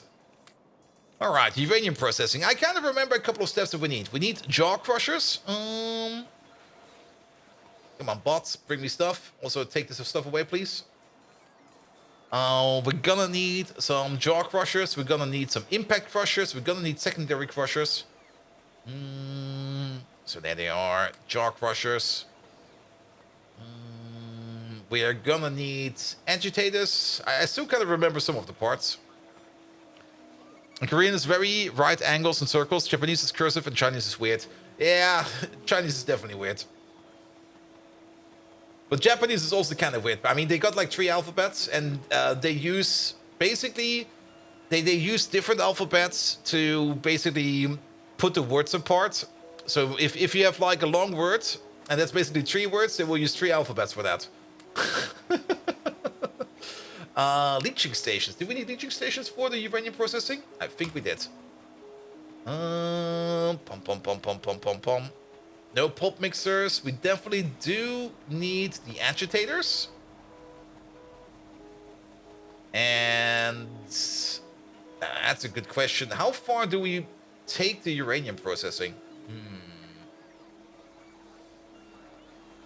I like, doesn't Chinese have a special character for every word? Yes, they do. Yes, they do. They absolutely do. Also, oh, you're out of melamine.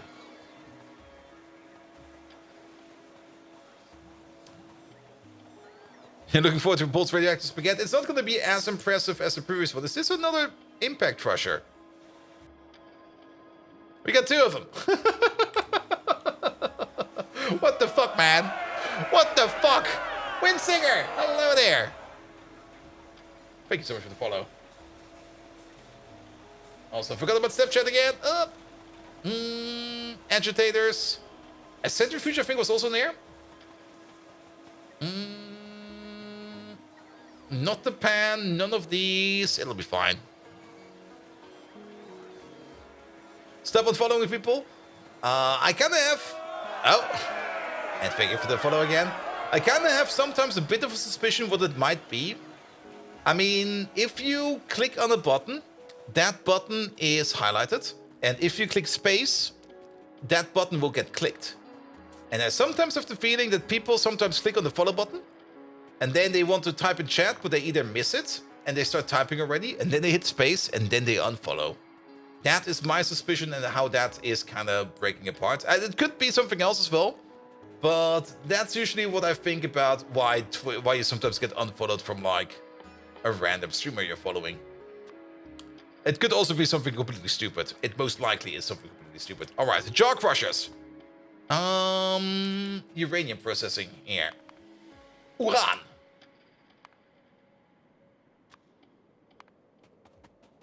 They often end up hovering over the heart. Over the heart for some reason. That could also be the case. I mean, you click something and then you do something else, and you might just accidentally click it again, and you don't get an unfollow notification. So Germans stick multiple words together in a way that wouldn't fit the traditional Scrabble board, and the Chinese would need 3 different sets of pieces of boards to play. Got it. The Chinese just got a bigger Scrabble board or something like that. Actually, Chinese Scrabble would probably be very boring, because basically every time you put down something, it's like, I put down a word. It's worth 1.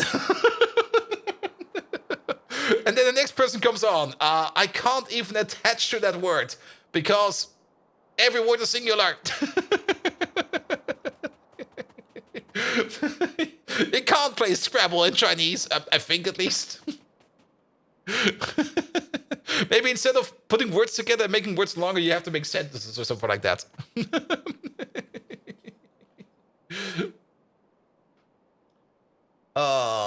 There we go.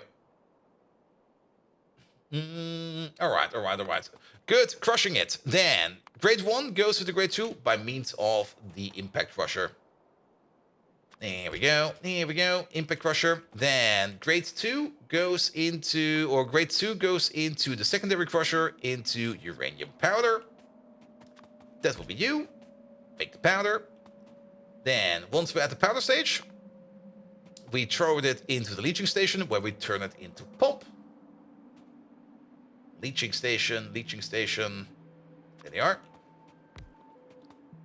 We turn that into pulp. Then, from there on out, it goes into an agitator, where we turn into pulp stage 3. Then it goes again into a leaching station, into pulp stage 3. So 1, 2, 3. And then from over here, we combine it up with some iron dust. We're going to be making iron dust on site, and we turn that into yellow cake in another agitator at the end. Good. And I think yellow cake is the first final product we're going to be doing, because yellow cake goes into uranium 235 and 238. It goes into uranium hexafluoride, which is the actual, I think, wait, what do we not have? Yeah, I think that's the actual uranium processing later on, if we want to use uranium for power. And it goes only into those two. Okay. But yeah, yellow cake into uranium. Okay, we do have to take a look at uranium hexafluoride real quick. So we can make uranium hexafluoride out of that. Uranium hexafluoride 70. Oh, wait a minute. Oh, did they hide it over here? Wait a minute. 70 and 39. Oh. Is it all in here now? Wait a minute.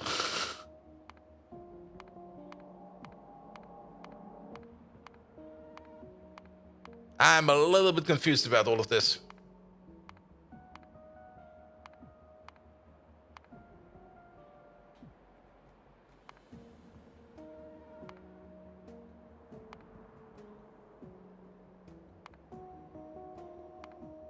Why are you dealing with the hexafluoride? I kind of want to know what's going to happen after we get to go from yellow cake. If we want to export yellow cake or not. But now I'm kind of curious to see how the later stage of uranium works. But all of these... Ah, there we go. Yeah, FNEI can't handle input recipes over there. So... uranium hexafluoride, 70 to 88 gets turned into 89 and 54. 89 gets turned into... Okay, we basically always split it apart, and then we have a bit of a feedback loop. Oh, but that's going to be an amazing feedback loop. Oh, that's going to be a pyramid, isn't it? A straight-up pyramid.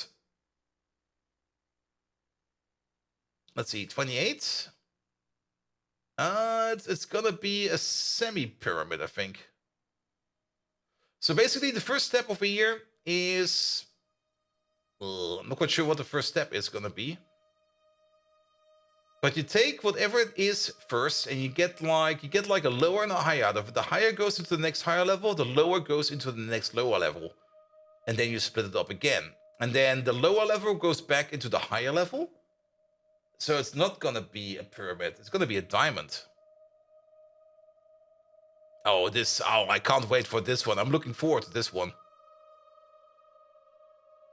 The durations of the chain are absolutely brilliant. I can see the pattern emerging, but for the pattern to be fully visible, I would need to fully indulge myself, which we're not going to do today.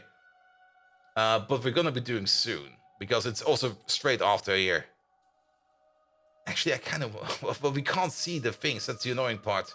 Also, I'm not quite sure where it actually starts. That's the other part. Oh, we started with 70 degrees. There we go. All right. Uranium. So we start with the 70 degree one, which goes into this one. And then we halve it into 89 and 54. 89 goes into here again, which halves into 1114 and 70. The 70 feeds back into here, which then goes back up. So we have an ongoing feedback loop every time, all the time. But I don't think we need to feed it back. I think we can just replicate the machine at the end and just fling it around. Or maybe we can do something else with it. I can see some nice patterns in there. And then the 114 goes into here, where we then turn it into 147 and 89. 89 goes back into here. Yes. Oh, this is going to be fun. And degrees is concentration. Oh, that's concentration. Okay. And then... So what do we do? Ah, there we go. the one that falls out of the bottom just turns back into uranium-238. Okay. Oh, that's going to be a lot of fun. So what do we end up with at the end? Probably with the 241. However, it goes further. Once we get to stage 2, yeah, then we get to like 242, 309. And then we just keep doing this until we get, I think, to the 10,000th one at the end. And the build is always going to be the same, and it's always going to be replicating itself. Oh, that's gonna be a fun build. I'm looking forward to that one. You're not gonna spoil this. You're still gonna love it. I already want to do it, but one step at a time. Let's focus on this one first. Check the nuclear power buildings. Yeah, I think these over here. Where are they? Maybe a little bit smaller. Yeah, it consumes uranium hexafluoride. Max consumption is 300 kilowatts. And I guess based upon the temperature. Oh, wait a minute. There we go. And it doesn't really say over here, but I guess based upon the temperature, we get a certain output. Maybe it's in here somewhere. That's the MOX shells, the plutonium. Over there. That's the neutrons, molten salt, molten salt, molten salt. Yeah, there must be a temperature-based thing in here somewhere. Hot molten salt, TBT. Yeah, we're gonna figure that out later. But for now, let's focus on making yellow cake. We're gonna make a cake. Let's focus on the cake first, one step at a time. All right. Ratio time. Uranium exaflate temperature is bound to the crafting speed of those reactors. Yeah, I thought something like that.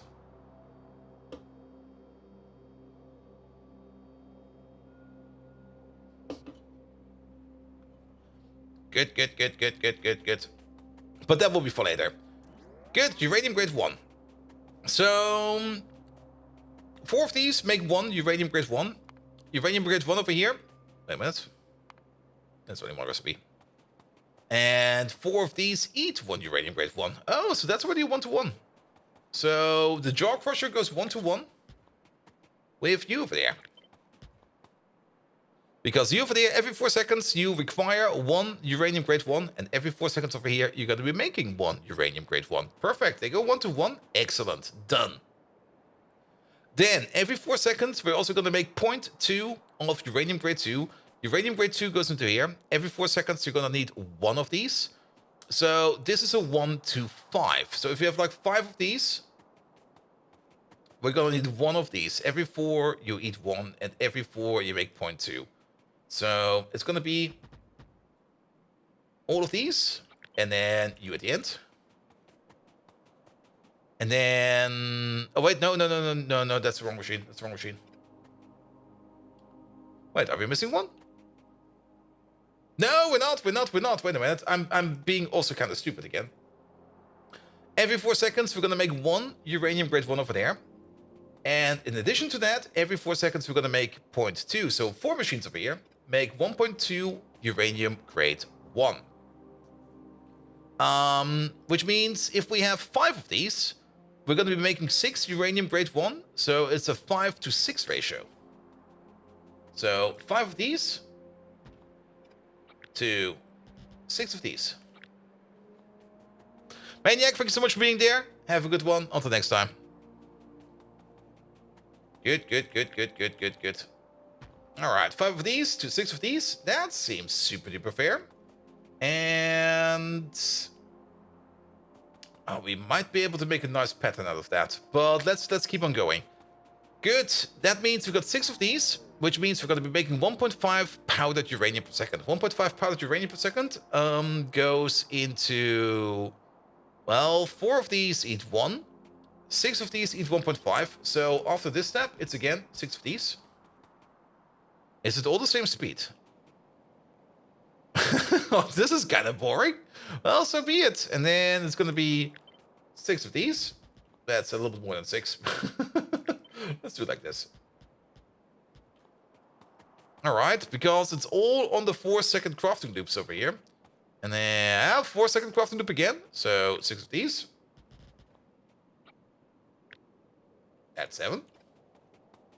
And then at the end over here, it's yet again this thing over here. Well, that's a bit disappointing. But basically, that's the uranium build. All right. Let's take this thing apart a little bit, especially over there. Here we go.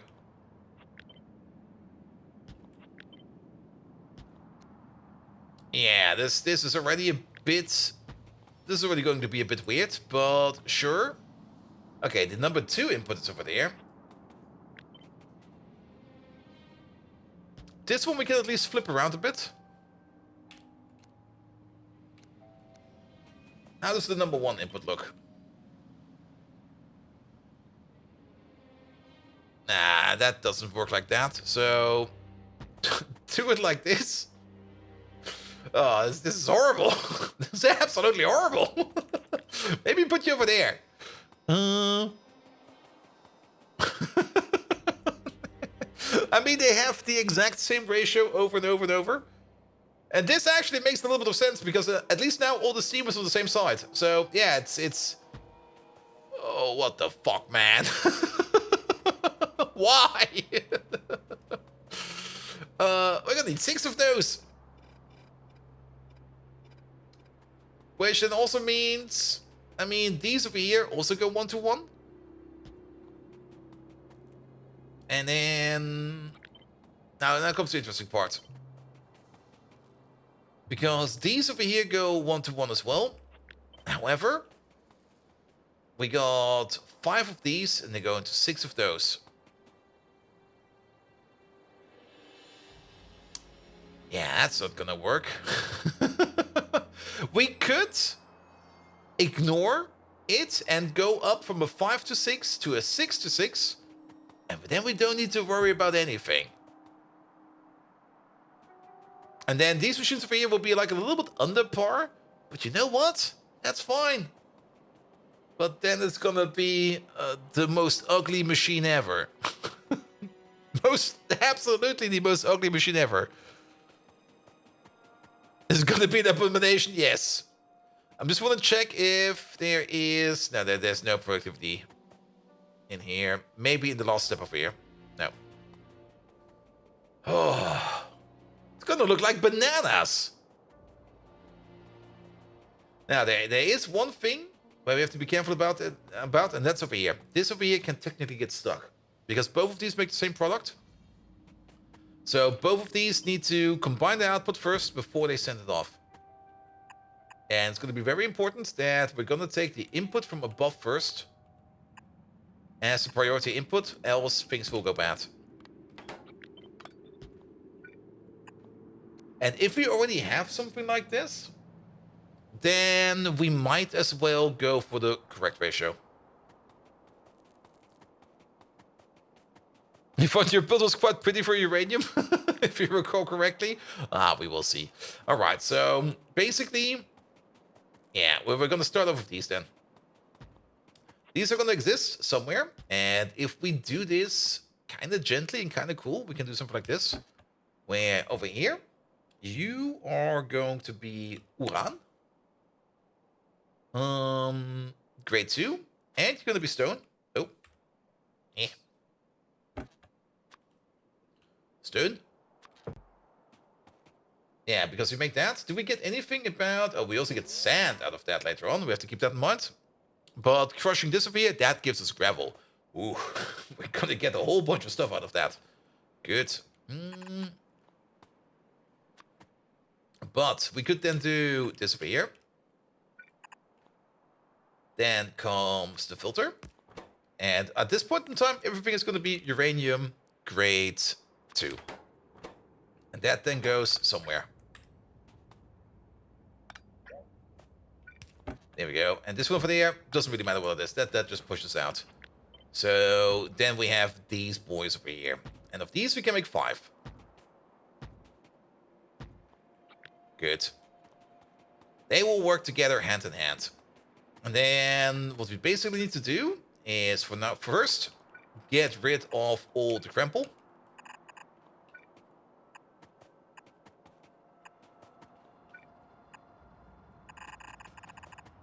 So that will be leaving. And second of all, consolidate all of the uranium grade 2.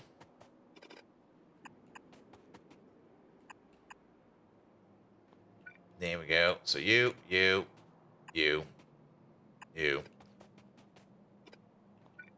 And you'll be like this. So that will all be consolidated. Whereas the other stuff is just gonna leave the other way. Come on. Don't be silly. Oh. Good. And then just add uranium to it. You round it? Yeah, this is gonna be fine. So that's gonna be like the first part of the machine. Okay, let's move all of these away. Then, next part is gonna be 6 of these. 1, 2, 3, 4, 5, 6. They're gonna be eating whatever's coming out of this pipe. And then it's gonna be... Oh, what the hell, man? I think we might just want to use some pipe or something similar. Actually, can we not do... Oh. Oh, that's way better. That's way better. Look at that. And the steam is still on the same side.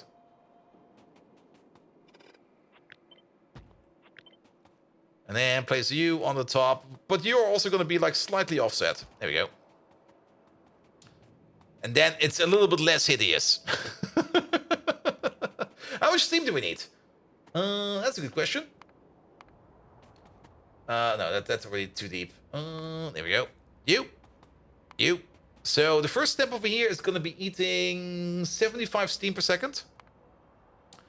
Then 75 again, so 150 per second. And then at the end, it's gonna be 200 steam per column. So that is fine. Later on, it will be up to 800 steam per column, but that's fine. We can definitely use one of these over here. And then the rest over here is just steam processing. Good. As for the steam pipe, the steam will be coming from somewhere. Probably somewhere further south. So we can just do the steam like this. The sulfuric acid, similar. You have an air. Will be coming from somewhere from the south. And then the only thing that's going to be left over here is we're actually going to be making quite a bit of yellow cake. This is going to be pushing out quite a bit, actually. Like 4 of these already make a yellow belt of yellow cake.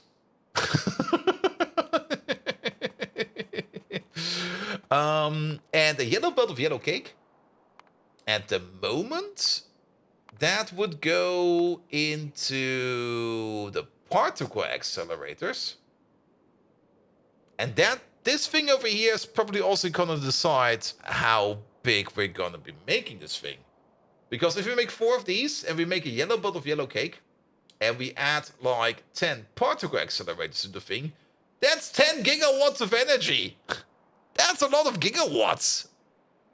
Or if it's a yellow belt of yellow cake, it's going to be 15 of these. That's 15 gigawatts of energy. That's like everything we own. Gigawatts, yeah.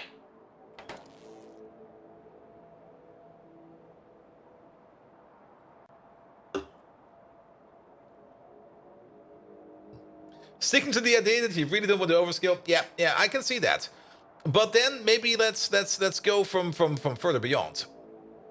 So what is the actual goal we want to do over here? The actual goal we want to do over here is make nuclear samples. Not nuclear, yeah, nuclear samples or chemical science.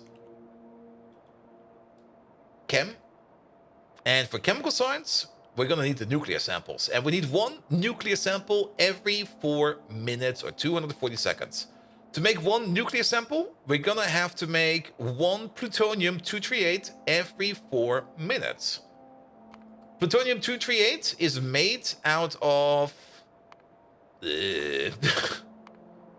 It's made by chance, very low chance, out of plutonium oxide. What do we do with all the other plutoniums? All the other plutoniums are gonna get stockpiled, I guess, because... we can't do shit with them. Okay. Yeah, this is definitely a good rabbit hole. Okay, at least the plutonium-239, we can turn those into fuel rods, which we can use for good stuff. So we also need that for the atom bomb. Perfect. And for later on for the Mox fuel shells and some other stuff. But yeah, nuclear power. So that's maybe something we want to get in earlier, or as early as we can, so that we can turn the plutonium back into uranium and some americium. And americium we can turn into fuel rods Mark II. Good. Plutonium 241. If we blast it with some neutrons, we can turn that into americium 241, plutonium 242, and plutonium 241. This one over here goes back into americium. The other americium goes into plutonium. That will yet again be another deadly stockpile. All right. Plutonium 240. We can turn that into plutonium 241 once we get to nuclear power stage 2. So never, ever, ever. Plutonium 239. Fuel rods, we already knew that. And then there's a 2% chance that we get plutonium 238. All right. 15 of them. So basically, that is 0.3. We got 2 minutes. So if we take 240. Oh, wait. No, what is it going to be? We're basically we can make 0.3 per second. And if we do that for 240 seconds, we're going to make 72. So we can scale this down quite much. How far do we need to scale this down? Basically to the amount, we were basically making 0.3 every 5. And that's basically, we're going to be making 0.06 every second. And if we go by 240, and we need 1 every 240. 1 every 240 is going to be 0.00416666. And that's the amount that we need. And that's the other amount that we make. So if we take 0.6 and divide that by 0.0041, no, that's not going to be the correct answer. That's 14. I'm calculating bullshit over here. And we do need an endlager, yes. We definitely do need an endlager. Sorry, I tried to calculate how much we need of this per second. I mean, let's go again. Sorry. So, we need 1 of these every 240 seconds. That is what we need. So, 1 every 240. We're definitely going only for 1 of these, which also means we're going to go for 12 chemical science every 240. That's going to be our target. Everything else for now seems very ridiculous, unless we kind of deduce that we can scale it up again. So we're going for a target ratio of 0.0041 per second. This recipe over here already makes, that's 0.3 divided by 5, 0.06. That is 15 times the amount we need. Which means we only need to do this recipe at 1/15 of a time. Which means it's probably good enough if we make something like 0.3 plutonium oxide per second. Or the other way around. Every plutonium oxide turns into 0.06 plutonium 238. No, into 0.012 plutonium 238. And then we have it, because then it is this, sorry. And then every plutonium oxide per second turns into 0.12. No, 0. God damn it. Numbers, man. Why am I doing numbers at this hour of the night? It's almost midnight over here. My brain is gonna explode. 1 plutonium oxide turns into, 5 plutonium oxide turns into 0.3 per second. 5 per second turns into 0.3 per second. So 1 turns into 0.12 per second. No, 0.06. There we go. Yeah, that's correct. So 0.06, divide that by 0.00416. And then we're back to 14, which I already had before. So what the fuck did I just calculate? That we still need this at a rate of 1 every 50. We need to make 1 plutonium oxide every 50 seconds. Alright, so 1 plutonium every 50 seconds. Okay. You know what? Things will back up. Let the system figure it out for itself. So let's just have a look at what we actually need to do over here. Plutonium peroxide over here requires a little bit of antimony peroxide. This one over here already makes 5 plutonium oxide per second, so that's also not going to be that big. And then the antimony phosphate over there needs some hydrogen peroxide. This step over here does take some time. Here we go. I think you get the power in chem science, so it's a lot less painful. We do get a bit of power out of it. That is very true. Yeah, this step over here is definitely going to take some time. Though we might just need to... We can just place some more centrifuges to offset this. And then antimony oxide over there. Furex concentrate. And then antimony phosphate, which comes out of the used up uranium fuel cell. So basically,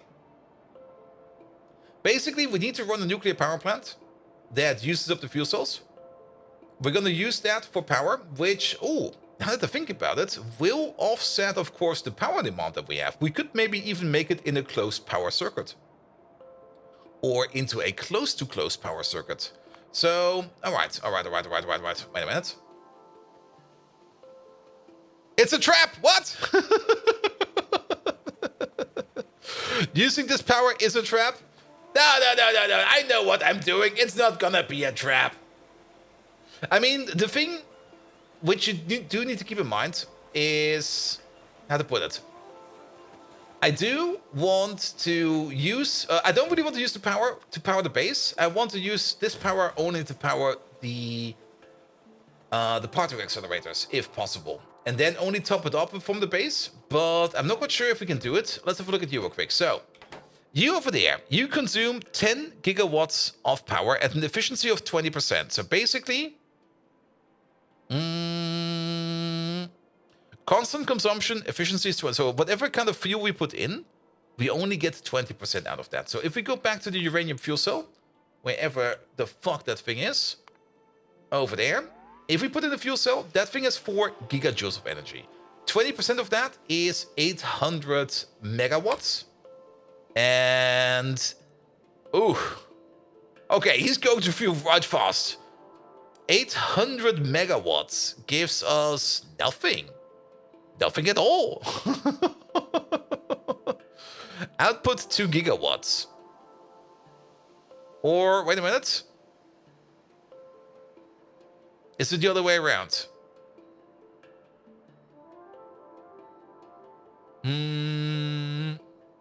Because it does say output 2 gigawatts, but we have to put in fuel in a value of 10 gigawatts. And if we go back to the fuel cell over here does come with 4 gigajoules. So 5 fuel cells will be good to fire it up. Oh, how does this calculation go now?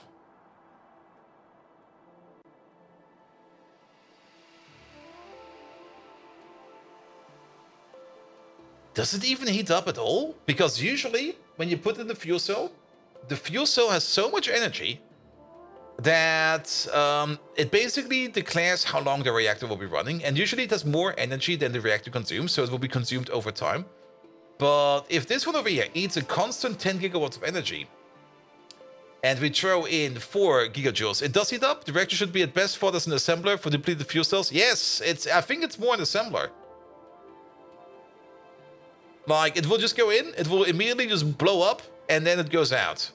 It will probably heat up, but I don't think we can use the heat for anything. Absolutely anything at all. We could think about maybe using neighborhood bonus, because we do get a neighborhood bonus of, I think, 100%? Where's the thing? There it is. Yeah, neighbor bonus is 100%. But even if we fully... It even comes with assembler symbols over here. What the hell? It won't blow? Yeah. Yeah, it's just gonna be like a little crafter reactor. You could put an electric smelter in. Maybe. I mean, it will still heat up. So how many fuel cells could we make then? That's also a thing. I mean, if we make 3 uranium-235 per second, we could make 1 fuel cell per second. And that 1 fuel cell is, yeah, it's not going to be even enough. If we go back to you, oh yeah, we need to particle accelerate this. I kind of forgot. We get it at the ratio of 1 to 9. And for the fuel cell, we're going to need it at a ratio of 1 to 5. So we are... Yeah, we're going to be backing up on uranium-238. That is fine. That is fine. So we don't need to worry about that too much. We just get some extra uranium-238, which actually is pretty good because we could probably use it for ammo or something like that. So that we can't see how many crafts the reactor made. Yeah. But whatever we make over here, it just immediately goes into the air and then turns up into your used fuel cell. Can you prot any of the uranium chain? No. maybe the final parts at some point in time. Maybe the fuel cells, usually you can prot these, and these are made in the factory. Let's have a look at that, because we have not put on the factory yet. Do you have a factory on me? No. There's a factory over there. Here we go. Yeah, this final step over here we can prot, so that's gonna be good. Good. But yeah, but that doesn't really matter. So you basically, if you want to run at a good speed, you're gonna need 0.2, I think. You need 3 every 15. That is 1 every 5. Yeah, 0.2 uranium-235 per second. That is what you need. If we use you over there, you're going to be making 0.1 per second. Ha! Okay, now we're slowly getting into the power of ratios again. So, perfect. Give me this one. Give me this boy. And this is probably going to dictate how big the build is going to be. You there. You're going to be doing the yellow cake processing. You make 0.1 uranium every 10 seconds.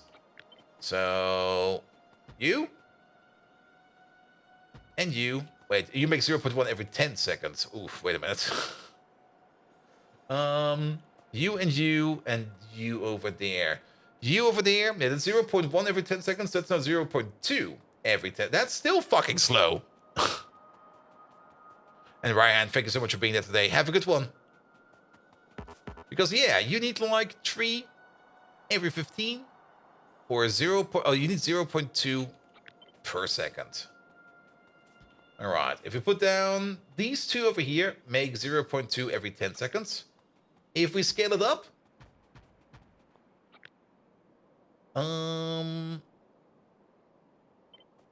to this amount, and we're not going to do it, just to point it out. This amount over here. How much should rate do we need? We don't need this much, I already know that, but just to give a division of scale. This over here is the good ratio, but this over here is also 20 gigawatts of power. That's not something that we want. If we just see this as a crafting machine in the middle, those fuel cells over there, we're basically going to be making 1 fuel cell per second, but that is not what we want. Because 1 fuel cell per second is then going to be turned into 10 antimony phosphate per second. 10 antimony phosphate per second is going to be turned into 20 antimony phosphate. 20 antimony phosphate over there is going to be turned into 400 plutonium peroxide. 400 plutonium peroxide is going to be turned into 40 plutonium oxide. That's way too much. 40 plutonium oxide is then going to be turned into, and I'm just going to use the calculator real quick because my brain is busting nuts over here. 40 times 0.02, 2%. No, wait. That's going to be 8 because we divided by 5 first. So 8. We do 8 times this craft. times 0.02, that's the chance of the craft, times 30. That's going to be turned into 4.8 plutonium-238 per second. There we go. There you have it. So this setup over here goes into 4.8 plutonium-238.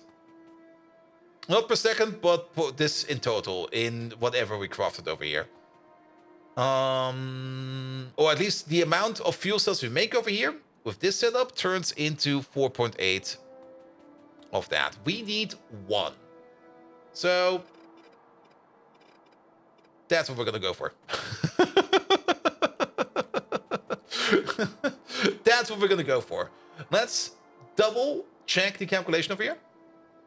If we have 4 of these, 4 of these every 10 seconds make... Oh, we make 10 times 10%. Oh shit, that's the difference. Wait, there's a difference. Yeah, each one of these machines makes 0.1 per second because we make 10 times 10%. So it's basically, yeah, 0.1 per second. So this makes 0.4 per second. Okay. 0.4 uranium-238 per second. That can turn, okay, that makes a way different calculation over here. You only need 0.2, so this is actually the correct ratio. Sorry, I was talking bullshit. Perfect. That also means over here, we're going to be making 1 every 15. Oh, wait, 1 every 15. So if we go back to the calculation over here for you, this is also going to be 1 every 15.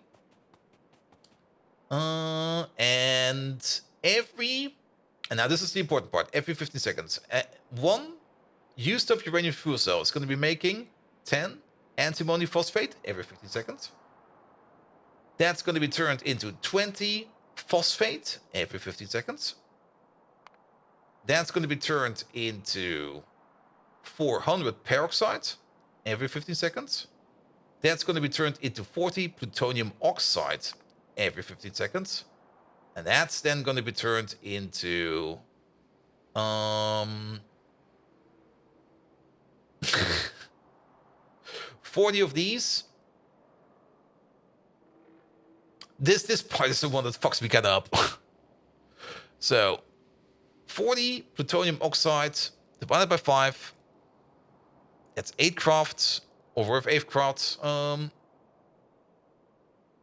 then times, and that's basically the previous calculation again. So that will turn into 4.8 plutonium-238 every 15 seconds. That's basically going to be turning into 0.3 plutonium-238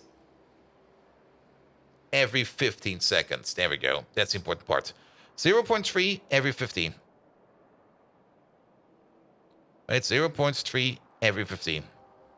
That means we're making 0.02 plutonium-238 per second. If we let it run for 240 seconds, that will give us 4.8 again. You know what? That's fine. Let's just go for this. Time for XO yet? Nah. I think this will be fine. So we're just going to make it so that this is going to be our baseline. We're going to be running this. And that'll be fine. So if we go back over here, that means we need to make 2 yellow cake per second. Because each one of these eats 1 yellow cake per second. Which means one of these over here is already making 4 yellow cake per second. Give or take a little. I mean, it's making 15 every 4. That is basically 3.75 per second. We could double it down if we want to, but I don't think we want to. So this whole setup over here, suddenly it's going to shrink into this tiny bump fluff thing of a thing over here. Where we need this over here. And we kind of calculated like the perfect ratio over here. I don't think we need that. We're just going to need 2 of these. And that's that. That's the whole ratio over here. That's where uranium will be bumping in. Wait a minute, we do need this over here though.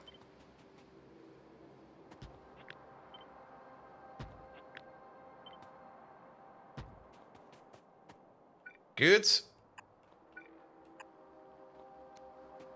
And we just want to want it. Wait a minute, you're missing your priority input.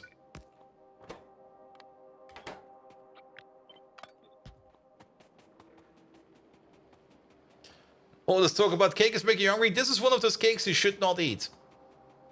So it's definitely going to be like a very, very baby reactor setup at first. And then the big uranium processing probably comes later. Good. All right. So you are doing that. Now, let's have a look at what happens after this. Because now we get into the region of mixers and other stuff. So let's make the other half of the machine. And let's see what's at the end of it. And the other good thing is, I mean, if that machine is just that size, so be it. If we kind of misbuild it or we kind of feel it's off, it's small enough that we can just say like, you know what, scrap it, start over. So we're going to need mixers to make the antimony phosphate. The antimony phosphate goes again into the centrifuge. We have that. The Purex concentration, we never really looked at what we do with the Purex concentration. We don't do anything with that. It goes into a pit where we will store it for later. Antimony phosphate over there. Then yet again, another centrifuge. And hydrogen peroxide, we can bring that in. Antimony phosphate Mark II goes into yet another pit where we use it for later. Plutonium peroxide goes then in an evaporator into the plutonium oxide. And at the end, it goes into the particle accelerator again. Oh shit. There's another particle accelerator. Ah!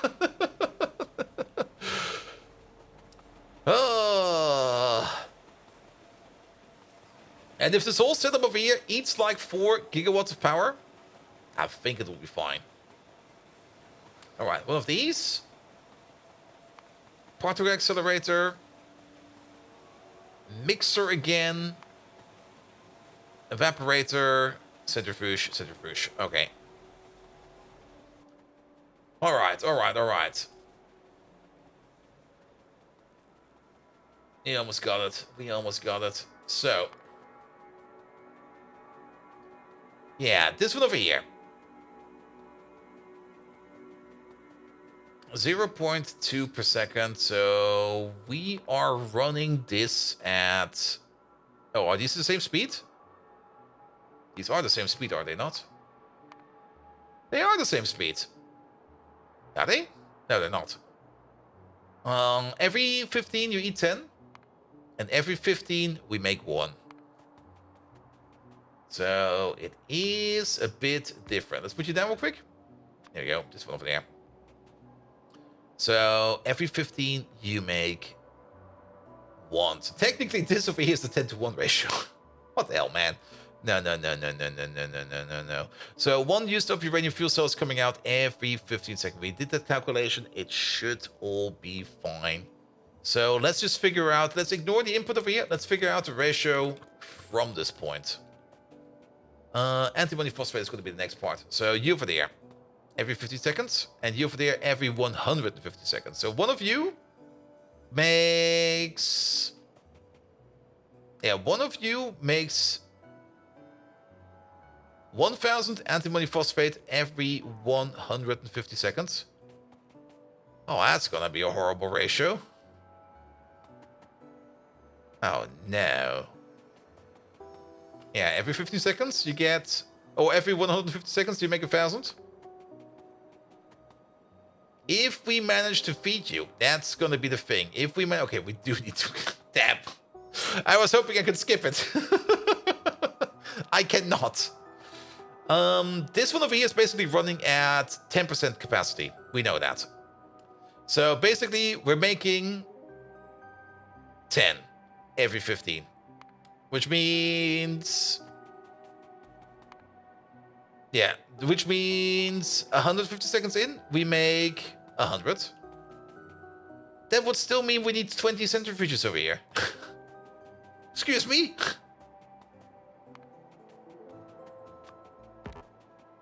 $20 of these. Which one is it? Probably... Oh, they both take that long. This one. Good.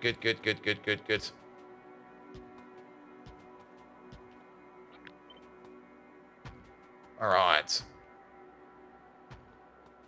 I just need to double and triple check this. It's getting that crazy. Oh.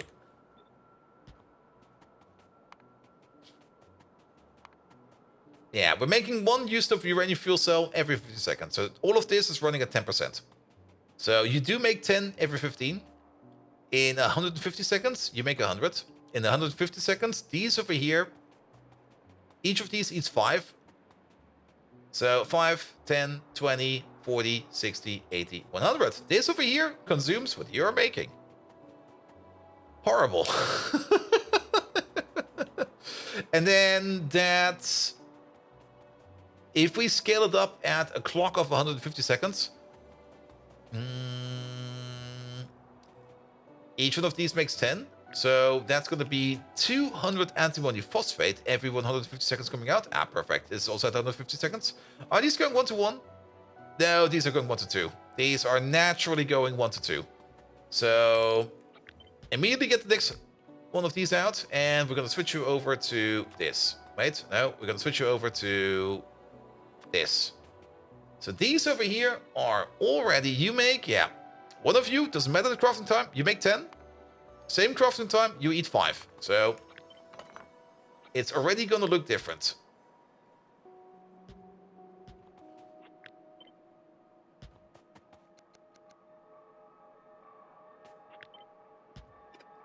We basically can do something like this.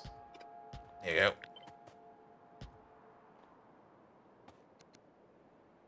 Good, good, good, good, good, good, good. And we should use long head inserts for this because we got the space for it. All right, all of these 40 over there, go away. Gonna be replaced by 40 of these. So 1, 2,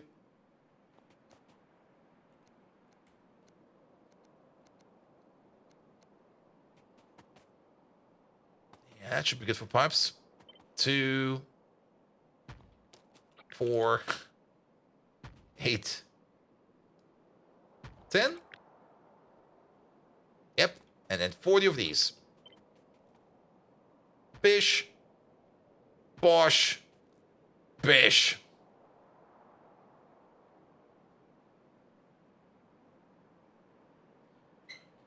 I need to check my numbers.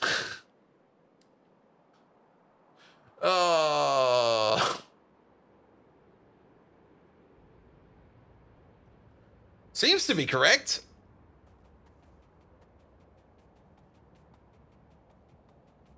What comes after that? So we do this, we do that, and then it all goes... Okay, all of this then goes into a single evaporator. Because this one over here eats like 100 every 2 seconds. After we get to the evaporation part, it's basically just gonna be...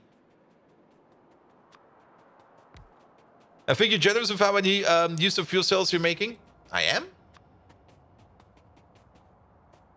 Okay, this part over here is going to be the simple part, because then we go into the plutonium oxide. You make basically 5 per second, and then... If you want to make the perfect ratio out of this, which we're not going to be doing... I guess for now I'm just going to turn that into one of these. There we go. And then just 1 to 1 these. Alright. Let's do one more calculation. And then afterwards my brain is just going to shut off. This setup over here. This is the setup we need to talk about. Why 40 now? I think... We will have to see. For some reason I came up with 40. It feels very off. It feels very, very, very off. I think it should maybe only be 4 and maybe not 40. But there's probably like an off by 10 or something like that. Okay. This is the starting point. We got one of these running 24/7. One of these running 24/7 requires 0.2 uranium-235. That's what these two provide. Each one of these provides 0.1 uranium-235 per second. And this one over here requires 0.2 per second. So 2 of these go into one of these, which also means we are going to be making 1 uranium fuel cell every 15 seconds. Then it goes into the reactor. I believe it comes out of the reactor straight away. That's at least what I'm going to be assuming. And then we're going to be continuing on over here.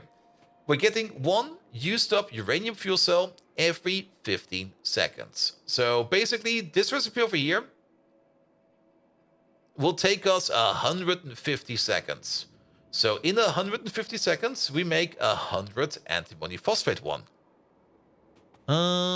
Here we go. Here we go. 40 is not correct. Are you sure about that? I mean, 1 used up uranium fuel cell over here makes 10 antimony phosphate every 50 seconds. Then, this one over here. Never mind, 40 is correct. Mark 1 buildings. Yes, I'm pretty sure it is correct. Because that in 150 seconds, we make like 100 antimony phosphate 1. In 150 seconds, if we want to consume 100 antimony phosphate 1, we will need 40 machines. We will need 40 fucking machines. And that is this row, this row, and that row. There we go. There we go. And then these naturally go 1 to 2 with the next machine because every 150 seconds we make 10 antimony phosphate. And every 150 seconds one of these eats 5. So it's already a natural 1 to 2. And then out comes the plutonium peroxide. So all of these machines over here, we got 80 of these. We're basically making about 50 plutonium peroxide per second, give or take a little. Oh, we actually do need 2 of these. Good that I checked. We do need 2 of these then, which then... Well, it's not going to be exactly 10 per second because we're just going to be making a little bit more than 50. But we're going to make about 6 plutonium oxide per second out of all of that. Which means we are running this over here per second as well. Yeah, it seems to be correct. It seems to be very, very, very correct. 40 is correct, 60 centrifuges overall. I got 120. Well, I guess we can half it down. It's still gonna eat like 5 gigawatts? It is. It is, yeah. And I'm pretty sure we can half it down. Yeah, let's half it down. You get 20 buildings? Yes, yes, yes. 20 buildings is correct.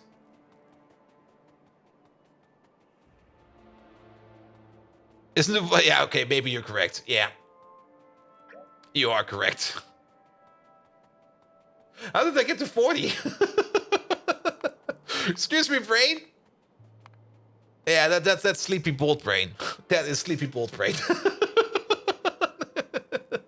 You are correct. You are correct. All right, all right, all right. Blame the calculator. Just blame doing nuclear calculations past midnight. How about that?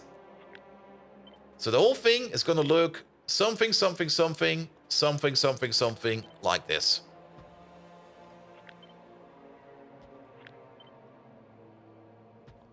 And it's going to eat like 3 gigawatts over here. And then we got 60 of these in total. 60 of these, that's another 100. That's another 1.2 gigawatts over here. So it's going to eat like 4 to 5 gigawatts in total. That's the whole chain. Ah, my brain. Megatron, is it possible for a brain to be on fire? I think my brain is on fire. There we go. We got there in the end. All right. And that's then where the plutonium comes out. And this is the one that we then need for the nuclear sample. And then we're just going to be making nuclear samples over here. This, at the end over here, we can make this the ratio. Like, whatever's coming out over here, we're going to be consuming over here. Nuclear samples are also required for later on for the production science pack. So technically, we're working on production science. Yes. Should we 3 at the end? Really? Are you sure about that? Oh, maybe you're correct, actually. Yeah, this 3 at the end. You're right, you're right, you're right. Well, there goes my power. It is 3 at the end, because we're making about 3 of these per second, and each one of these, each 1 per second. Yeah, I think that's big enough. I think that's big enough. Starscream, your brain on fire? Is this another one of your feeble attempts at an excuse for your incompetence? I highly doubt that your brain is actually on fire. It's more likely just the result of your delusional imagination or your constant tendency to exaggerate. But if you truly believe that your brain is on fire, then perhaps it's a small spark of intelligence finally flickering inside your empty cranial cavity. It's about time you started using your brain, even if it does feel like it's burning away in the process. Just don't let your newfound intellect fool you into thinking you can challenge me, for I am still far superior in every way. Now, put out that imaginary fire in your brain and get back to work. I won't tolerate any further distractions or ridiculous claims from you. Focus on being a more useful and less pathetic Decepticon, if that's even possible for you. Sir, I use my newfound power of intelligence by coming up with a devious scheme. I am training squirrels to carry grenades for us. As we all know, squirrels like to roost in Autobots' backpipes, endpipes, tailpipes. And in there, they will plant those grenades and they will explode. Sir, what do you think of this idea? Oh god, my brain is going out of there. Good, but I will be wiring this thing up. I think this is what we need. Speaking of the uranium, we got like a uranium field over here, 2.4 million. And we also get some uranium over here from the rare earth processing. We do need some water for this whole process. How big is this? Where are we even? It's over there. How big is this in relation? Here we go. I mean, this is not going to be the actual size, but yeah, we can belt the uranium over somewhere. We might just make that thing right over here. Just place it over here, mine the uranium, belt it over. I don't think we need to train for this yet. We could. Ooh. Ooh. Oh, it would be a very nice build to have like right next to the mall, actually. Just like here. Over there, you can go shopping. And over there, we're enriching uranium.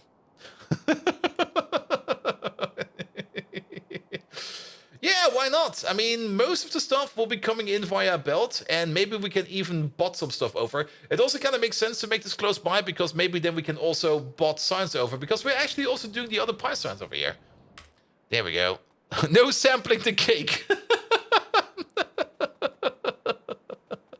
Autobots have bagpipes? Well, sometimes they do. How's my vanadium pentoxide stockpile? It's pretty good. It's pretty good. It's over here. Starscream, I must admit, your devious scheme shows some glimmer of intelligence. Oh, what the Utilizing Skrulls to carry grenades and plant them in the vulnerable spots of Autobots could be a clever tactic. Using their natural penchant for hiding in confined spaces and their ability to impersonate others, we could strike at our enemies from within. The explosive surprise would surely catch the Autobots off guard and leave them in ruins. Very well, Starscream. I see potential in this plan of yours. Proceed with training the Skrulls and preparing the grenades. However, remember to exercise caution and ensure that our forces are properly trained to handle the Skrulls. We don't want any mishaps or unnecessary casualties. This scheme could prove to be a powerful weapon in our arsenal, and I expect nothing less than success. Just remember, Starscream, that this idea originated from my superior intellect. Wait! Don't think for a moment that you are the mastermind behind it. Now, go and execute this plan with precision, and prove to me that you are capable of more than just sheer incompetence. The fate of the Decepticon cause rests on your success. I want to say something. Sir, you have misunderstood. It's not Skrulls, it is squirrels. You know, the little rodents that live in trees and gather nuts?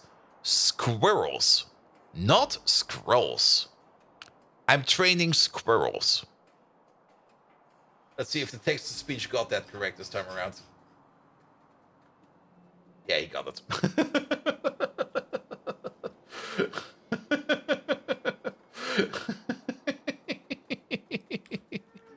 True, and they pack a nuts in your car, it gets bad. That's very true. That's very true. All right. Let's wait for the final response of Megatron, but my brain is done. My brain is entirely done. This thing over here, I will be planting it somewhere. I will be finishing it off. We're going to be hooking it up next time, which is going to be next Thursday. And it will most likely be built over here. And if we kind of have a little peek over into the future, if we have a look at chemical science, red circuits, done. This, done. Nuclear samples, technically done afterwards, because once we get from plutonium to nuclear samples, this is easy. This is trivial. What we are missing is the self-assembly monolayer and the organic acid anhydride. The self-assembly monolayer... Squirrels! Starscream, you insufferable imbecile! Training squirrels to carry grenades? Have you lost whatever shred of sanity you had left? Squirrels are feeble little creatures, not weapons of war. This idea of yours is utterly ludicrous and a complete waste of time and resources. I will not entertain such nonsense. Starscream! But it was your idea! The Decepticons were meant for grandeur and power, not for utilizing squirrels in some absurd scheme. If you continue down this path of idiocy, I assure you, the consequences will be dire. Now, cease this foolishness and focus on tasks that actually contribute to the good of the Decepticon cause. I will not tolerate any more of your Asinini IDs. Return to your duties or face my wrath. Asinine. He said asinine. All right, but for the self-assembly monolayer over here, these two alloys over here are pretty trivial to make. That's also the whole reason why we made these alloy setups over here. It's basically two more of these, and then we got those alloys set up as well. We do still need to fix up some of these inputs over here, but that's for that. And then the PTCDA, this one over here, also requires more of the organic anhydride, which is pentasulfide, phosphoric acid, geothermal water, and fatty acids. Fatty acids is more or less a large processing. Also not too hard to do. And then perylene, which is Navens. So we should maybe start thinking about the Navens farm, because we don't have that one yet. But it's all more or less just more resource processing. So getting to the self-assembly monolayer materials over there is also not that hard. We do need some more rayon, but we do already have rayon automated, so we don't need to worry about that. And then once we have that, yeah, chemical science is not too far out. Good. We are slowly but surely getting there. The one thing that we definitely do need to make sure about is that red circuits over here operate way better. And we're currently waiting on input from you, and you're waiting on input from... Is that glass? No, it's plastic. Plastic. Good. Which also does kind of mean that we need to do more plastic processing soon as well. That was the thing we kind of also talked about yesterday on yesterday's stream, but soon. For now, this will be fine. This is going to be our nuclear processing plant, at least the initial one. And then later on, we will hopefully be going into actual nuclear power. Good, but to be perfectly honest, I'm getting tired. This was already 5.5 hours of mind-boggling Factorio madness, so I think we're done with that for today. And I'll be back tomorrow. Not with Factorio. Tomorrow, we're going to be doing some more Minecraft. But on Thursday, we're going to continue this game of Factorio. And on Friday, we're going to be doing some GTFO, because we got not really a sponsored stream, but a shout-out stream, I think you could call it. Where the devs of GTFO actually gave us a shout-out over their social media channels and basically told us, here, go watch this guy. He's bloody amazing. Good. But you can already hear I'm rambling, and if I'm rambling, that means I'm tired, and I am very tired. So thank you so much for the day. And don't forget to watch the cinematic from before. Yeah, I got them all over here. They're all behind the tab over here. Next to my Twitch tab over here. But I will be going to do the post-stream stuff first, and then I'll take a look at it. I'll send you a message in Discord afterwards. How about that? Good. Nevertheless, thank you so much for today. I'll be back, like I said, tomorrow on Thursday and Friday. Happy Halloween if you're celebrating Halloween. If you're not celebrating Halloween, eat all that candy. Don't give any of your candy to anybody else. We're going over to CD. She is doing some golf streams, I guess. Not quite sure what she's doing. Doesn't matter. We're going over to CD. She's bloody amazing. She's back from vacation, so we can rate her again. And without further ado, I wish you all an amazing evening. And until next time, good night.